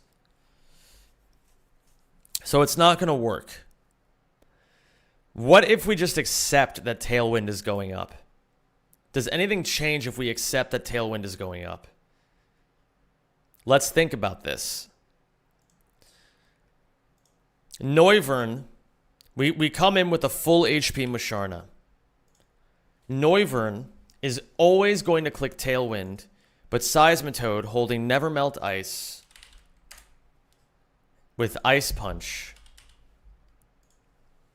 always one-hit KOs Noivern after it sets up Tailwind. And Crabominable,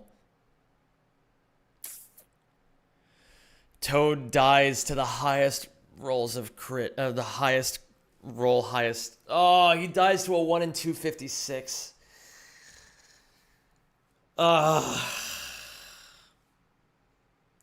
He dies to a 1 in 256.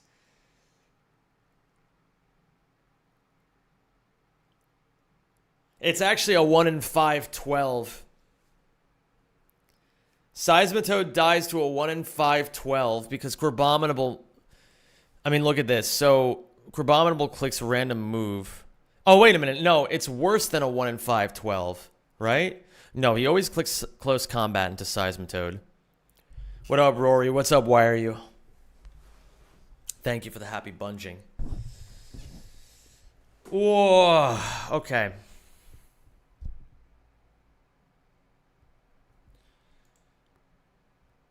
Do I ever show a kill to Crabominable? So that's the idea here. If we can't bait the kill from Noivern, because it's just too unreliable, maybe there's a way that we can get Musharna to pre-damaged in range of Crabominable to attack it again. I think that's going to be the key. So, let's say Musharna comes in with 102 HP. No, that's going to be too much. Let's say 132. We take the 32. We go down to 100. We take, let's say, Crab Hammer. Just pick a random fucking move. We take 42 damage, bringing us to 58. That does not consistently bait anything from Crabominable. But what if we go down to 122? We go to 90 HP. Crabominable with, let's say this time he goes Ice Punch, low roll, 45 damage, brings us to 45 HP. It's getting closer, but it's not quite right. 112 HP. Crobat dual wing beats. Let's say this dual wing beat does 19 and 18, so 37. So it takes us to 85. No, 75. Crabominable this time rolls a really high roll of close combat. Let's say 40. We go to 35. At 112, we're looking decent. But the problem is, if any of these crit, we're bonged. That's the problem. So that's why I'm saying I really... What's up, KTZ, man? It's good to see you.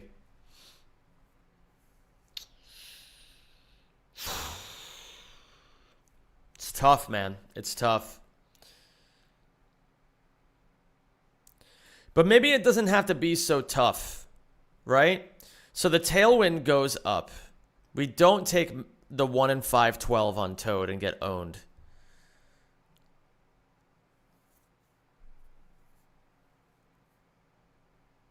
Then it's 4 turns in Tail Room with Crabominable. Is there a way I can stall it out with my remaining Pokemon? If I have Musharna out, what does he click into Musharna? Let's just go with this for now. Hi, Sean. How's it going, dude? Crobat dual wing beat into Mush Mush.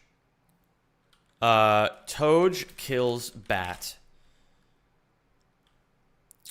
Crab. Random move into Mush Mush. Crab random move into Mush Mush. Then on turn 3. Oh, wait. Noivern out. 3. Noivern clicks Tailwind. Crab random. Crab either ice punches Musharna.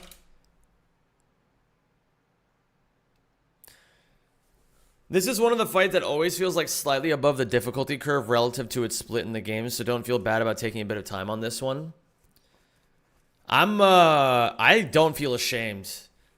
I feel like I'm learning a lot. What up, BC lol? Hey, this is pretty good for your first attempt. Keep it up, man. Thank you. I'm just doing my best. Just doing my best. Noivern clicks Tailwind. Crab either ice punches Musharna or close combats Toj. Pure 50-50 maybe could work with these odds.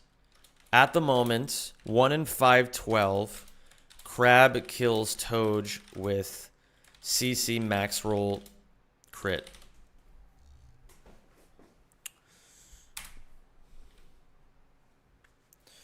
Then Toj, Oko's Noivern. Hey pal, you just blowing from Stupid Town? Chefy Goose, what's going on? Thank you for the raid.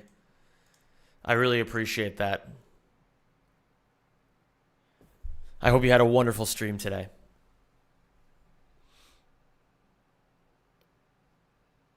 What if I just moonlight on Musharna?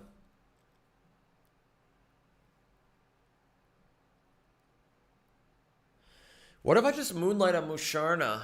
Like, couldn't I just realistically stall out a little bit? But then, okay, so let's say I just stall it. Toj, Oko's Noivern. Mush moonlights.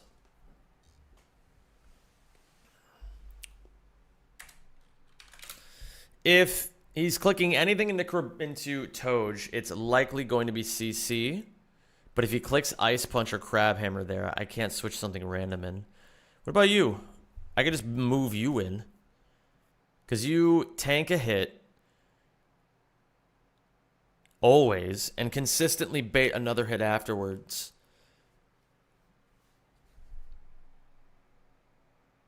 Not consistently, but close enough. I give you a Rost Berry. How's your game going? It's going great. I hope you had a great time playing the SCP game. I don't know anything about SCP. I know very little, but it seems pretty cool. What's up, Mueka? How you doing, man? We could pre-damage Donphan a little bit. There's no harm in it. That way we play around some fiction where he just gets the absolute lowest roll of close combat and then doesn't see a kill with Ice Punch after. We could pre-damage him a little bit. And then it consistently baits something else. But it would just be another random move. I can't... In that situation, no. Like... Ugh. Let's say Donphan comes in on close combat. He's at 58%. 58%. He clicks Ice Punch or he clicks Crab Hammer. And in that case, I could switch in Ice Punch or Crab Hammer.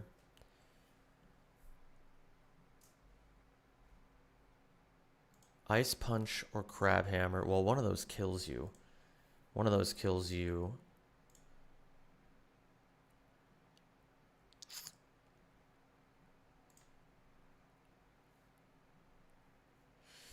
I don't know if the idea is to stall, because how do I stall on the left side? Maybe I bring Walrein out.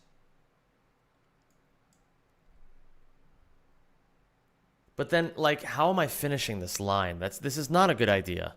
This is not a good idea.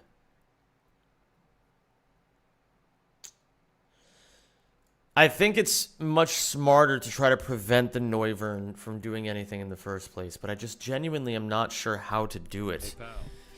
Yo, Ison, thank you so much for the raid, dude. I hope you had a great stream today, man. Thank you. Hello, everybody from Ison's stream. If you guys don't know me, I'm Zem. I play a lot of stuff. I play some Ratchet stuff. I play some Jack stuff. I play some Crash Team Racing stuff. And now I'm playing Pokemon. This is the hardest Pokemon game ever made, and I'm playing it as a hardcore Nuzlocke. It is incredibly difficult. If you've never seen this before, as hard as you think it is much harder.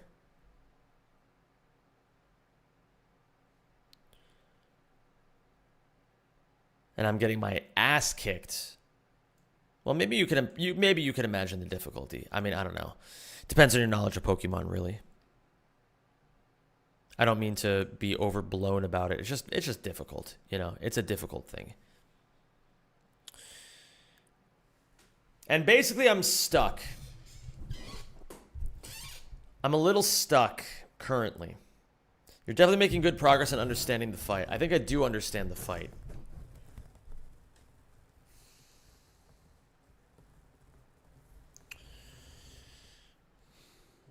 If you want to prevent Noivern from doing anything, best bet is to probably enter Costa on the turn you kill Crobat and thus have a pre-damaged Costa baiting both Dragon Pulse and CC. I mean, that would be an idea. That would be an idea. But the problem with that idea is, Kaz, the problem is that how am I getting it in? I don't have Beedrill to U-turn. I don't have anything that can underspeed in U-turn or emergency exit.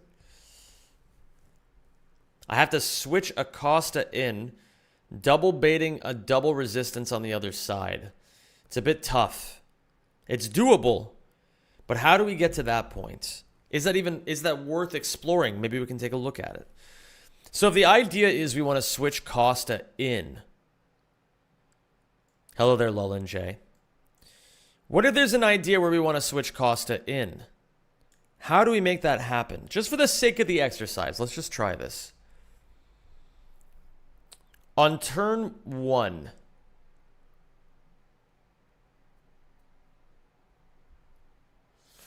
On turn 1. Well, how am I baiting this from the very beginning?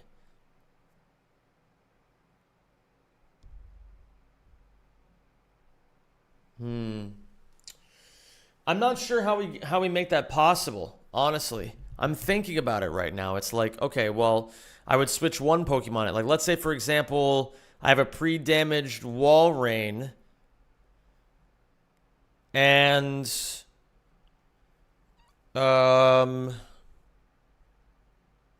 what if I have a pre-damaged Walrein? Hold on a second. I have a kind of an idea. What's up, Ricky? How you doing, man? I'm going to try something. What if there's an angle, some sort of setup that relies on me baiting close combat from the Crabominable to make it easier to kill in a situation where Tailwind is guaranteed to be set up? Do you guys feel where I'm getting at with this? This could be the in-between that we're looking for. What if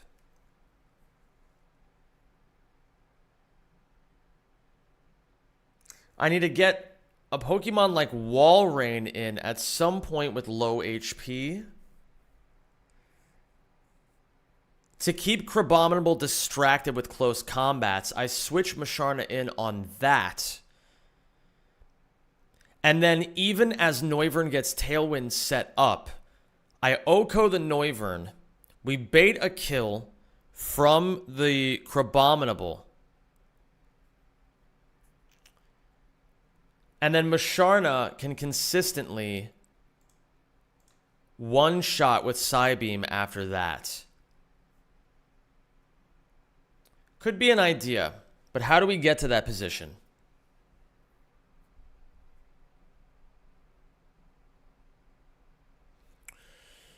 Let's arrange the pieces a little bit. So, we have, in this angle, Toj over here, Caracosta over here. Toj is holding a Never Melt Ice. We don't really need to put this in. We know he's going to two-shot Crobat. We know he's going to one-shot Noivern. And then we have Caracosta. Mr. Business, if you will.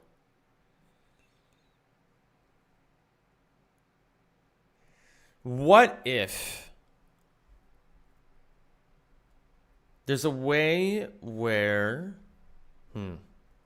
the angle is to get Walrein in, right? But I can't bring Walrein in on Crabominable close combat. So maybe there's an in-between Pokemon where we go where we do something like this. Blank space that's going to be held by Beedrill. Walrein into Musharna. And then maybe Houndoom in the back to replace Seismitoad. If we can fill this idea with a Pokemon that tanks Crabominable random move, Crobat guaranteed dual wing beat, and then consistently baits Crabominable close combat afterwards, then we might be onto something. We have to eliminate the Pokemon that can't come in on a dual wing beat.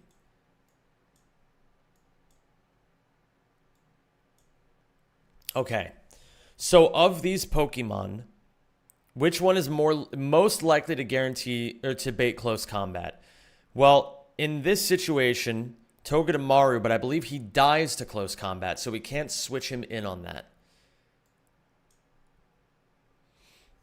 Up next, a Pokemon that is neutral to close combat. So maybe Donphan. Donphan takes 41 from dual wing beat crit. Takes Thank you for subscribing. 91 from Ice Punch crit. That's more than Citrus Berry can give me. That's more than Citrus Berry can give me. That's a problem. Daniel, thank you for the 15 months, my dude. I really appreciate that. Welcome back to the Zemjamins. It is a pleasure. So I don't think Donphan is going to work here. I mean, it can work, but it's risky. What about Eel? Eel takes very little from dual wing beat crit, 28.5. But he dies to all close combat crits. He does bait close combat. He does that part of the equation. So he's not going to work. But this doesn't work because I can never switch Gligar in on Ice Punch. And I can't switch Corv in on Ice Punch either.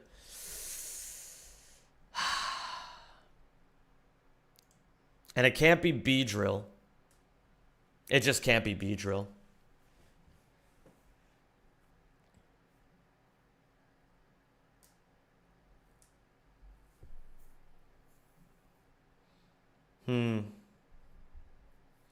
I still think there's an idea here if we just keep Musharna healthy. I really do.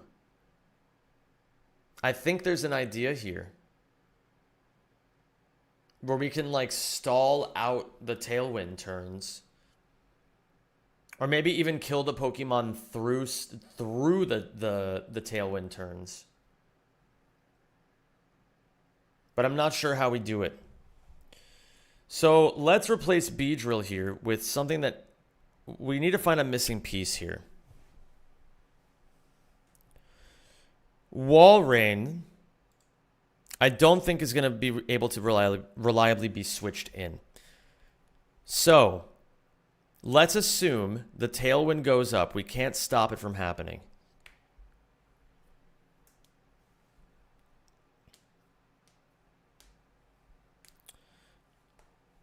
Toj one-hit KOs Noivern. Musharna clicks Moonlight. We would give Musharna a Rost Berry, but we needed to also have a Citrus Berry.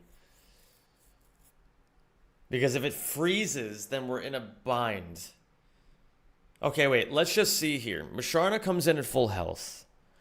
Tanks the 32 from the Crobat, right? Let's say 37. Somewhere around 37. We're at 122 health. We take a max roll Ice Punch crit. I mean, that would be a good situation. But let's pick a more obviously bad one. Like a more ambiguous situation.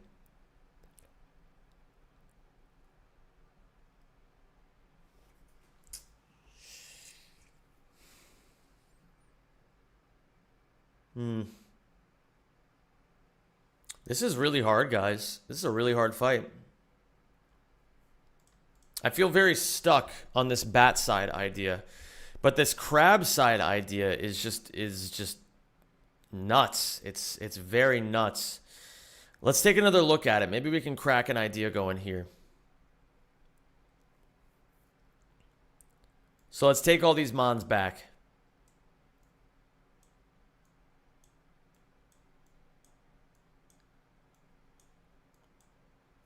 Okay. So in this line, it goes Doom and Costa. Or perhaps it doesn't necessarily need to be Costa. It just needs to... Well, Costa's going to be the best in this situation. Don't overthink it.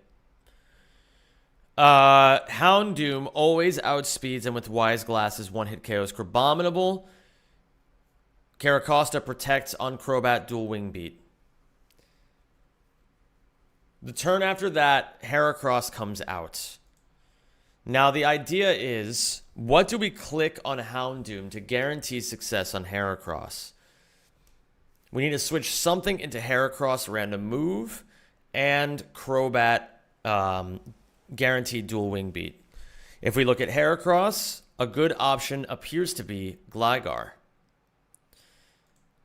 There will be no boost on this turn. So 6% to 10% recovered after Leech Lifing Gligar. But what if it crits? Let's look at that first. Let's say 14% is what we're working with. 14.1%. 34. How does Leech Life actually work? 50% of damage dealt, so it recovers 17 maximum. If Houndoom with Wise Glasses, the foul play damage actually doesn't matter there in that case. That's interesting. Okay, we foul play. And we outspeed the Heracross in the process, so we do damage first. We click foul play. It does 33 damage. He goes down to 87. And then he Leech Lifes 17 maximum. That goes to 104. Which Flamethrower... But... Does he take burn damage on the turn that the burn activates? I think yes.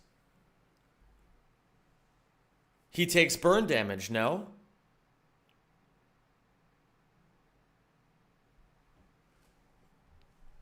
Does anybody here know that? Hold on.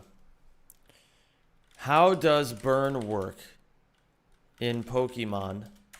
Because if he takes burn damage at the end of the first turn that he gets burned, which I think he should... You know where I could actually find this information? I know exactly where I could find this. Doesn't take burn damage on the turn the Flame Orb procs. Okay. Oh shit, Ricky PB'd. Nice. Okay. Burn Tick doesn't proc on the first turn of Flame Orb. So foul play barely doesn't do enough. What if instead of the wise glasses, I gave him the black glasses? I think that's even worse, no? Yeah, that has to be worse. Because Flamethrower is the one that does more damage. Like, way more damage. So, in any case, are we even worried about this, is the question.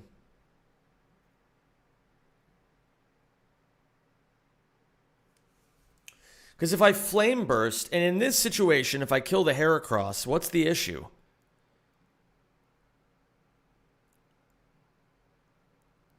I'm killing that side down anyway. So it shouldn't matter. Right? I think that logic makes sense. Okay, so in any case, let's abandon that idea altogether. I don't think we need it anymore. And we'll go with the wise glasses. We will click Flame Burst. And if it kills the Heracross, then it kills the Heracross, you know? If it crits, it crits. But at least I don't burn it, and I guarantee that I'm going to kill it the next turn. So,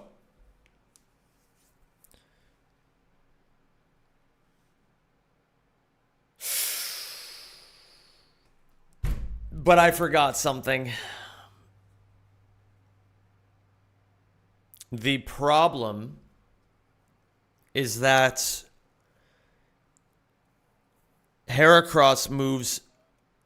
Heracross moves first after Tailwind, but he doesn't know that he's going to be in Tailwind.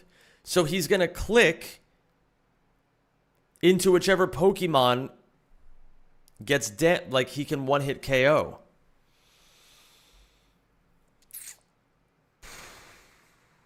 But after... Well, hold on. Okay. So,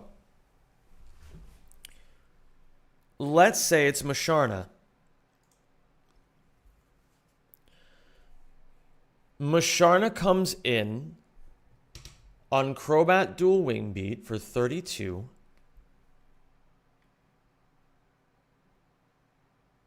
So we are at 137. I'm sorry, 127. Hello there, Hildegard. How are you? Heracross comes in, unburned, unboosted. And if he leech lifes into the Musharna, that is very, very bad. Very bad. That is very bad. So it actually can't be Musharna to begin with. Who tanks Heracross decently? We have a system for this now. Let's abide by the system. So, who can come in on Heracross safely? Not Togedemaru. No, you're never trash. I'm so sorry.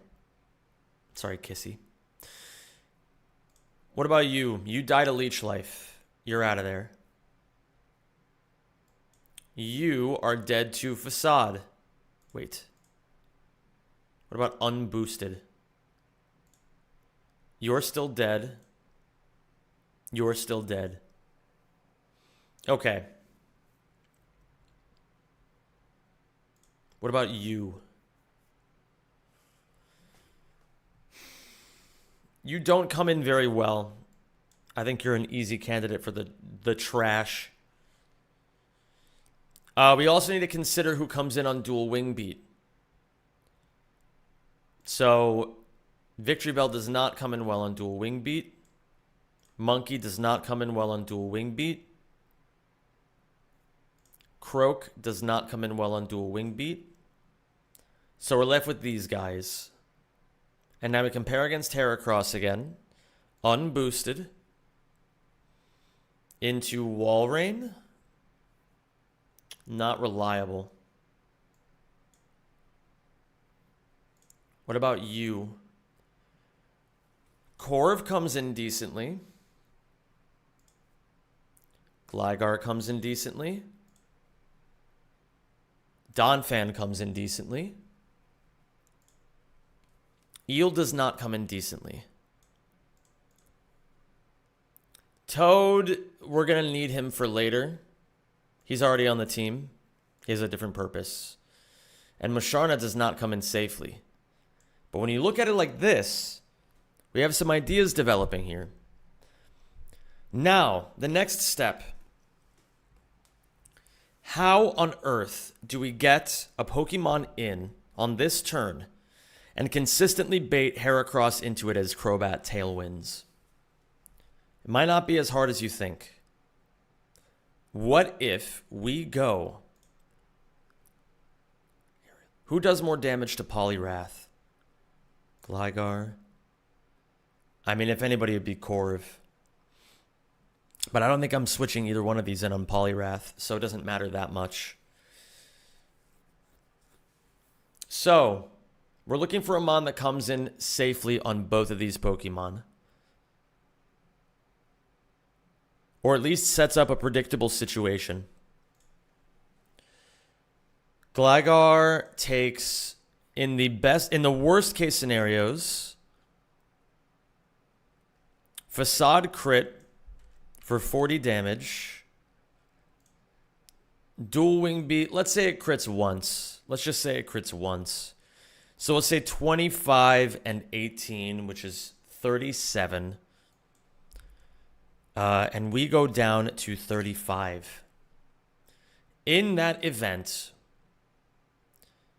on the turn after, I consistently bait Heracross Facade.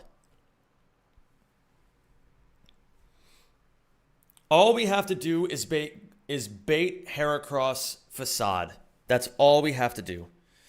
Then we can switch Togedemaru in safely.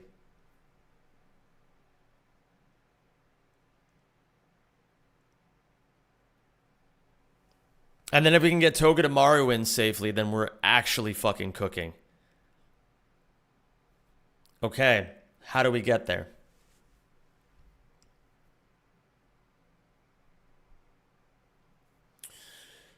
So, something that comes in decently here. It's going to be between one of these three. Do they all bait Facade? Not consistently in Donphan's case.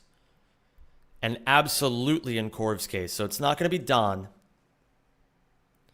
It's going to be one of these two. So, on the turn we switch it in. We already know Gligar takes it very well. We ran those numbers. Corv takes a decent bit from that. If Dual Wing Beat double crits, then we could be in trouble. It's not likely that Dual Wing Beat double crits, but it seems like this is going to be more manipulatable with Gligar. So, back to Gligar we go. What exact HP do we need this Gligar to be at to guarantee the best possible results? So, we switch it in on Crobat Dual Wing Beat. Let's go in the situation where everything min rolls. Dual Wing Beat does 32. We go to 80. Heracross clicks Brick Break for 18. 68. The turn after, Heracross is burned. And sees himself nearly killing with all rolls of Facade. Okay, we are close. Gligar at, wait, what was the number? So we were at 68. Heracross Facade does 66. So in theory, at 110 health, Crobat clicks Dual Wing Beat, doing 32 damage at minimum. Bringing me to, what did I say, 32? Bringing me to 78 health.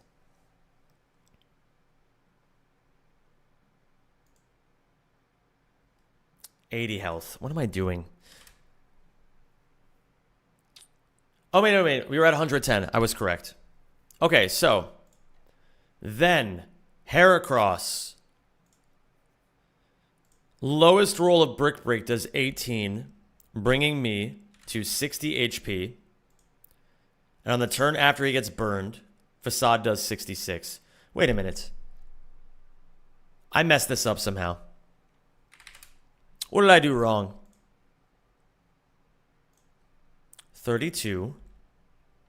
Yeah, that's 78.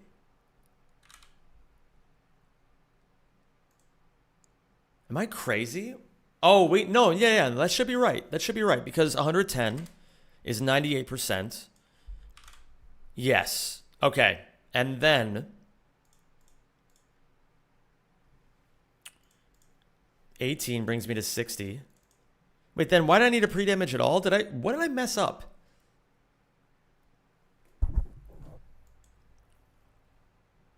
Maybe I just didn't calc it right the first time. Let me see this. 112 health. Lowest roll of dual wing beat as it switches in. 80. Unboosted Brick Break does 18. We go to 68.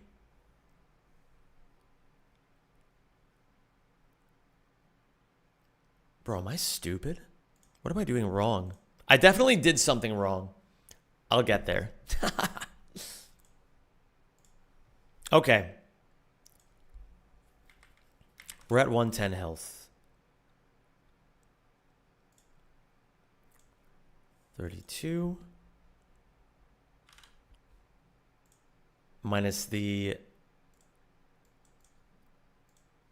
18 from Brick Break. What is wrong with my brain? What? Am I just mathing wrong on the dual wing beat? In any case, I think there's another way to do this. I just have to see what the minimum roll of this is. He needs to be at 66 health by the end of this barrage of attacks. Let's get unstuck like this. Add 32 onto that. We get 98. And then any attack, right? It should just be any attack.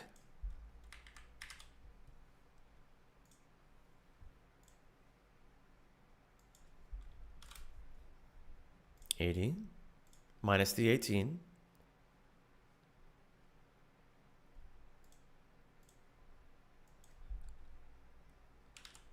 $62. Burned after. Yeah. I think I mathed wrong the very first time and it like fucked my brain for the rest of this.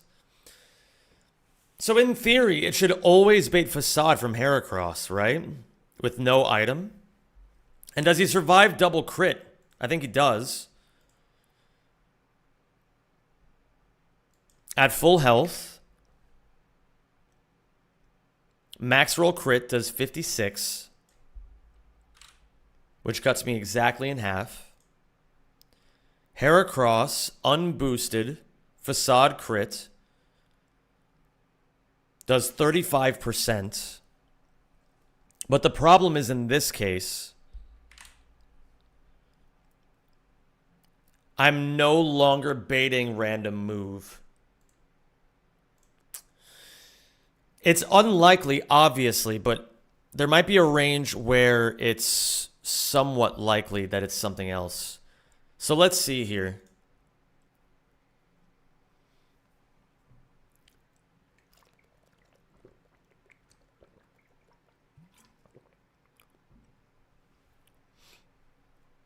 So the highest damaging move does 33.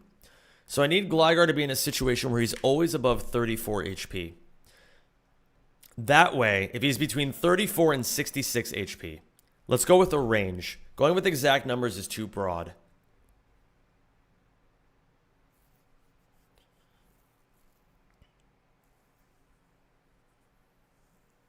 Oh yeah, he doesn't even protect AI? Hold on, does this guy ever click protect? I don't think I understand protect AI. Base 6. Okay. If it's Aimon's first turn out and it is not a double battle. If player mon is inflicted with any of the above. He presses protect a lot, doesn't he? I didn't even know this about him. He never revealed this part to me.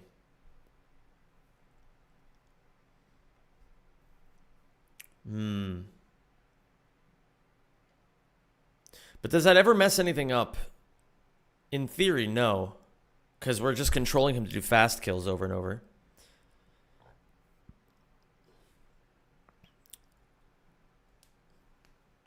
Zem, Shas, hello.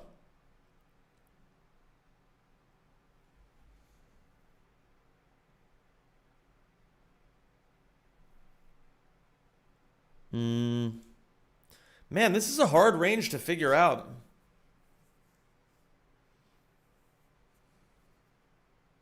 Okay. I'm not going to get anywhere by not clicking on Gligar. How many subs to Raw Dog the fight? Bro. Bro. Insane. Insane sentence. There's an answer here. And yeah, I could get away with raw dogging it, but I feel like I'm right on the cusp of figuring out this puzzle. And if I don't figure it out, I'm cooked at the later ones that are even harder. You know what I mean? Like, this shit is the definition of... how many subs to Raw Dog the fight right now? 1,000? No, definitely not 1,000.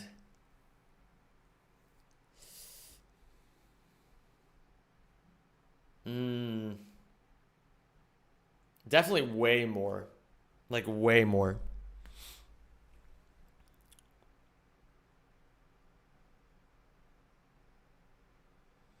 I mean, frankly, it's at the point where I'd say it's not even for sale.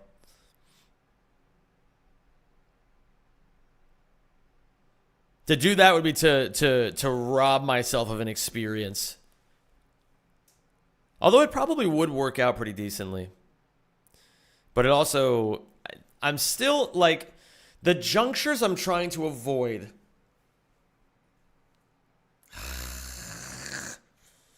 I'm just trying to get this fucking Crabominable stalled out in one idea. And in the other idea, I'm trying to... kill down the attackers as fast as I can before the tailwind goes off. I can't stop it from going up in this scenario.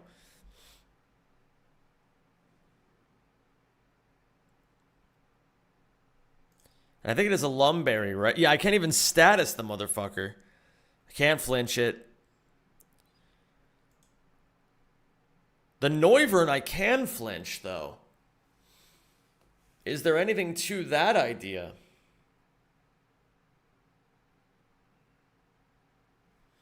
Maybe there's something to that idea.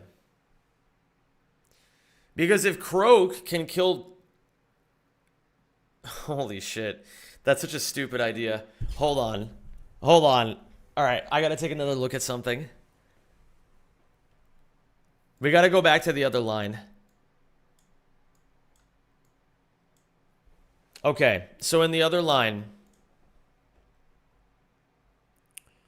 The problem was, I kept trying to kill these sons of bitches that click Tailwind, thinking I could never flinch any of them. But I can flinch Noivern. The problem is...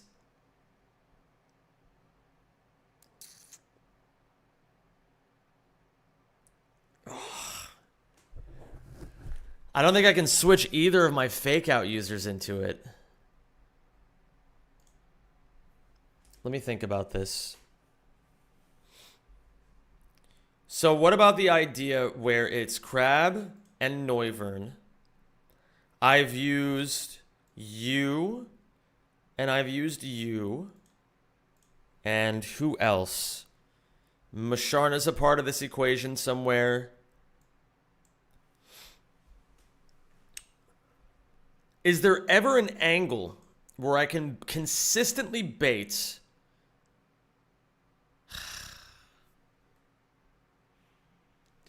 Who do I even... Like, my two fake out users are Togedemaru and Croak.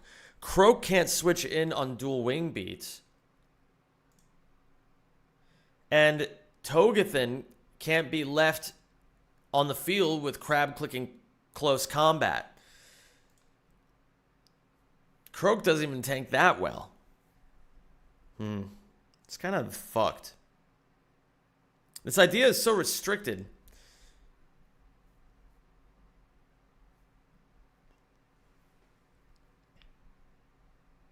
But the idea that I'm going for is I need to switch something in on Crobat dual wing beat and Crab random move.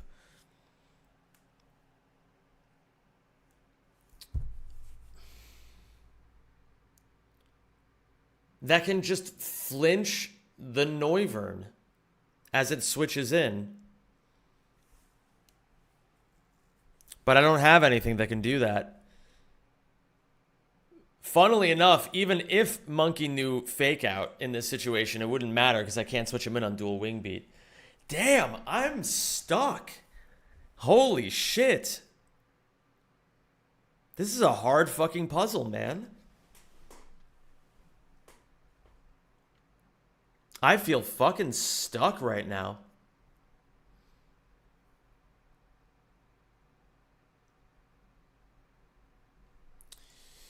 The thing is, there would be a really funny idea if Donphan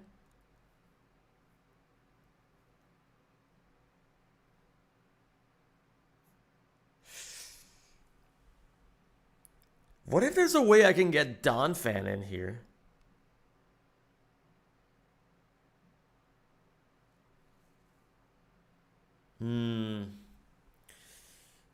But I still have to click Fake Out. Hold on, I thought of a really stupid idea. What if we switch fucking... Oh, I don't know. Who are we switching Costa in for? We need a turn. Like, let's say Musharna. And then we have a turn where... Fuck, no, because the Crab never clicks. Okay. I am very stuck. And I'm sorry I'm not explaining this thought process super well. It's just like... It's like there's just trains of thought with this shit. And they come to an end before I realize they're even, like, not worth talking about. So then it's just like, that idea doesn't work. It's tough to explain. But I think you guys can at least see why I'm stuck, right? It seems like I'm at this impasse right now where I can never stop the tailwind from going up. I can never kill the left side fast enough. Or I guess the right side in the actual battle. I can never kill the right side fast enough.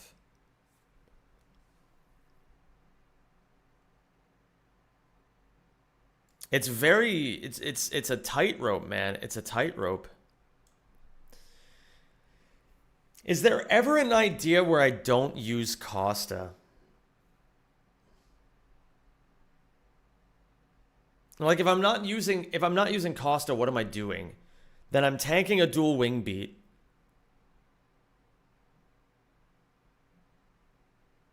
But that doesn't make any sense, right? Unless how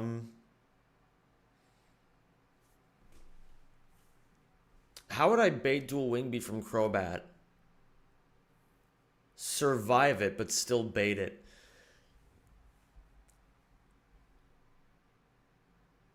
Oh. Wait a minute.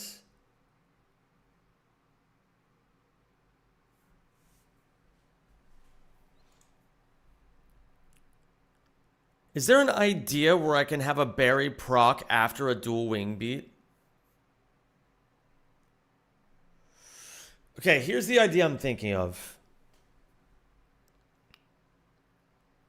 The idea is Houndoom and Caracosta. On turn 1, Houndoom kills Crabominable, while Caracosta clicks Protect.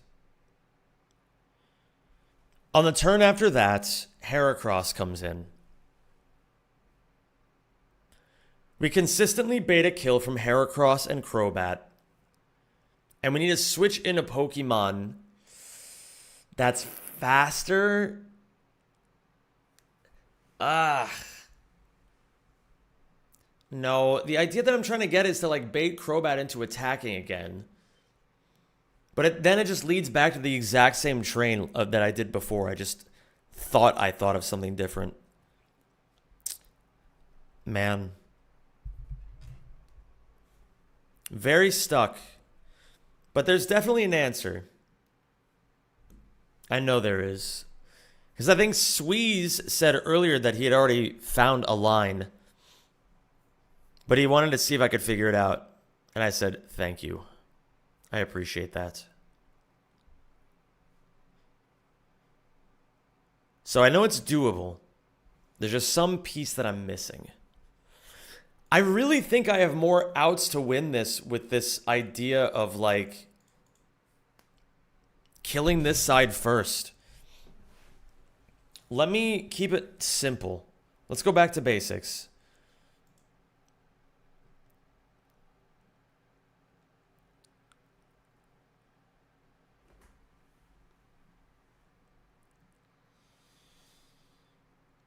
Houndoom kills Crabominable. If we get Houndoom in a position where he's in front of Poliwrath, Houndoom always baits Liquidation.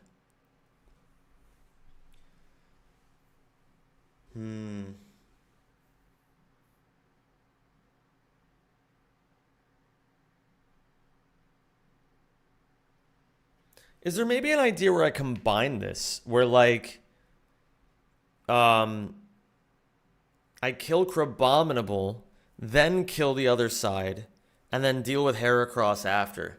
That sounds completely suicidal. But it also could be really funny.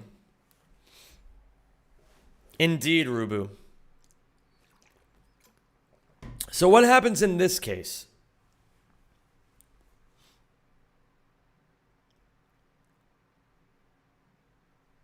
How much damage does Houndoom do to Crobat with the Wise Glasses?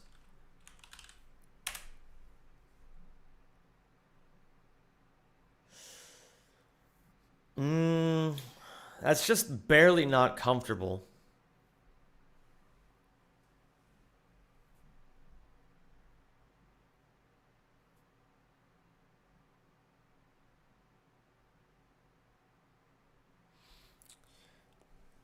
And so basically I would have to forsake that turn anyway and switch Toad in, right? Because Toad is the bat killer.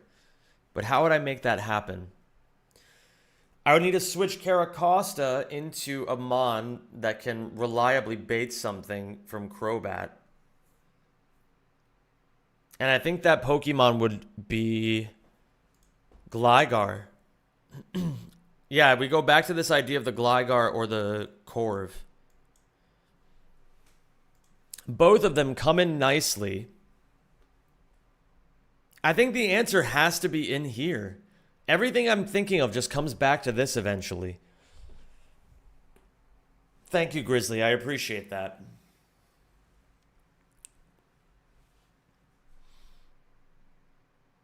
I'm going to step away for a second.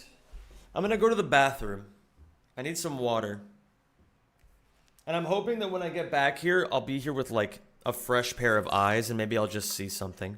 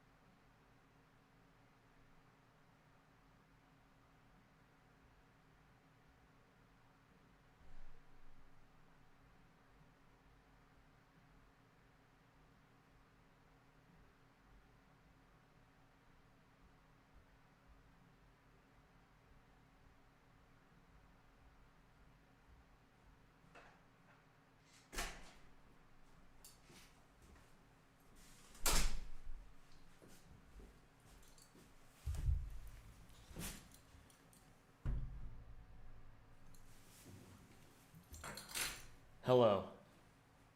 Waiting for my fries and nuggies in the oven. Oh my goodness. I personally can't wait because I have a lot of chicky that needs air frying.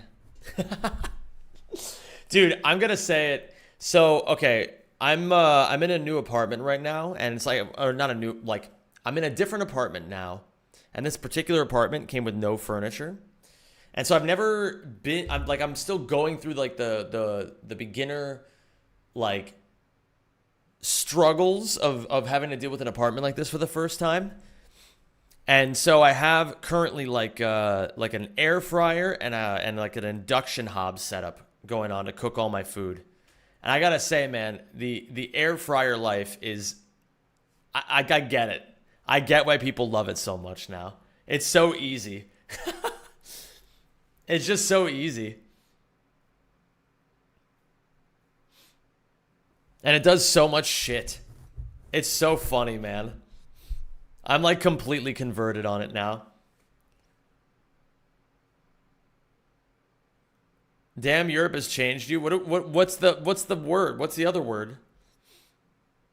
Chucked a chicken Kiev and chips in the air fryer? Bro, that sounds epic. That sounds really good.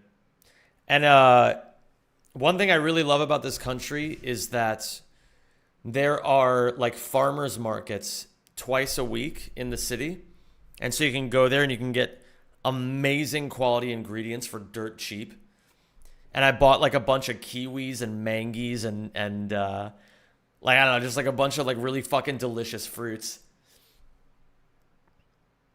It's like a little treat to myself at the end of my long work days, you know? Okay. So, is there ever, do we ever follow through in this idea? I mean, like,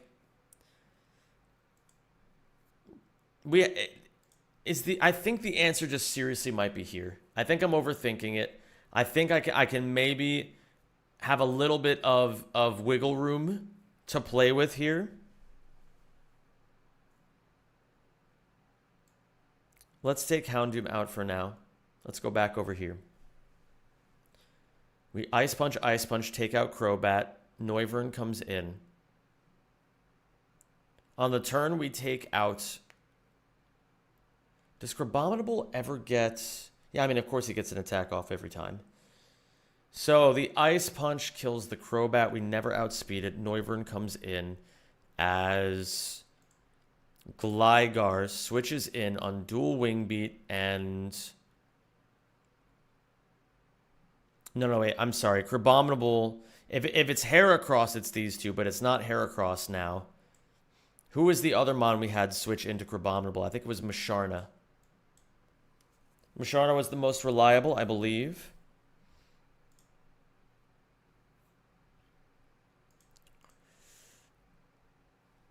So, double dual Wing Beat crit, and crit from Crabominable.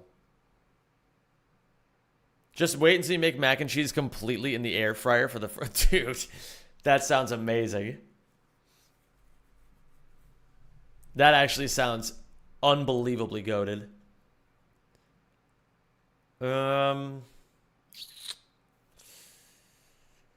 We need to get this Mudasaka to a point where it can tank the attacks.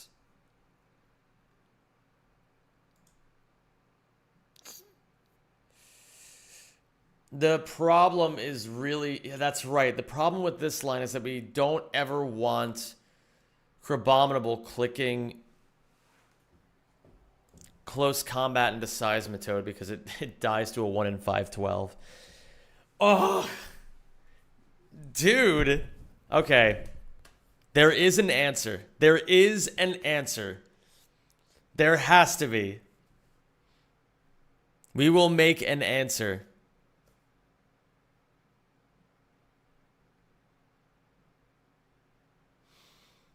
Can I ever switch Togedemaru in on Heracross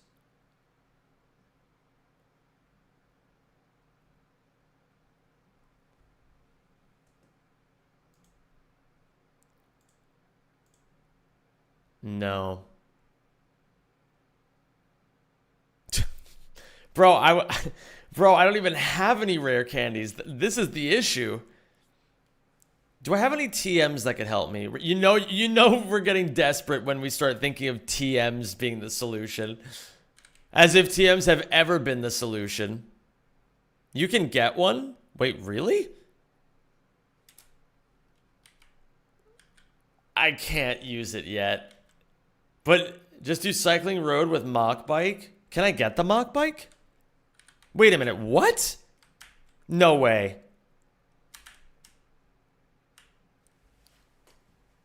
Bro, you're trolling me. You're trolling me right now.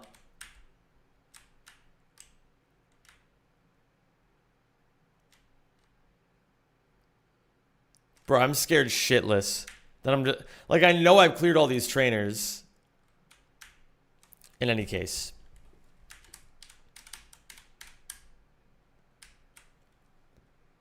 Bro, I'm gonna feel like a kid on Christmas if I really get a rare candy here.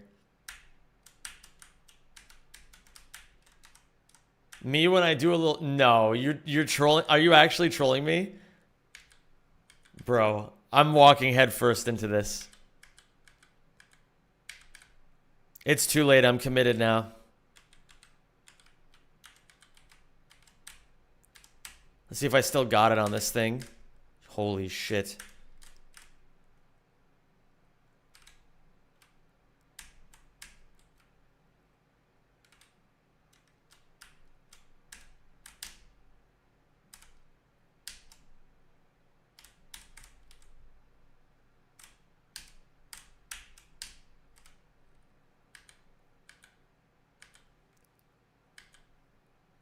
I'm getting trolled right now, right?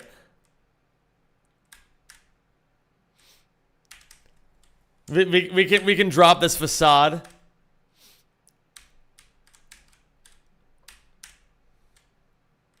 Actually, do I need the mock bike right now? Maybe I do. Just go faster. Holy shit, you're right. Fuck! Oh my god, it's over. It's over, dude. It's so over.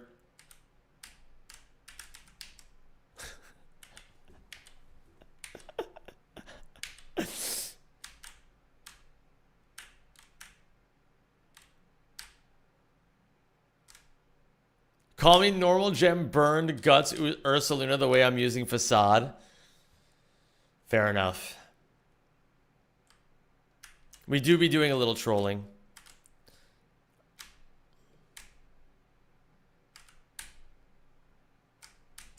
Shit. Bro, I'm so consistent. Alright, in any case...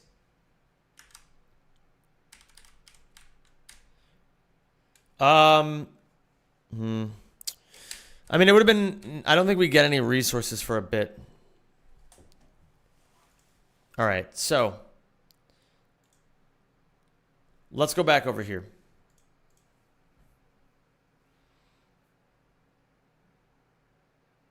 What time do you need for the candy? I think I've just been trolled. I think that's all it is. But I was willing to try it because it sounded interesting. So, if we're focusing down the Noivern side, I could get Togedemaru in.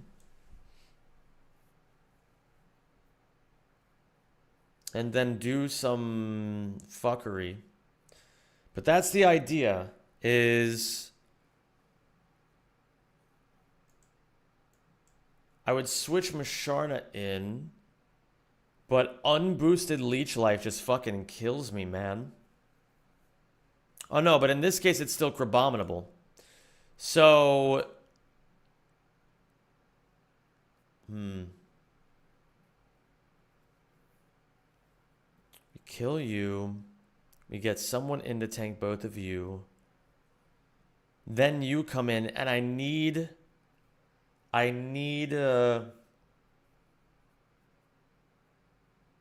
Togedemaru to come in on the same turn.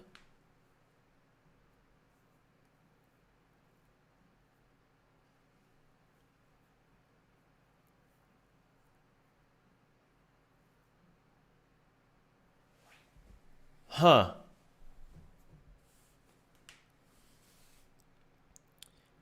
I just thought of a weird idea, but maybe this could work. So, we switch. We start with the turn of Toad ice punching Crobat, while this guy protects.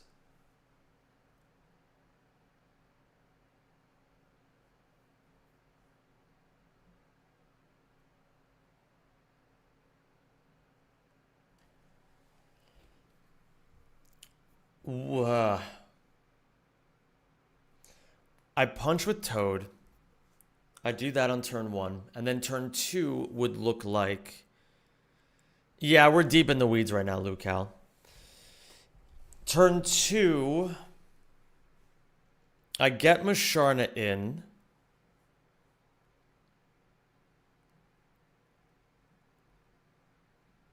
But then I would double switch, right? Because if Crabominable... But then, okay, how am I killing the fucking Crobat?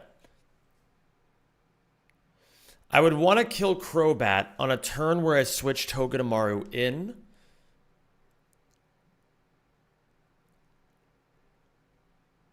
And then I would like to fake out the Noivern and kill it with something else. That's the idea. But the only two participants of this idea... Well, there's a few participants. But Walrein gets kind of checked by Crabominable, so that's not good. Is it still just Musharna? Nothing else safely switches into both of these. Not you. Man, I have no flexibility on my team. It's just like every time I hit like a cool possible out, I'm bottlenecked. What's up, Anju? How you doing today? Man, I'm fucking deep in the trenches. Is there anybody who has any ideas? I could take like a fresh approach or something. If anybody's paying attention and has like an idea.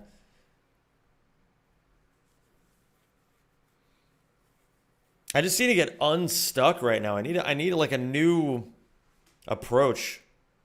I'll try to think of one as well.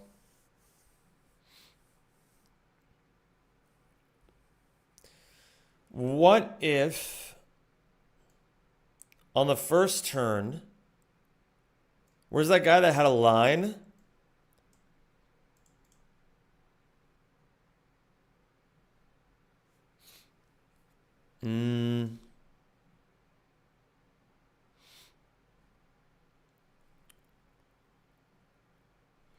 Do you kill Crabominable?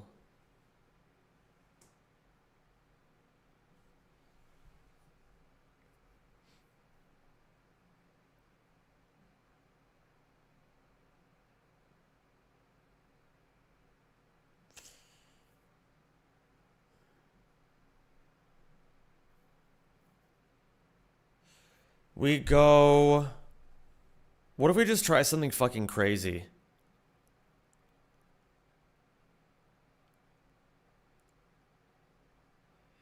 Corv gets unlocked when Crabominable dies.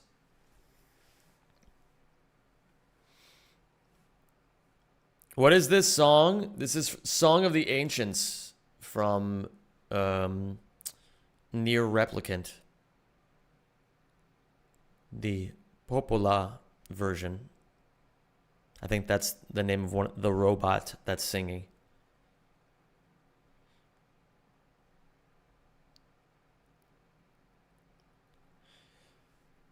Oh yeah, it says under the timer as well. I could probably make it a little bit clearer in the layout. And I think I will, moving forward.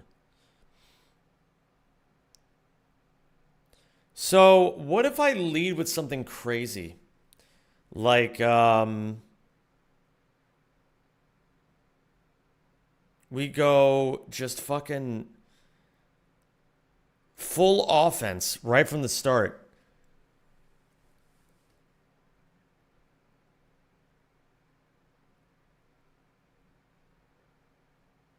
No, but I have to be able to avoid baiting Tailwind. Man. Okay. What if there is something else I can kill the Crobat with, maybe? Do we have any other reliable person other than Seismitoad? We have Musharna.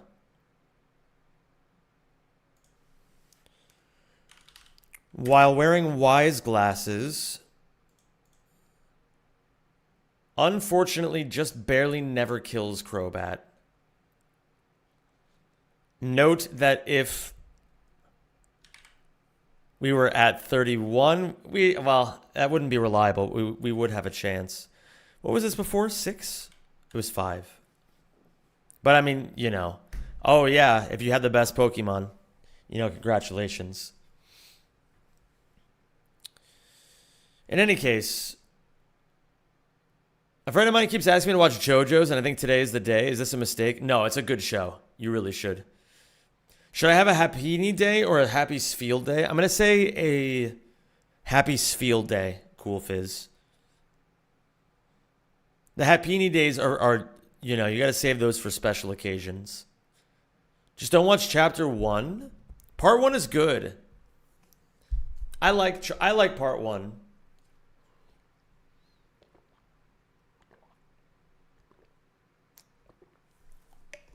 I stick up for Part 1. I think it's necessary. What if I just go...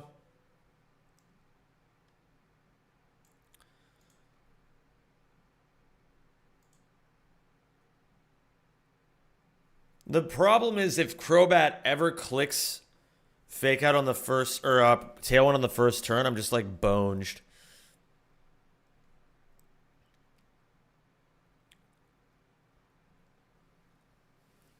What if I just fucking... Okay, I have a stupid idea. What if we run this exact same line, but we start with Corv? Does that make it different?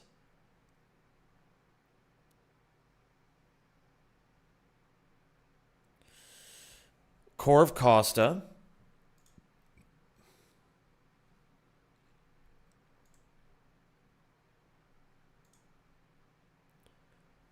Corv is just barely unlikely to guaranteed 2-hit KO.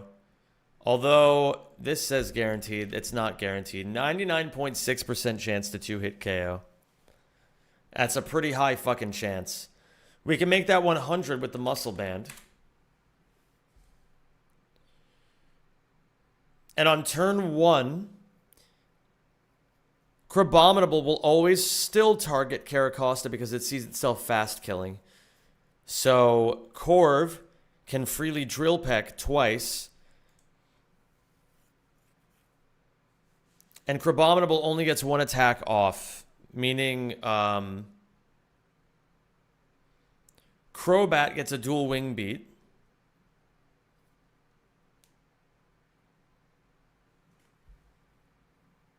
Hold on, give me 1 second.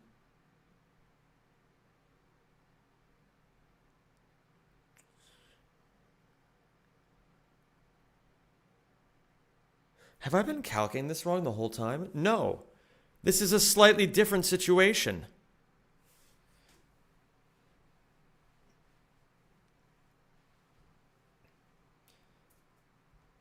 The Corv... Holy shit, guys. Wait. We have a new line of options. This actually opens up an idea here that's slightly different than the previous idea, because in the previous line, when I one-hit KO'd with Houndoom, Heracross came in on the turn that a Pokemon needed to switch in. But what if I can kill him on the turn... Oh my god. Okay, go with me here. we can go with this idea. With this 2-hit KO idea, what happens is Caracosta protects on turn 1. They both attack into him. Corv with Muscle Band attacks Corbominable, brings it below half. Then, on the next turn, I can switch something in to Crobat specifically that will always, always, always bait Dual Wing Beat afterwards. And the difference is I get an extra Crobat's worth of damage off on one Pokemon where I can more consistently reliably pre-damage it. So, it'll make more sense when I play it out. So, on turn 2, Crobat attacks. I switch something into Crobat that can tank a Dual Wing Beat and always bait Dual Wing Beat again from Crobat and an attack from Heracross unboosted.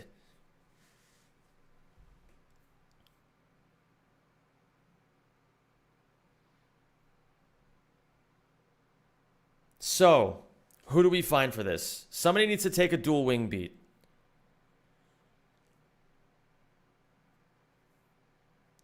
Let me think about it this way. Who can take a Dual Wing Beat? We could go Musharna, but I think Musharna is going to be good to stop Poliwrath. So let's leave Musharna alone for now. What about Houndoom? That doesn't work because 2 of Heracross's... Oh, no, this actually could work. This could work. But not on Brick Break, it doesn't.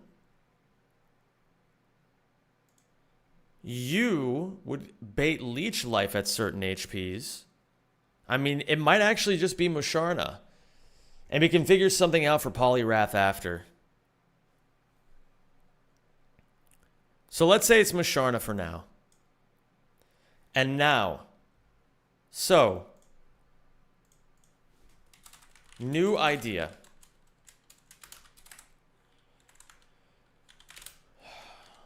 Turn 1. Corv. Muscle Band. Plus 12 HP Caracosta. No item.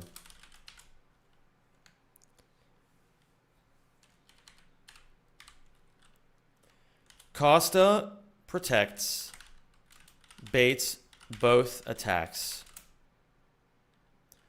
Corv, Drill Peck's Crab.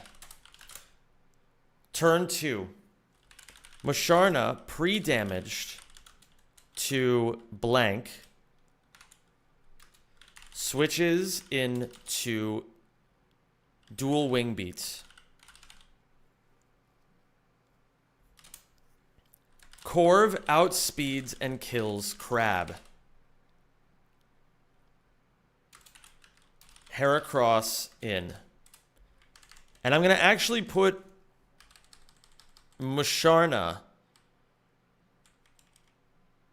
because I know I'm going to have to pre-damage a Pokemon, but it might not need to be in Musharna. Heracross in. This Mon, so Corv, even Heracross, oh, look at this. So even when Heracross is burned, he just barely never sees a kill with Facade, and Corv is untouched this whole fight so far. So he never clicks into Corv if he sees a kill elsewhere. He will guaranteed see a kill on Musharna if it's in range of Crobat Dual Wing Beat. Is my Corv faster? No. So we need to bring in a Mon that can tank Facade and Dual Wing Beat. And I think I know the Mon. I think I know the Mon. But if we get...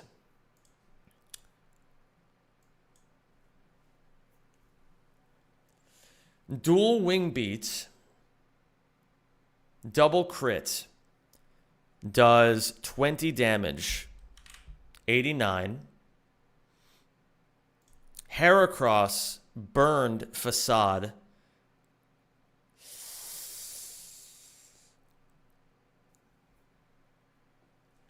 Oh. Okay, how unlikely is that? Double crit dual wing beat is double crit high roll dual wing beat. Double crit high roll dual wing beat. No, let's do it like this. Crit dual wing beats. 1 in 16.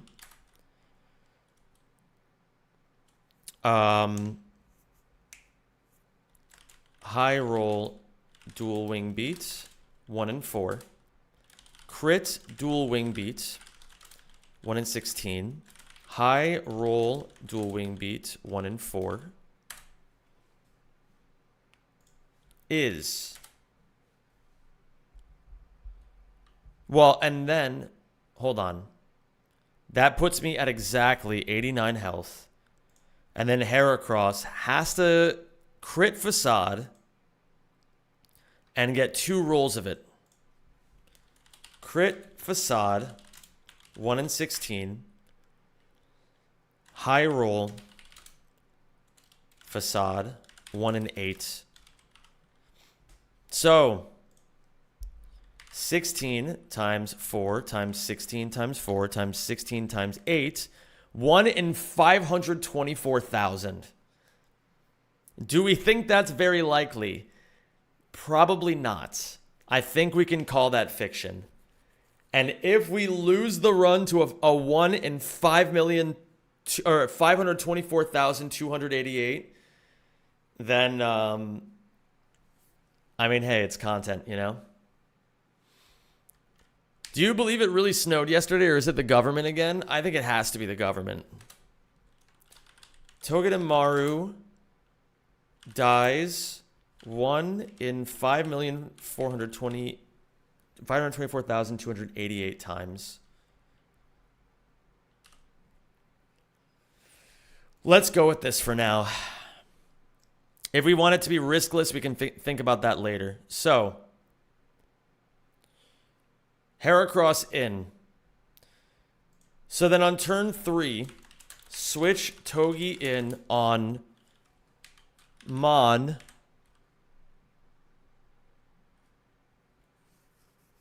Actually, wait a minute.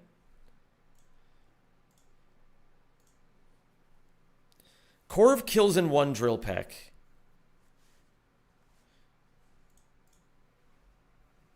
Heracross in.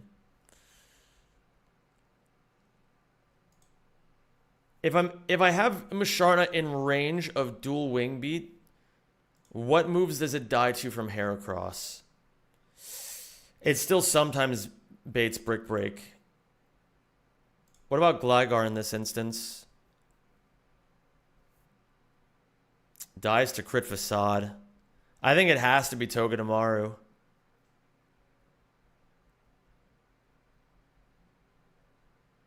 No, but that's so stupid, right? Because... Wait. Is this unboosted Heracross? It's unboosted Heracross. That makes it a lot more reliable. It doesn't, Zem? Wait, which thing is this in regards to, Kaz? Good morning, Gumi. How's it going? What's up, Flaming Gamer? I'm lost in the sauce right now. Heracross will never get... That's what I'm thinking. Yeah. That's what I'm thinking. So.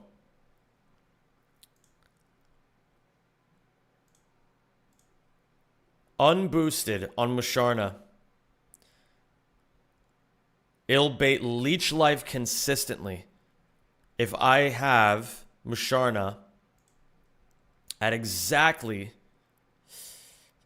32 HP... If I can get Musharna in the range of 32 HP, unboosted, I have a range between the HPs of...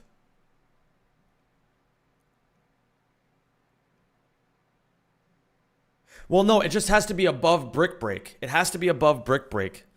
So, we need Musharna between 24 and 32 HP exactly.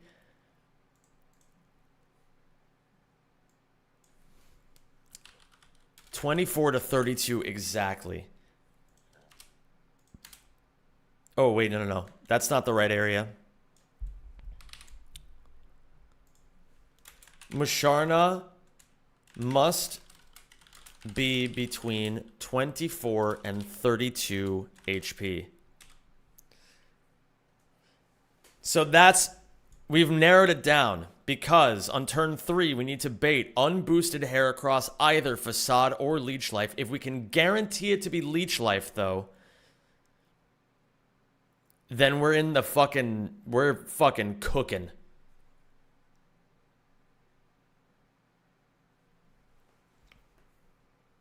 Because then I can safely switch Togedemaru in on the Leech Life. Never have to worry about Brick Break.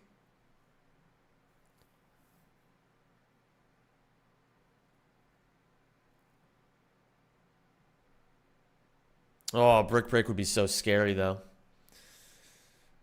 Well, in any case, it doesn't have to be Togedemaru on this switch-in. It could be Gligar. It could be Gligar, right? Because he just takes random move from Heracross in most cases.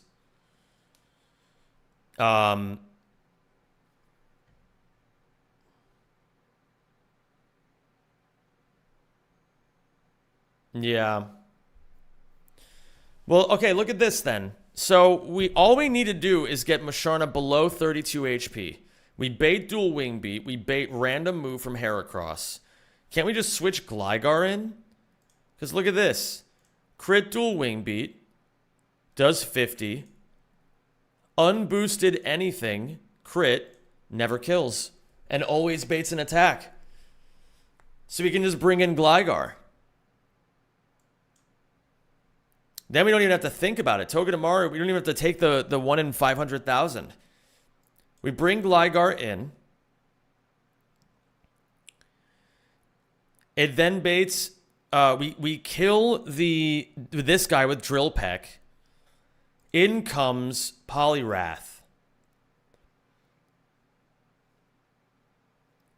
Poliwrath does not see a kill on Corv with Ice Punch. He will see a kill on Gligar.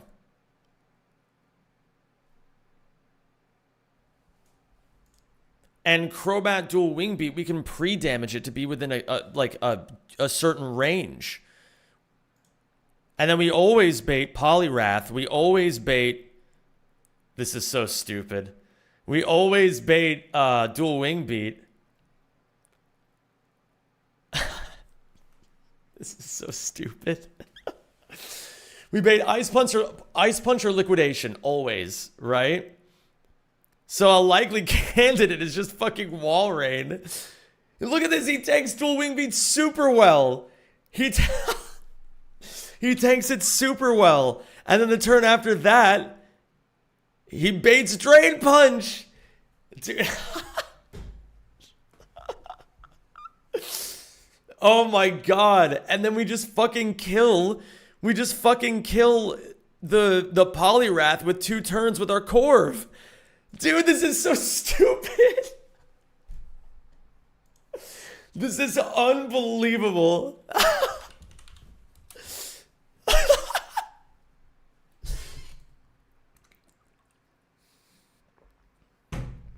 Hold on. Don't get excited yet. Oh my god, dude. Switch. Not the Togi idea. Not the Togi idea. Musharna must be below 32 HP. Below 32 HP. Much less restrictive. Switch in on. Switch Gligar in on dual wing beat and random Heracross move. Corv kills Heracross. Poliwrath in.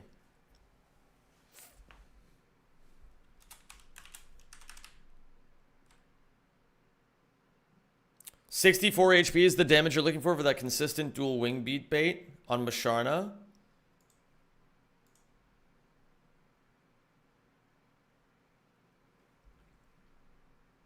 Oh yeah, because it's just 32 twice, right? Yeah, that makes sense. So let's see if there's any complications. Thank you for that, Kaz. I appreciate that. Let's see if there's any complications if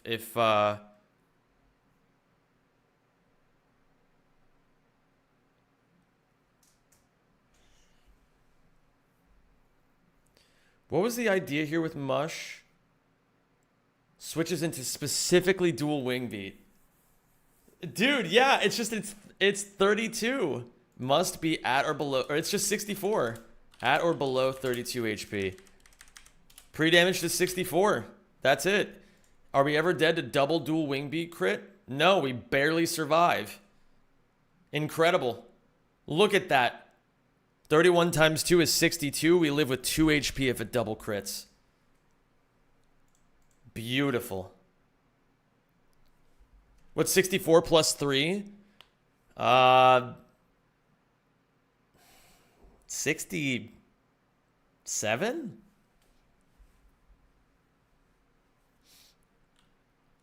Okay. Corv kills Heracross. Poliwrath in. Now we need to pre-damage the Gligar. Timeout Aotena for 10 minutes. I got you. With pleasure.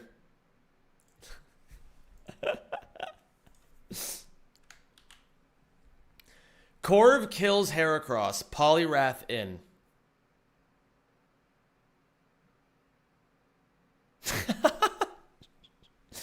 That was a good one, PP Eric. Poliwrath in. So, we needed to pre-damage our Gligar to switch in. Pre-damage to blank. In on dual wing beat and random Heracross move. Unboosted Heracross moves to Gligar.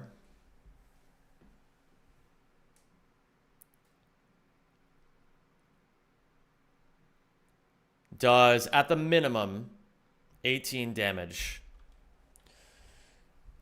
Well, okay, we're switching it on the dual wing beat. So we can use this math that we used in the past, right?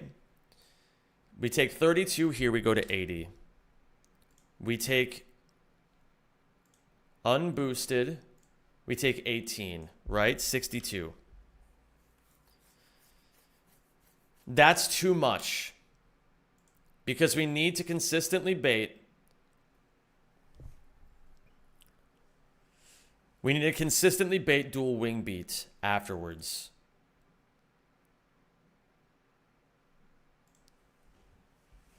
So, what if we are looking for... Let's see what damage we get with max roll double crit. We get 56 from the Crobat. 56 from the Crobat. And we get 40. So 96. 96 is the number that I must be above. What if we go to 97?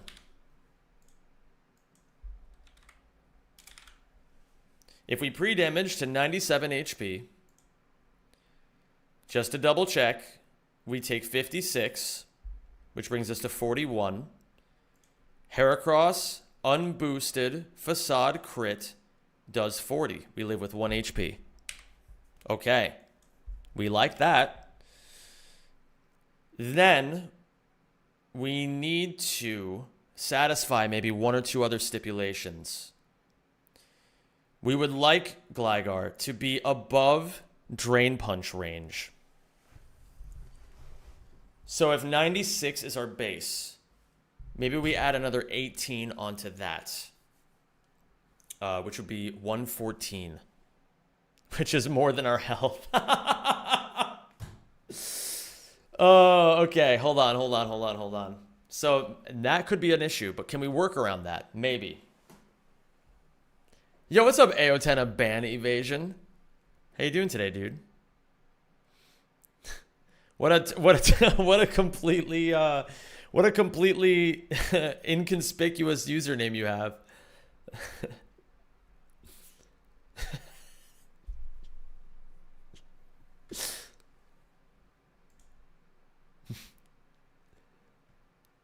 Man, I can't imagine who would make an account like that.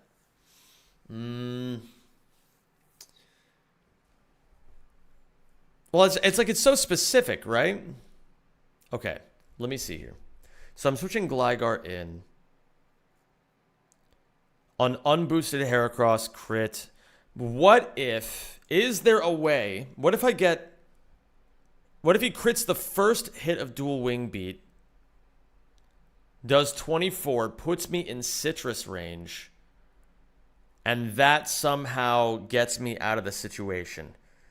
How much do I heal from Citrus Berry? 23. So it has to be a situation where I'm not going down by more than 23 health.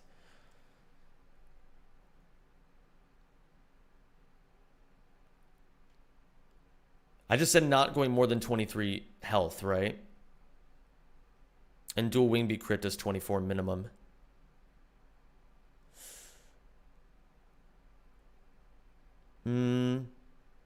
Okay. Well, let's just do it for the sake of doing it. We go to 75, right? Wait. We were at 97. Right? I take 24 damage, 73. That does not put me in citrus range.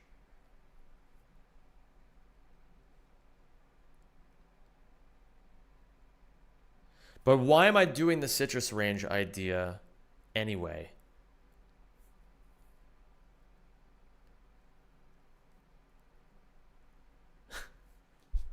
Thanks, mods.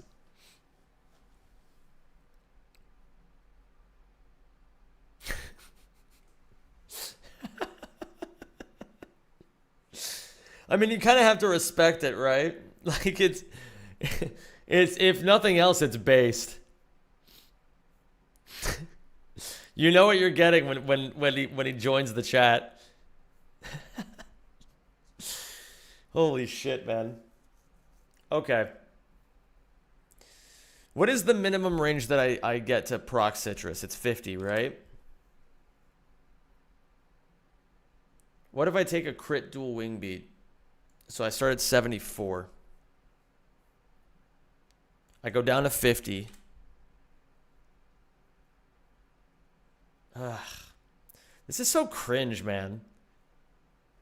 Okay, but we're getting somewhere. I'm so close to cracking this. There's just a missing link that we just got to get through, and it'll all be fine. It's not even that big of a deal, because we might just need another Pokemon to tank it. So, like, we can just abandon this idea for right now, right? We do the Gligar idea, where it comes in at 97. He takes the Dual Wing Beat, right? He takes 32 damage. He takes 60. He goes to 65. He takes the minimum from Heracross.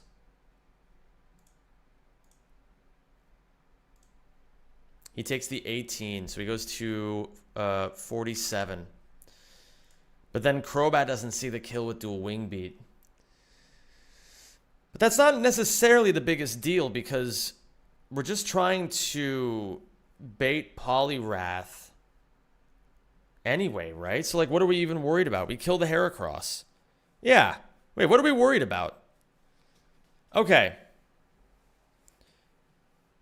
I was going on a line for a little bit, but I don't need to. I don't need to think about it that hard, because I just need to switch Gligar in, and we can actually work around the Tailwind now. We're not like in a bind. Like I was trying to think of like how do we continue to avoid the Tailwind setup, or at least kill down the enemy Pokemon before the Tailwind goes off. But now I'm thinking about it, and I'm like, once we kill Heracross, we don't need to worry about it. I mean, we have Gligar coming in, who's always dead to Liquidation or Ice Punch if he's at full health. The Crobat clicks Tailwind, so it's not clicking anything else. We can switch Gligar into something else for free.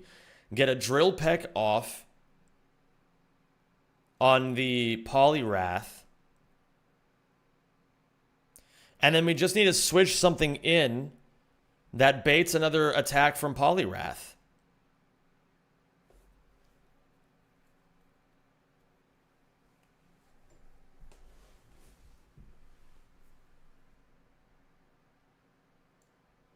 You do, in most cases, yes. But not if Drain Punch comes in. If Drain Punch comes in, you're in trouble. So let me put you here for right now. Same idea with you. You absolutely can't have to avoid a Drain Punch, but you can still potentially switch in.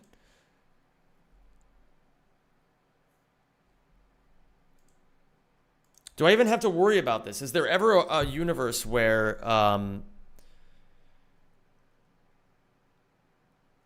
like, let's say I bring Gligar in at full health. We take the dual wing beat for 32, we go to 80. We already know this. We take the 18 from Brick Break, right? We go to 62. Heracross dies. Poliwrath comes in. That's the absolute minimum that we could have taken. And we still bait Ice Punch most... Well, okay. We still bait Ice Punch. We still bait Liquidation. But...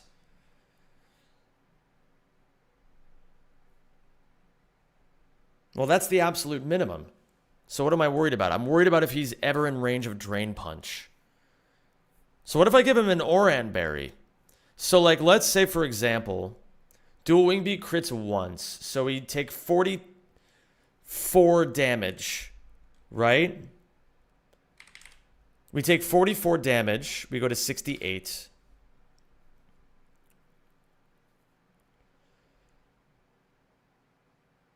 No, that's not quite right. Oh, yeah, that shows double crit. We go to 68.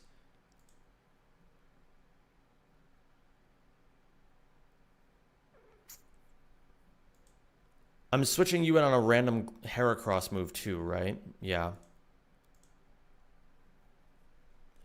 And then we take crit max roll Facade.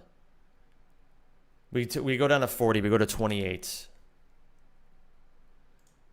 Poliwrath doesn't see kill with Drain Punch here.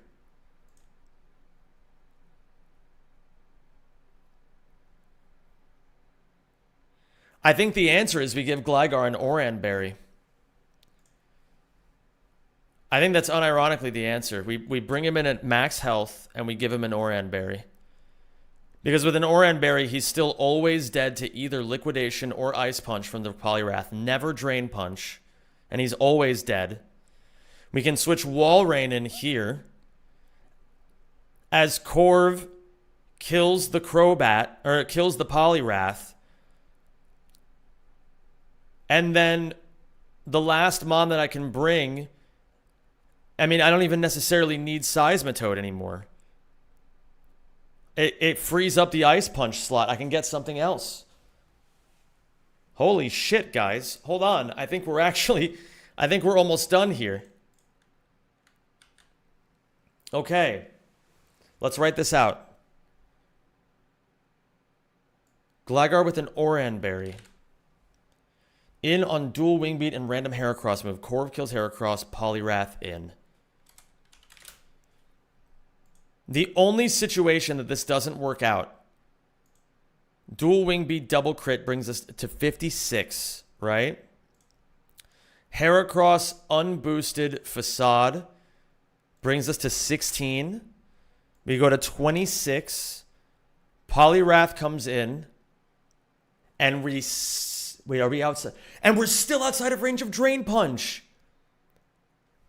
Yes, it works. Okay. And like this,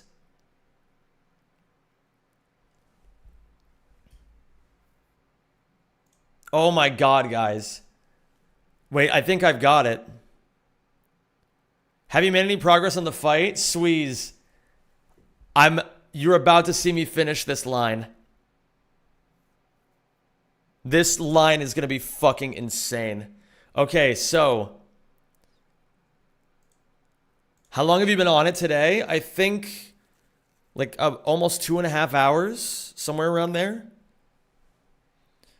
Korv kills Heracross, Polyrath, and because Gligar is always dead to either Ice Punch or Liquidation, switch Walrein in on Ice Punch, Liquidation,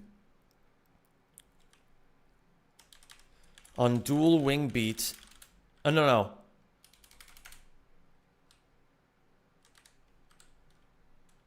Crobat sets up Tailwind. Switch Walrein in on Ice Punch or Liquidation. Wow. You just blowing from Holy fire, thank you for the raid. I really appreciate it. Thank you. Gamers, we're at the end game right now. I'm playing the hardest Pokemon game ever made, and I'm playing it as a hardcore Nuzlocke. I've been trying to figure out how to beat this fight for 2.5 hours. Well, not the end game of Run and Bun. No, we're still very far from there. But we're in the end game of this particular fight.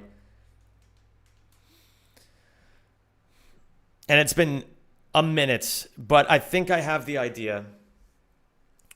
Okay, Korv kills Heracross, Polyrath in. Crobat sets up Tailwind.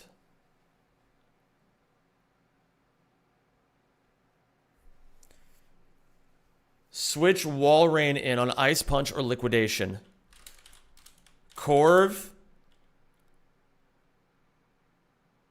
Korv. Drillpex. Polyrath. Polyrath takes with Muscle Band. It's a guaranteed 2-hit KO. That's so funny, man. Okay. Polyrath never sees a kill on us. Drillpex Polyrath. Turn 5. Now Walrein needs to be pre-damaged.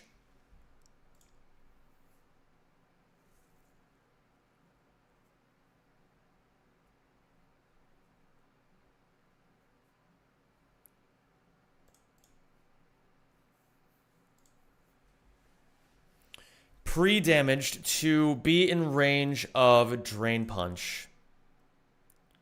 66.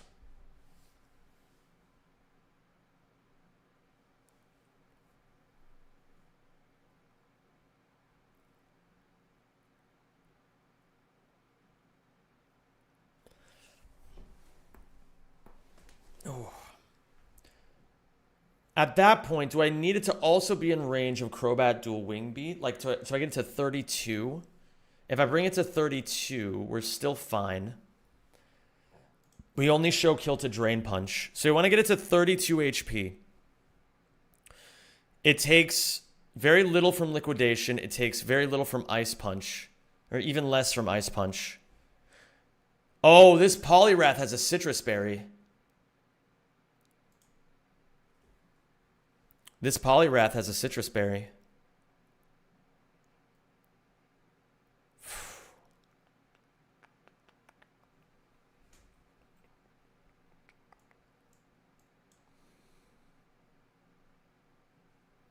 What if it's another Pokemon than Walrein? Unnerve? Oh, Korv has Unnerve! Bro! Dude! I totally forgot this thing has Unnerve. That's insane. Okay, so Walrein's back on the table. Oh my fucking god. Walrein's back on the table. We just need to bait. Okay.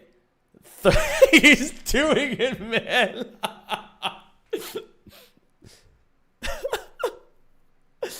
Dude, this might be one of the gnarliest fights I've ever done in my life. Okay, so we need to be at 32 HP.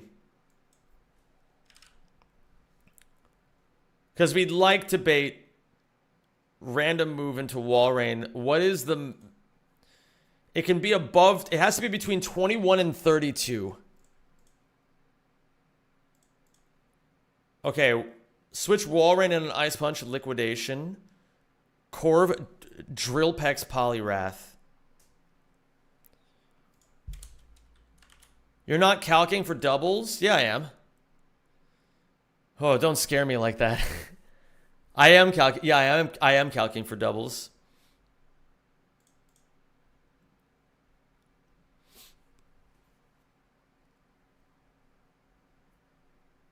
Switch Walrein in on Ice Punch, Liquidation. Walrein needs to... Red Alert says no. Double's not implemented yet? Oh, it's... Okay, hold on. I'll prove it. How do I prove it? Okay, look at Icy Wind, for example. Icy Wind hits both Pokemon. It does less damage in a double battle than it does in a single battle. So... single, it does more. So that's how you know it is calcing appropriately for doubles. But I do appreciate you taking a look at that. Needs to be between 21 and 32 HP.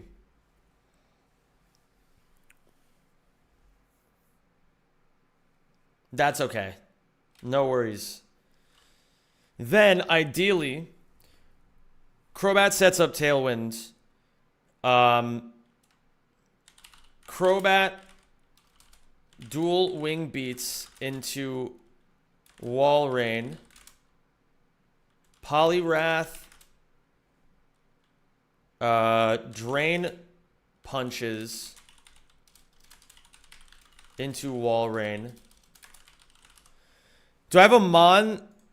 Don't forget, this guy is clicking Drain Punch. I need to bring in a Mon that can tank that. And also tank Dual Wing Beat. That's the problem. But here's an idea. And it's a stupid idea. And I'm not going to do it. I was going to say, maybe there's a way I could switch Donphan in. And then, like, outspeed with Ice Shard and kill somehow in the next turn. Even through, like, Drain Punch recovery. You know what I mean? But... if Corv does the minimum to him with Muscle Band, 66 twice. So on 66, he goes to 62, right? Let's say he Drain Punches into... Who's tanking Drain Punch the best? I mean, it's got to be Donphan, right? For the max. And recovers 15 HP. He goes to 77 health. The next turn... Let's give him Never Melt Ice. Just to make it even sillier. Minimum 8 damage... So, that would be 69. Nice. And Corv Drill Peck with Muscle Band. Just barely doesn't kill. Just barely.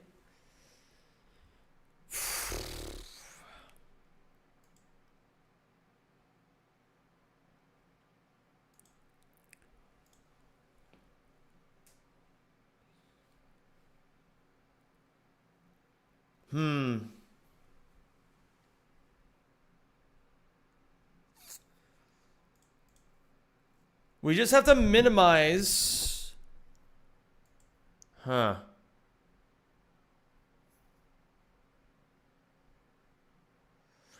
have a stupid idea. What if Corviknight is pre-poisoned? What if Corviknight is pre-poisoned? Or we can also switch and soak him with a Scary Face. Or not a Scary Face, a Scary Face. How are you going to poison a Steel-type Corviknight? Well, I don't even have to worry about it. I can pre-poison at the Pokemon Center, because it's still a normal type. It's not a steel type until it evolves into Corviknight. It's still just a Corvisquire right now. And what's going on, Oz? It's great to see you, dude. So we actually have options. We have options here.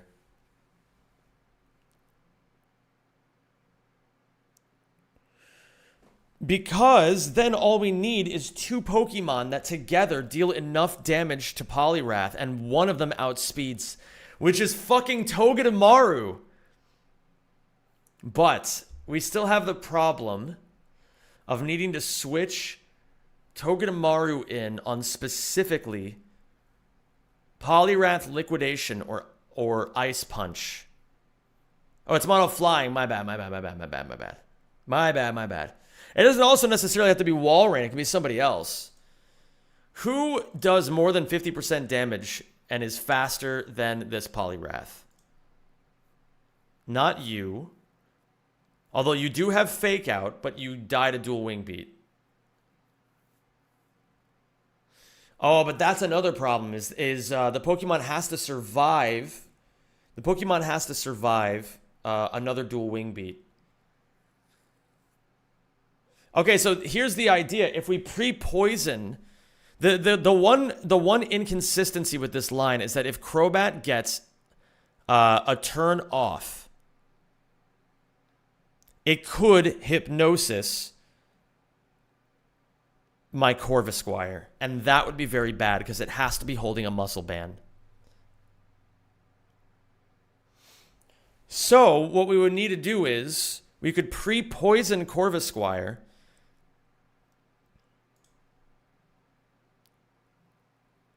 It should still, the Crabominable still never attacks into it.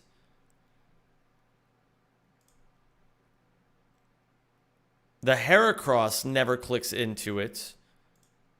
And the Poliwrath should... When does Poliwrath come out? Poliwrath comes out on turn 3.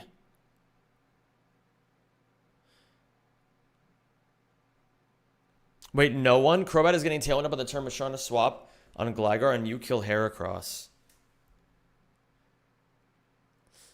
Oh, yes. Oh, yeah. Wait. So, we just get you out and you in. I'm overthinking this. Yeah, because, yeah. Yeah, look at this. We give Togedemaru the Rost Berry in case it gets frozen by Ice Punch. It tanks the Dual Wing Beats. Well, if it takes a Liquidation crit, we're kind of cooked. No? Fuck. Or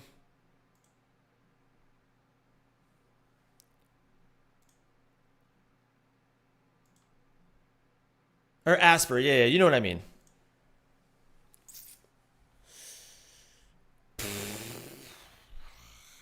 How do we guarantee that it does Ice Punch then? We can't. We simply cannot guarantee Ice Punch. Well, I mean, we could guarantee it by having his HP over 79 as he switches in. So his health has to be over 79. And if that happens, then Poliwrath guaranteed clicks Ice Punch. So when we switch Gligar in, if it double crits Dual Wing Beat, we go to 56. And then Heracross unboosted crit Facade does 40, which brings me to 16. And the meager 23 that I get back only puts me at 39. So that's not a super reliable option, although it's not very rare. In most cases, or it's quite rare, I should say. In most cases, if we go to 112, we take a Dual Wing Beat, we go to 80.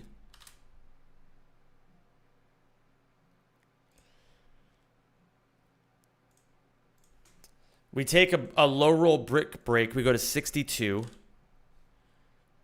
And even in the best case scenario, where we take as little damage as possible, we're still baiting Liquidation.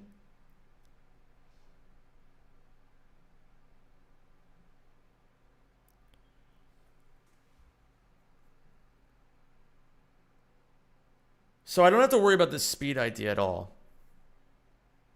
All I need to worry about, if I get Walrein in here,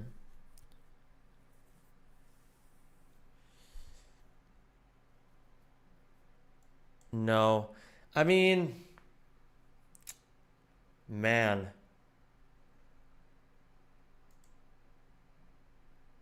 If I could guarantee Ice Punch, I could safely get in Houndoom, funnily enough. No, I wouldn't be able to do that. That's a stupid idea. If I could guarantee Liquidation, now that's a different story. I feel like I'm so close to having this and I'm just stuck. All right, gamers. I think, well, let me think. Is there something obvious that I'm just missing? I don't want to throw in the towel if I'm actually really close.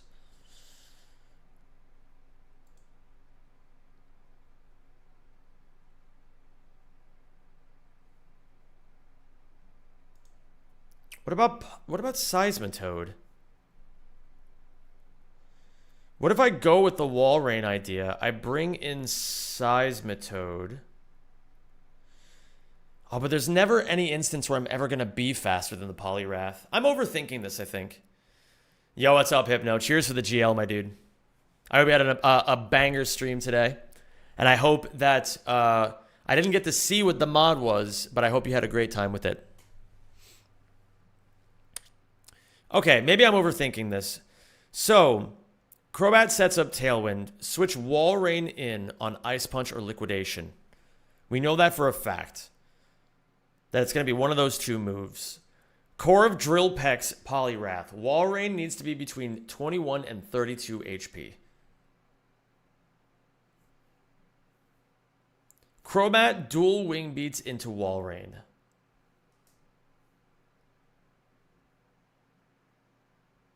Poliwrath Drain Punches into Walrein. But we don't need... This is the thing where it can change. Because we don't need to worry. Yeah, we just take the... Okay, 1 turn of poison, 2 turns of poison, 3 turns of poison, 4 turns of poison. 4 turns of poison onto my Corv. If it's...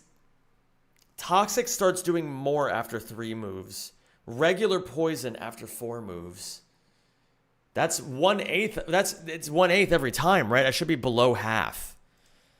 Which doesn't work because then Poliwrath will go for Ice Punch. So Crobat could still click Hypnosis into Corvisquire. So there's got to be a way. We got to pre-damage Walrein to bait Dual Wing Beat while we bait Drain Punch from Poliwrath. And switching in on both of that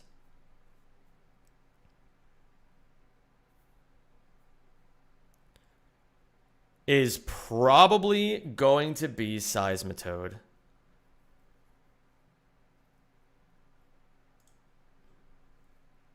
No, actually, I don't think that works. Because Poliwrath gets too much from the Drain Punch back. Ideally, I would switch in a Mon that could just outspeed, maybe fake it out. Like, that's why I'm saying Togedemaru is like the perfect candidate here. But I can't bring it in if Poliwrath is Drain Punching.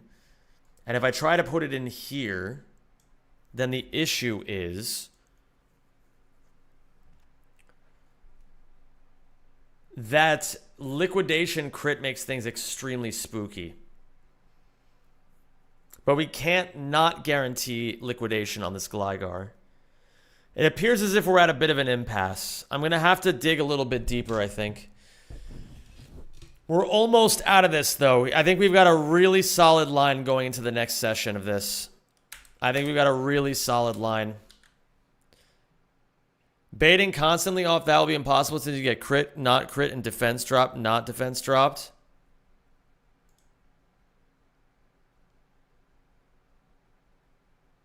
Yeah, we'll take a look at it in a little bit. I'm gonna take another glance at this again. I think a little bit later. I think it's time for me to get going for right now, gamers. It's getting late for me, and I want to cook some delicious din din. Let's see, who are we giving a raid to?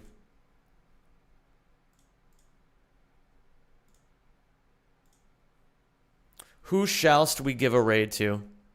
Oh, we're going to raid Charlene. She's on the front page.